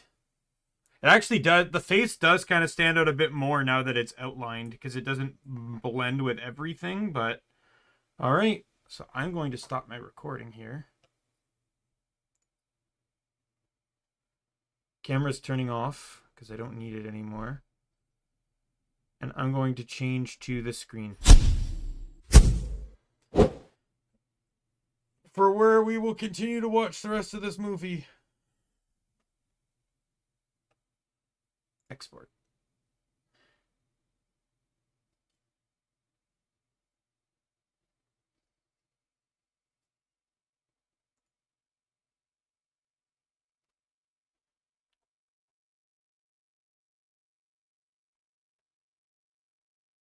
Um,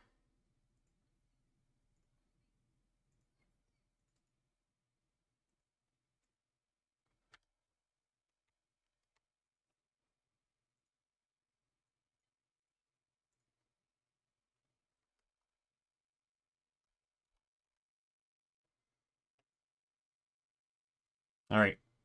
Just needs to basically finish up here. Good news is I was having something going on in the background, and it looks like that by the way, this is also, I also am doing this off my new hard drive too, so the footage is actually good. Parts 3 and part 4 are basically corrupted. The original footage is corrupted, so I have to use the stream footage. Thankfully, the stream footage is fine because the stream was recording straight off of what the webcam was capturing. The corruption comes from the saving of the file because the hard drive was old, very old. But I now actually have a new hard drive.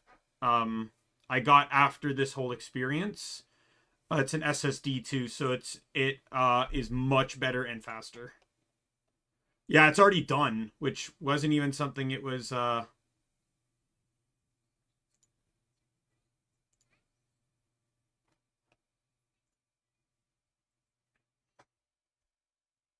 right, I'm gonna start disassembling my webcam now. You're not gonna see me because the webcam's not even on the scene, so.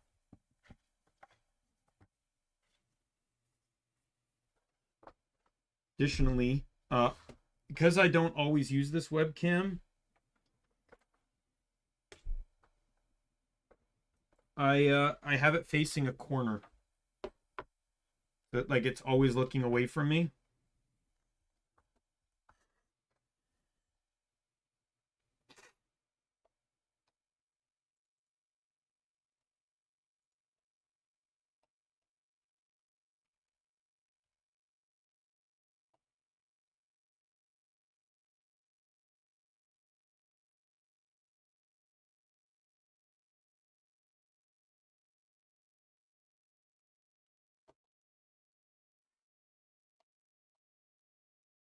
All right, let me make a tweet while I'm at this.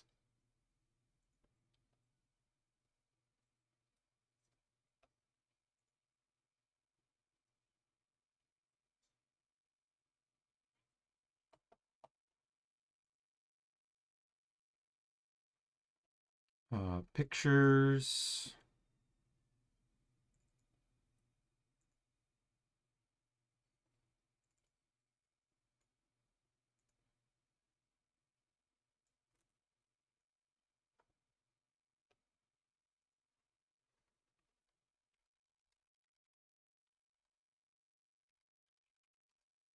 On 2 days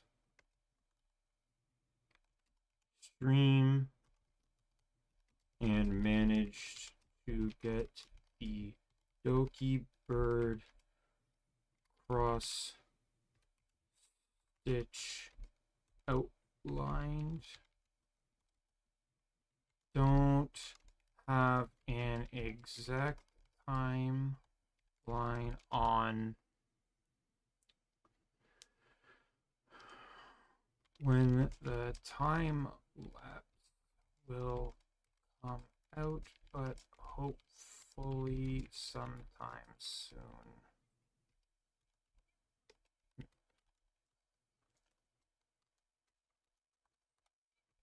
Maybe.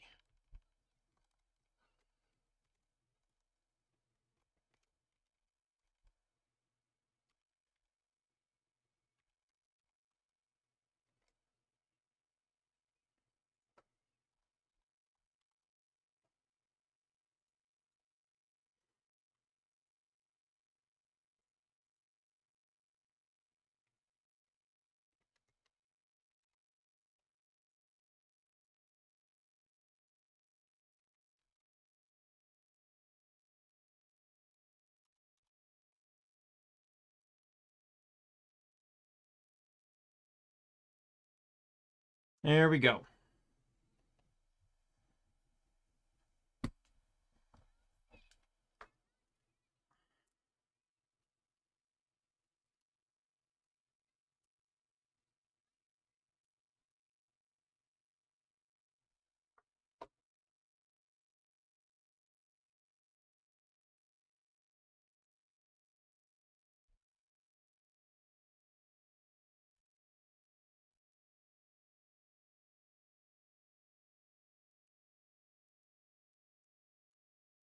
All right.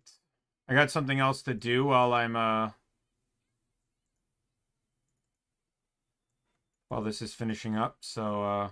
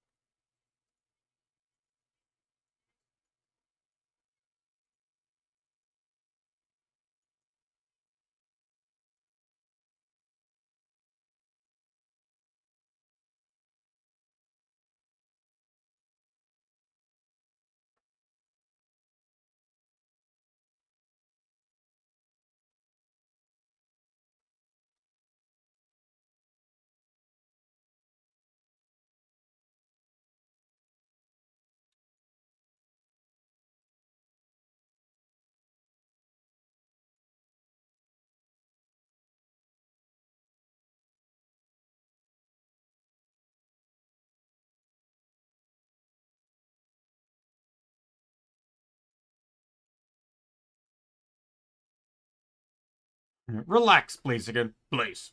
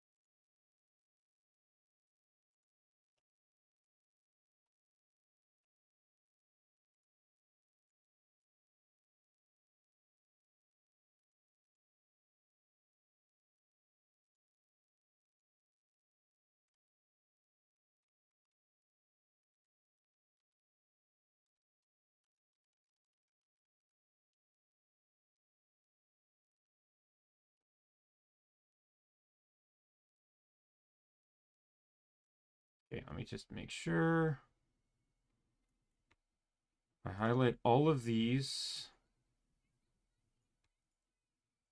Should be 0 bytes. Okay, good. I can delete all of them then. All right.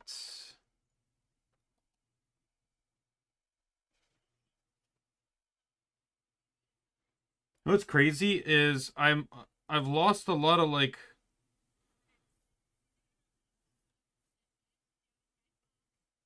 a lot of weird loose threads and stuff from the cut ends, which is crazy. Makes me think that they all got grabbed in by the thread and are now a part of the back of the design. I don't really care as long as it doesn't interfere. I have some glue. I'm just gonna dab along the back in some spots just to. It's designed to basically be an adhesive for the fabric threads. All right. Sorry, I'm cleaning up while I do this.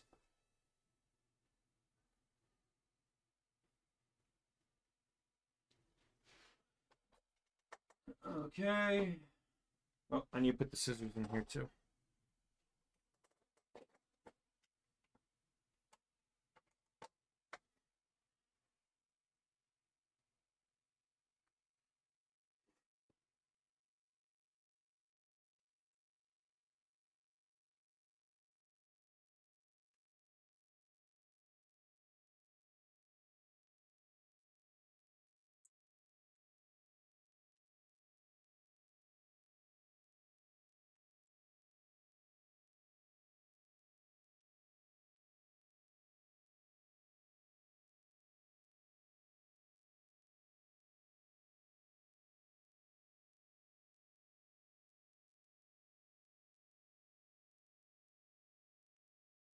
All right, let me pack up all this.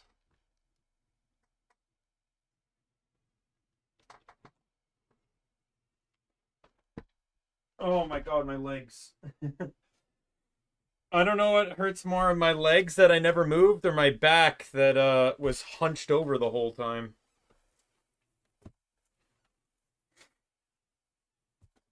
Okay, for the time being, I am ensuring that this is in a safer location than it was last time.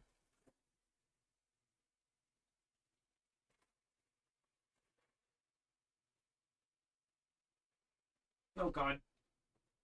Like, you have no idea. It was like 2 or 3 in the morning. As like I had everything set up. I had the arm, the webcam, everything set up, and then I'm like, shit, where's the design?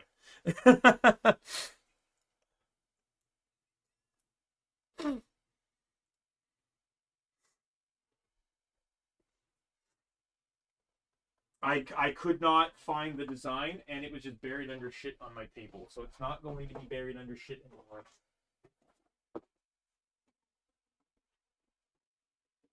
This doesn't go in here, that's right. This goes in here. This can go here, I guess.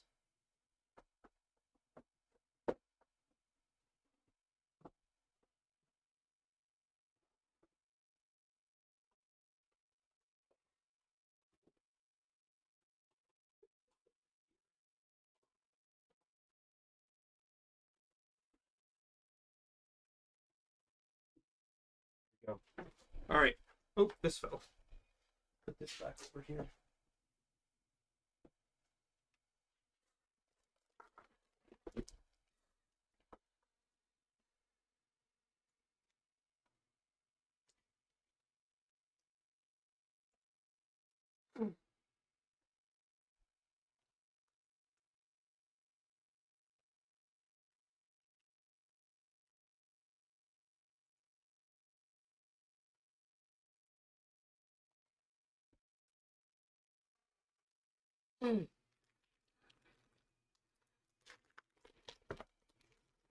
I love Blaziken get Metagross has the easiest one with just using Psychic, but I love Blaziken where it's sort of like jumping on the windmill. I also love that Team Rocket's using a bike. I forgot about that.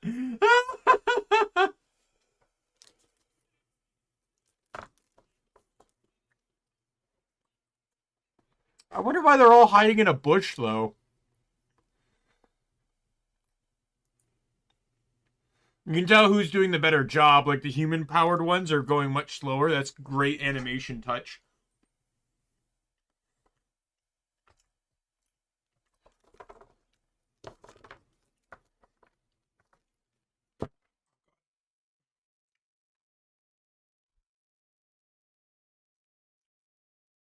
Alright. I'm just going to mute the mic for a second so I can get dressed for work.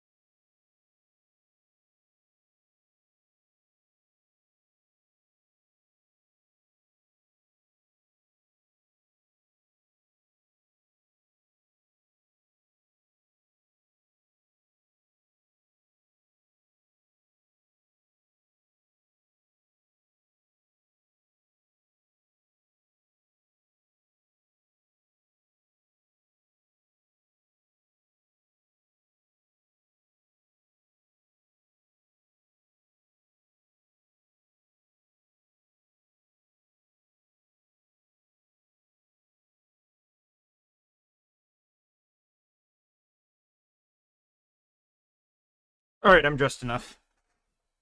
Just got changed my shirt and pants. I just didn't want the ruffling to be heard or anything.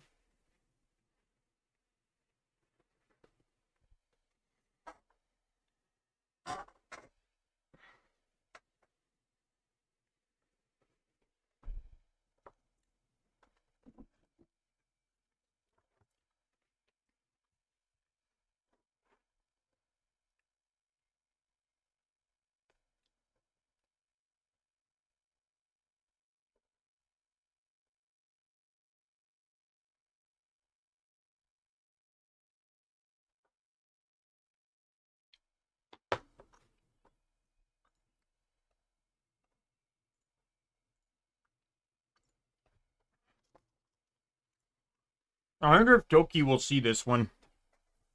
Doki has not retweeted a single one of my my stream or my pieces in regards to this cross stitch.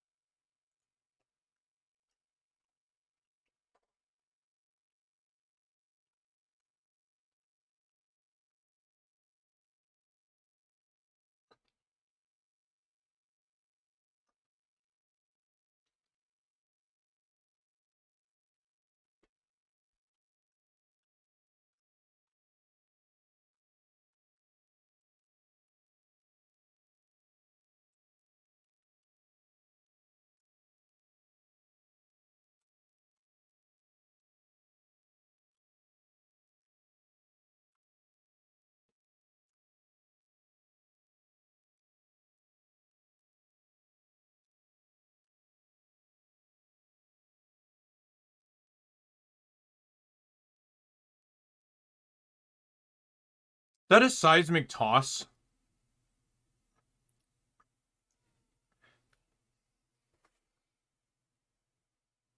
Just gotta think too, Deoxys was keeping that barrier up. Like, that was focus.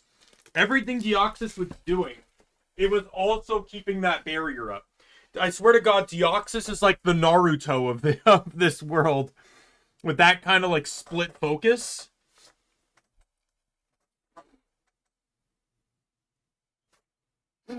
Why did they just not reboot? Oh, I guess, I don't know. That's weird. They didn't reboot when they were pulling the things, but it did after the wind started.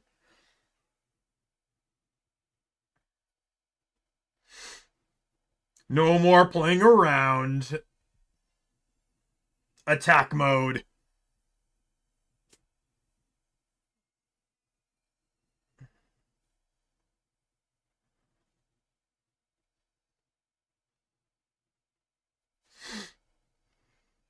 Makes you wonder where speed mode could have come in on this. Because speed, like, let's be honest here, speed's not really needed. Because attack is already blitzingly fast. And in this situation, it either needs to defend or hit hard.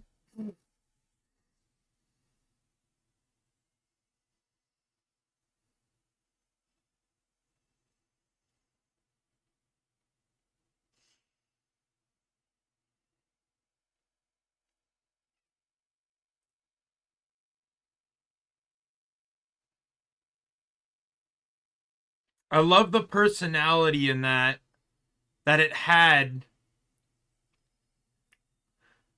Like, even though it doesn't blink or anything, like, you could still tell it had a, oh, fuck, what the hell did I just do? I do like this scene, though, where one's in attack and the other's in defense.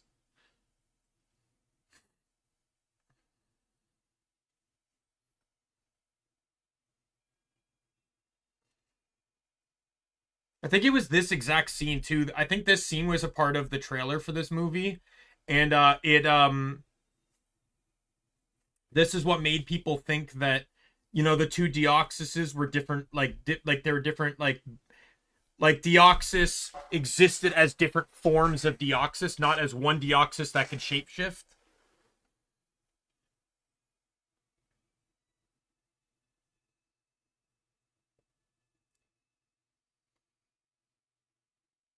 And I also like the utility of its neutral form having hands, giving it something, even though it's only slightly slower and weaker than attack Deoxys, which is really dumb. I think it should have been pretty its normal form should have been neutral. It should have been not like, I don't know, it's a mythical, right? So I'd assume it should have 600 base stat total. Its neutral form should be 100 across, and its form should reallocate the powers. I just think that should be more fair.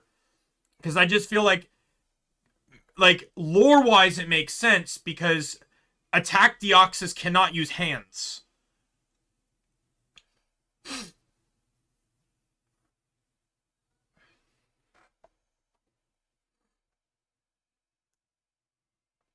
You interrupted our reunion. See, this would all change if Rayquaza could Mega Evolve. I love watching these old movies and just be like, yep, Mega, Mega, Mega, Mega. The Jirachi movie had 2 Mega Evolvers with Salamence and,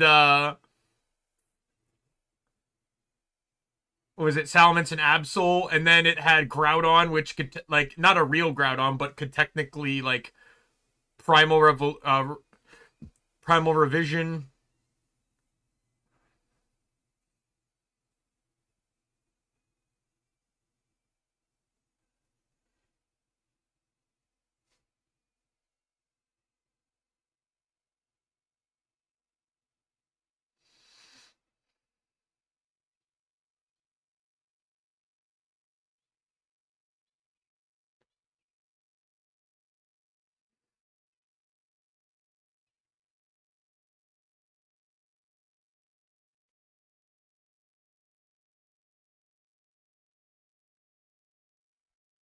Probably not going to have much time to eat, so I'm just going to snack on chips for the rest of this.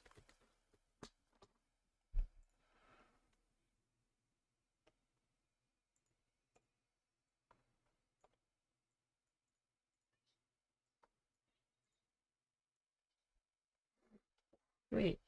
Warning. Evacuate.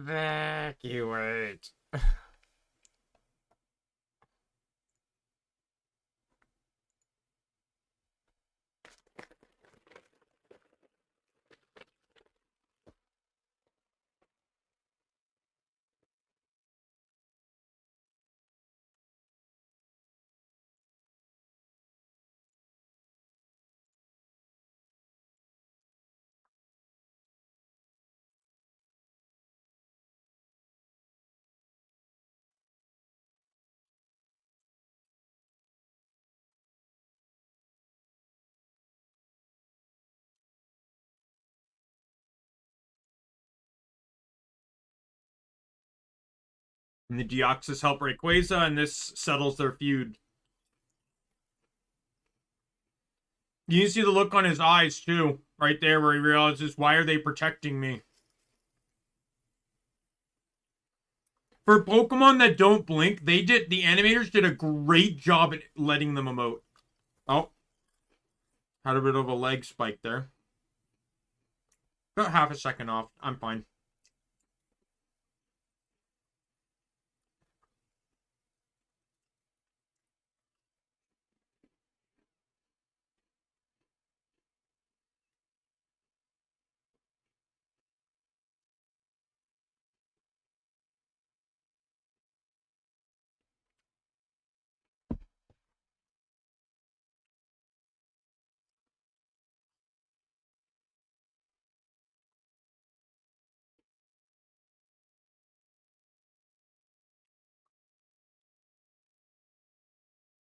Why would they have one robot with supreme control?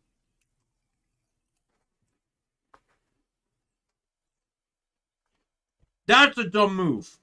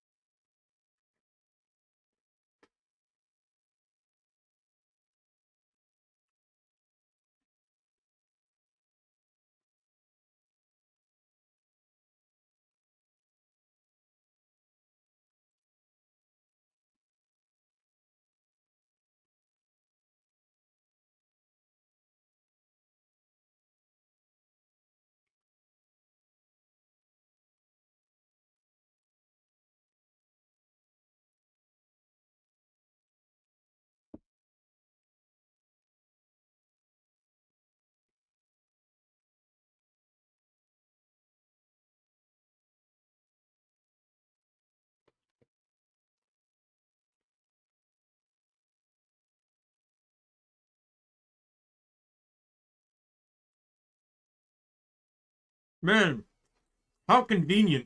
By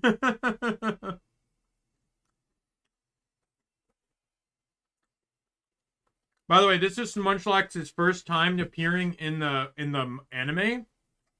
So like, even if it wasn't obvious, this was a really nice touch to show it like, hey, this happens.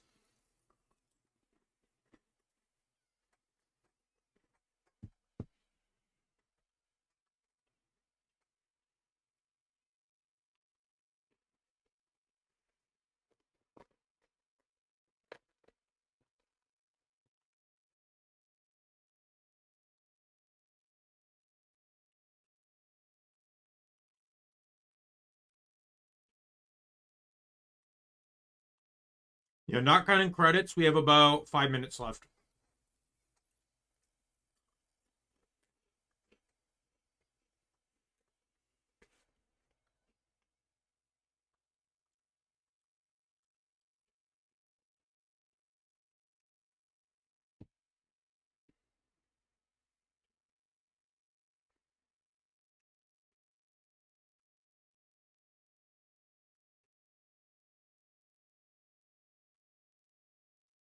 No way. I wouldn't have enough weight to even make it half that distance. At least I can assume, anyways. I'm assuming it's like a credit card kind of thing, right? Yeah. No way. Mass has a huge impact. Additionally, it would have had to stay perfectly like shuriken-like to even have the arrow, if it turned even a little bit, the wind would have caught it and it would have been like nowhere near Ash.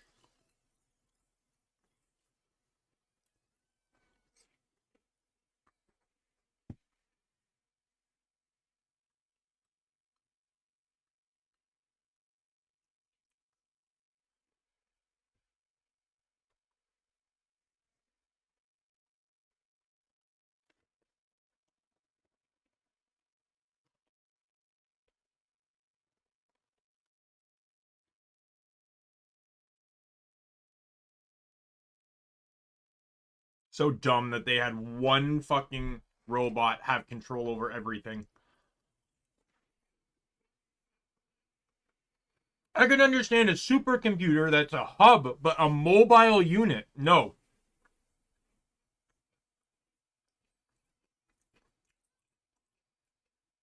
Keep in mind, this is the first time in the entire movie he willingly touches Pokemon.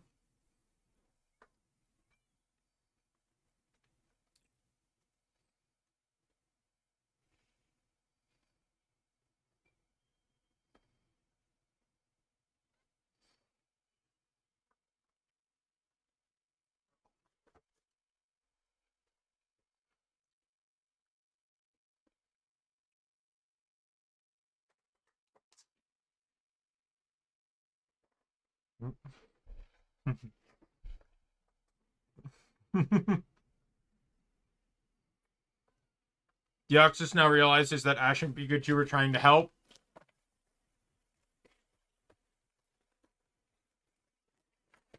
And he's over his trauma now. Or at least, probably, like...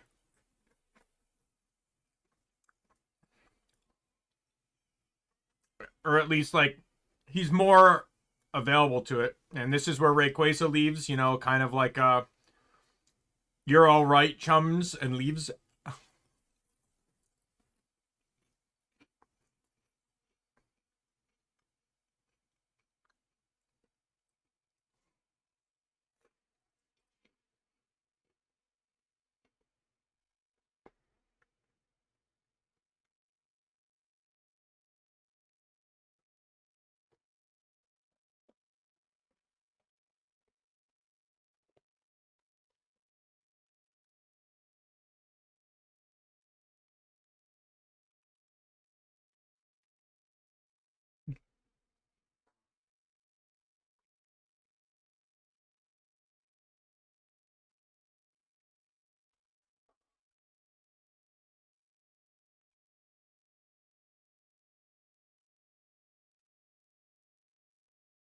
This is a great moment to end on.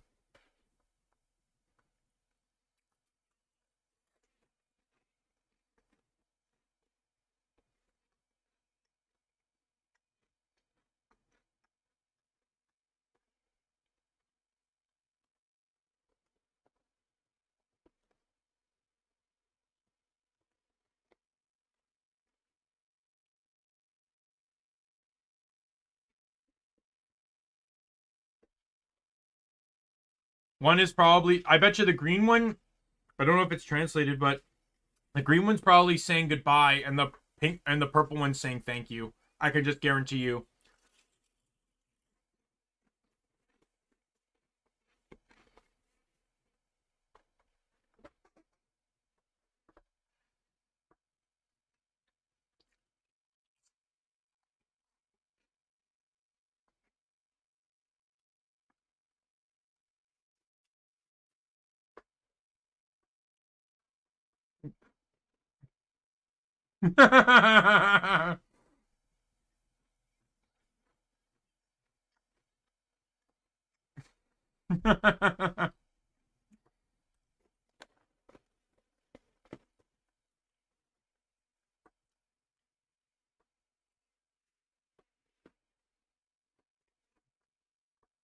Leave all worries.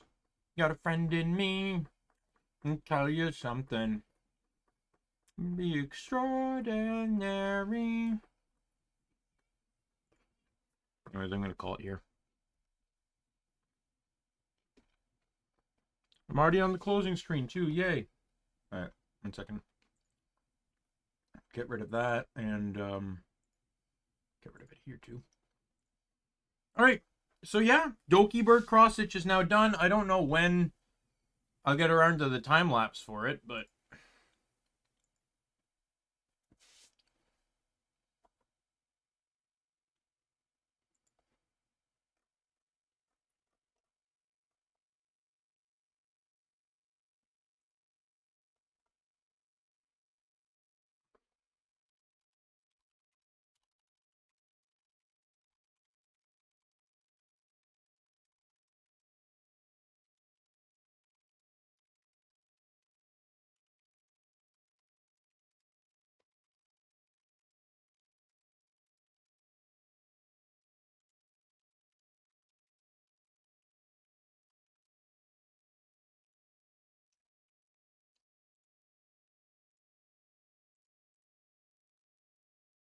Yeah, so we're done. Tomorrow will be more Digimon since I'm off again from work. I'm happy I finally managed to find time to, you know, like, in all honesty, I would not have been able to do this if I wasn't starting at 3. I just had this idea. I was like, wait a minute, I wonder if I'd have time to do this. Turns out I would. If I started at 2, though, no, I would have had to start earlier. Like, I have 30 minutes to get ready and leave. So, with that said, I have to end the stream now. I thank everyone that stopped by, Lizreal, Jester, Choco, and the other, apparently 16 other people that showed up for the stream. With that said, I'm going to call it here. My name's... Oh, I didn't put this on, but... My name is Daimien Kamiya. I'm the Omni King. Be a friend, folk, or member of the Omni Council. I'll see you later. Goodbye, everyone.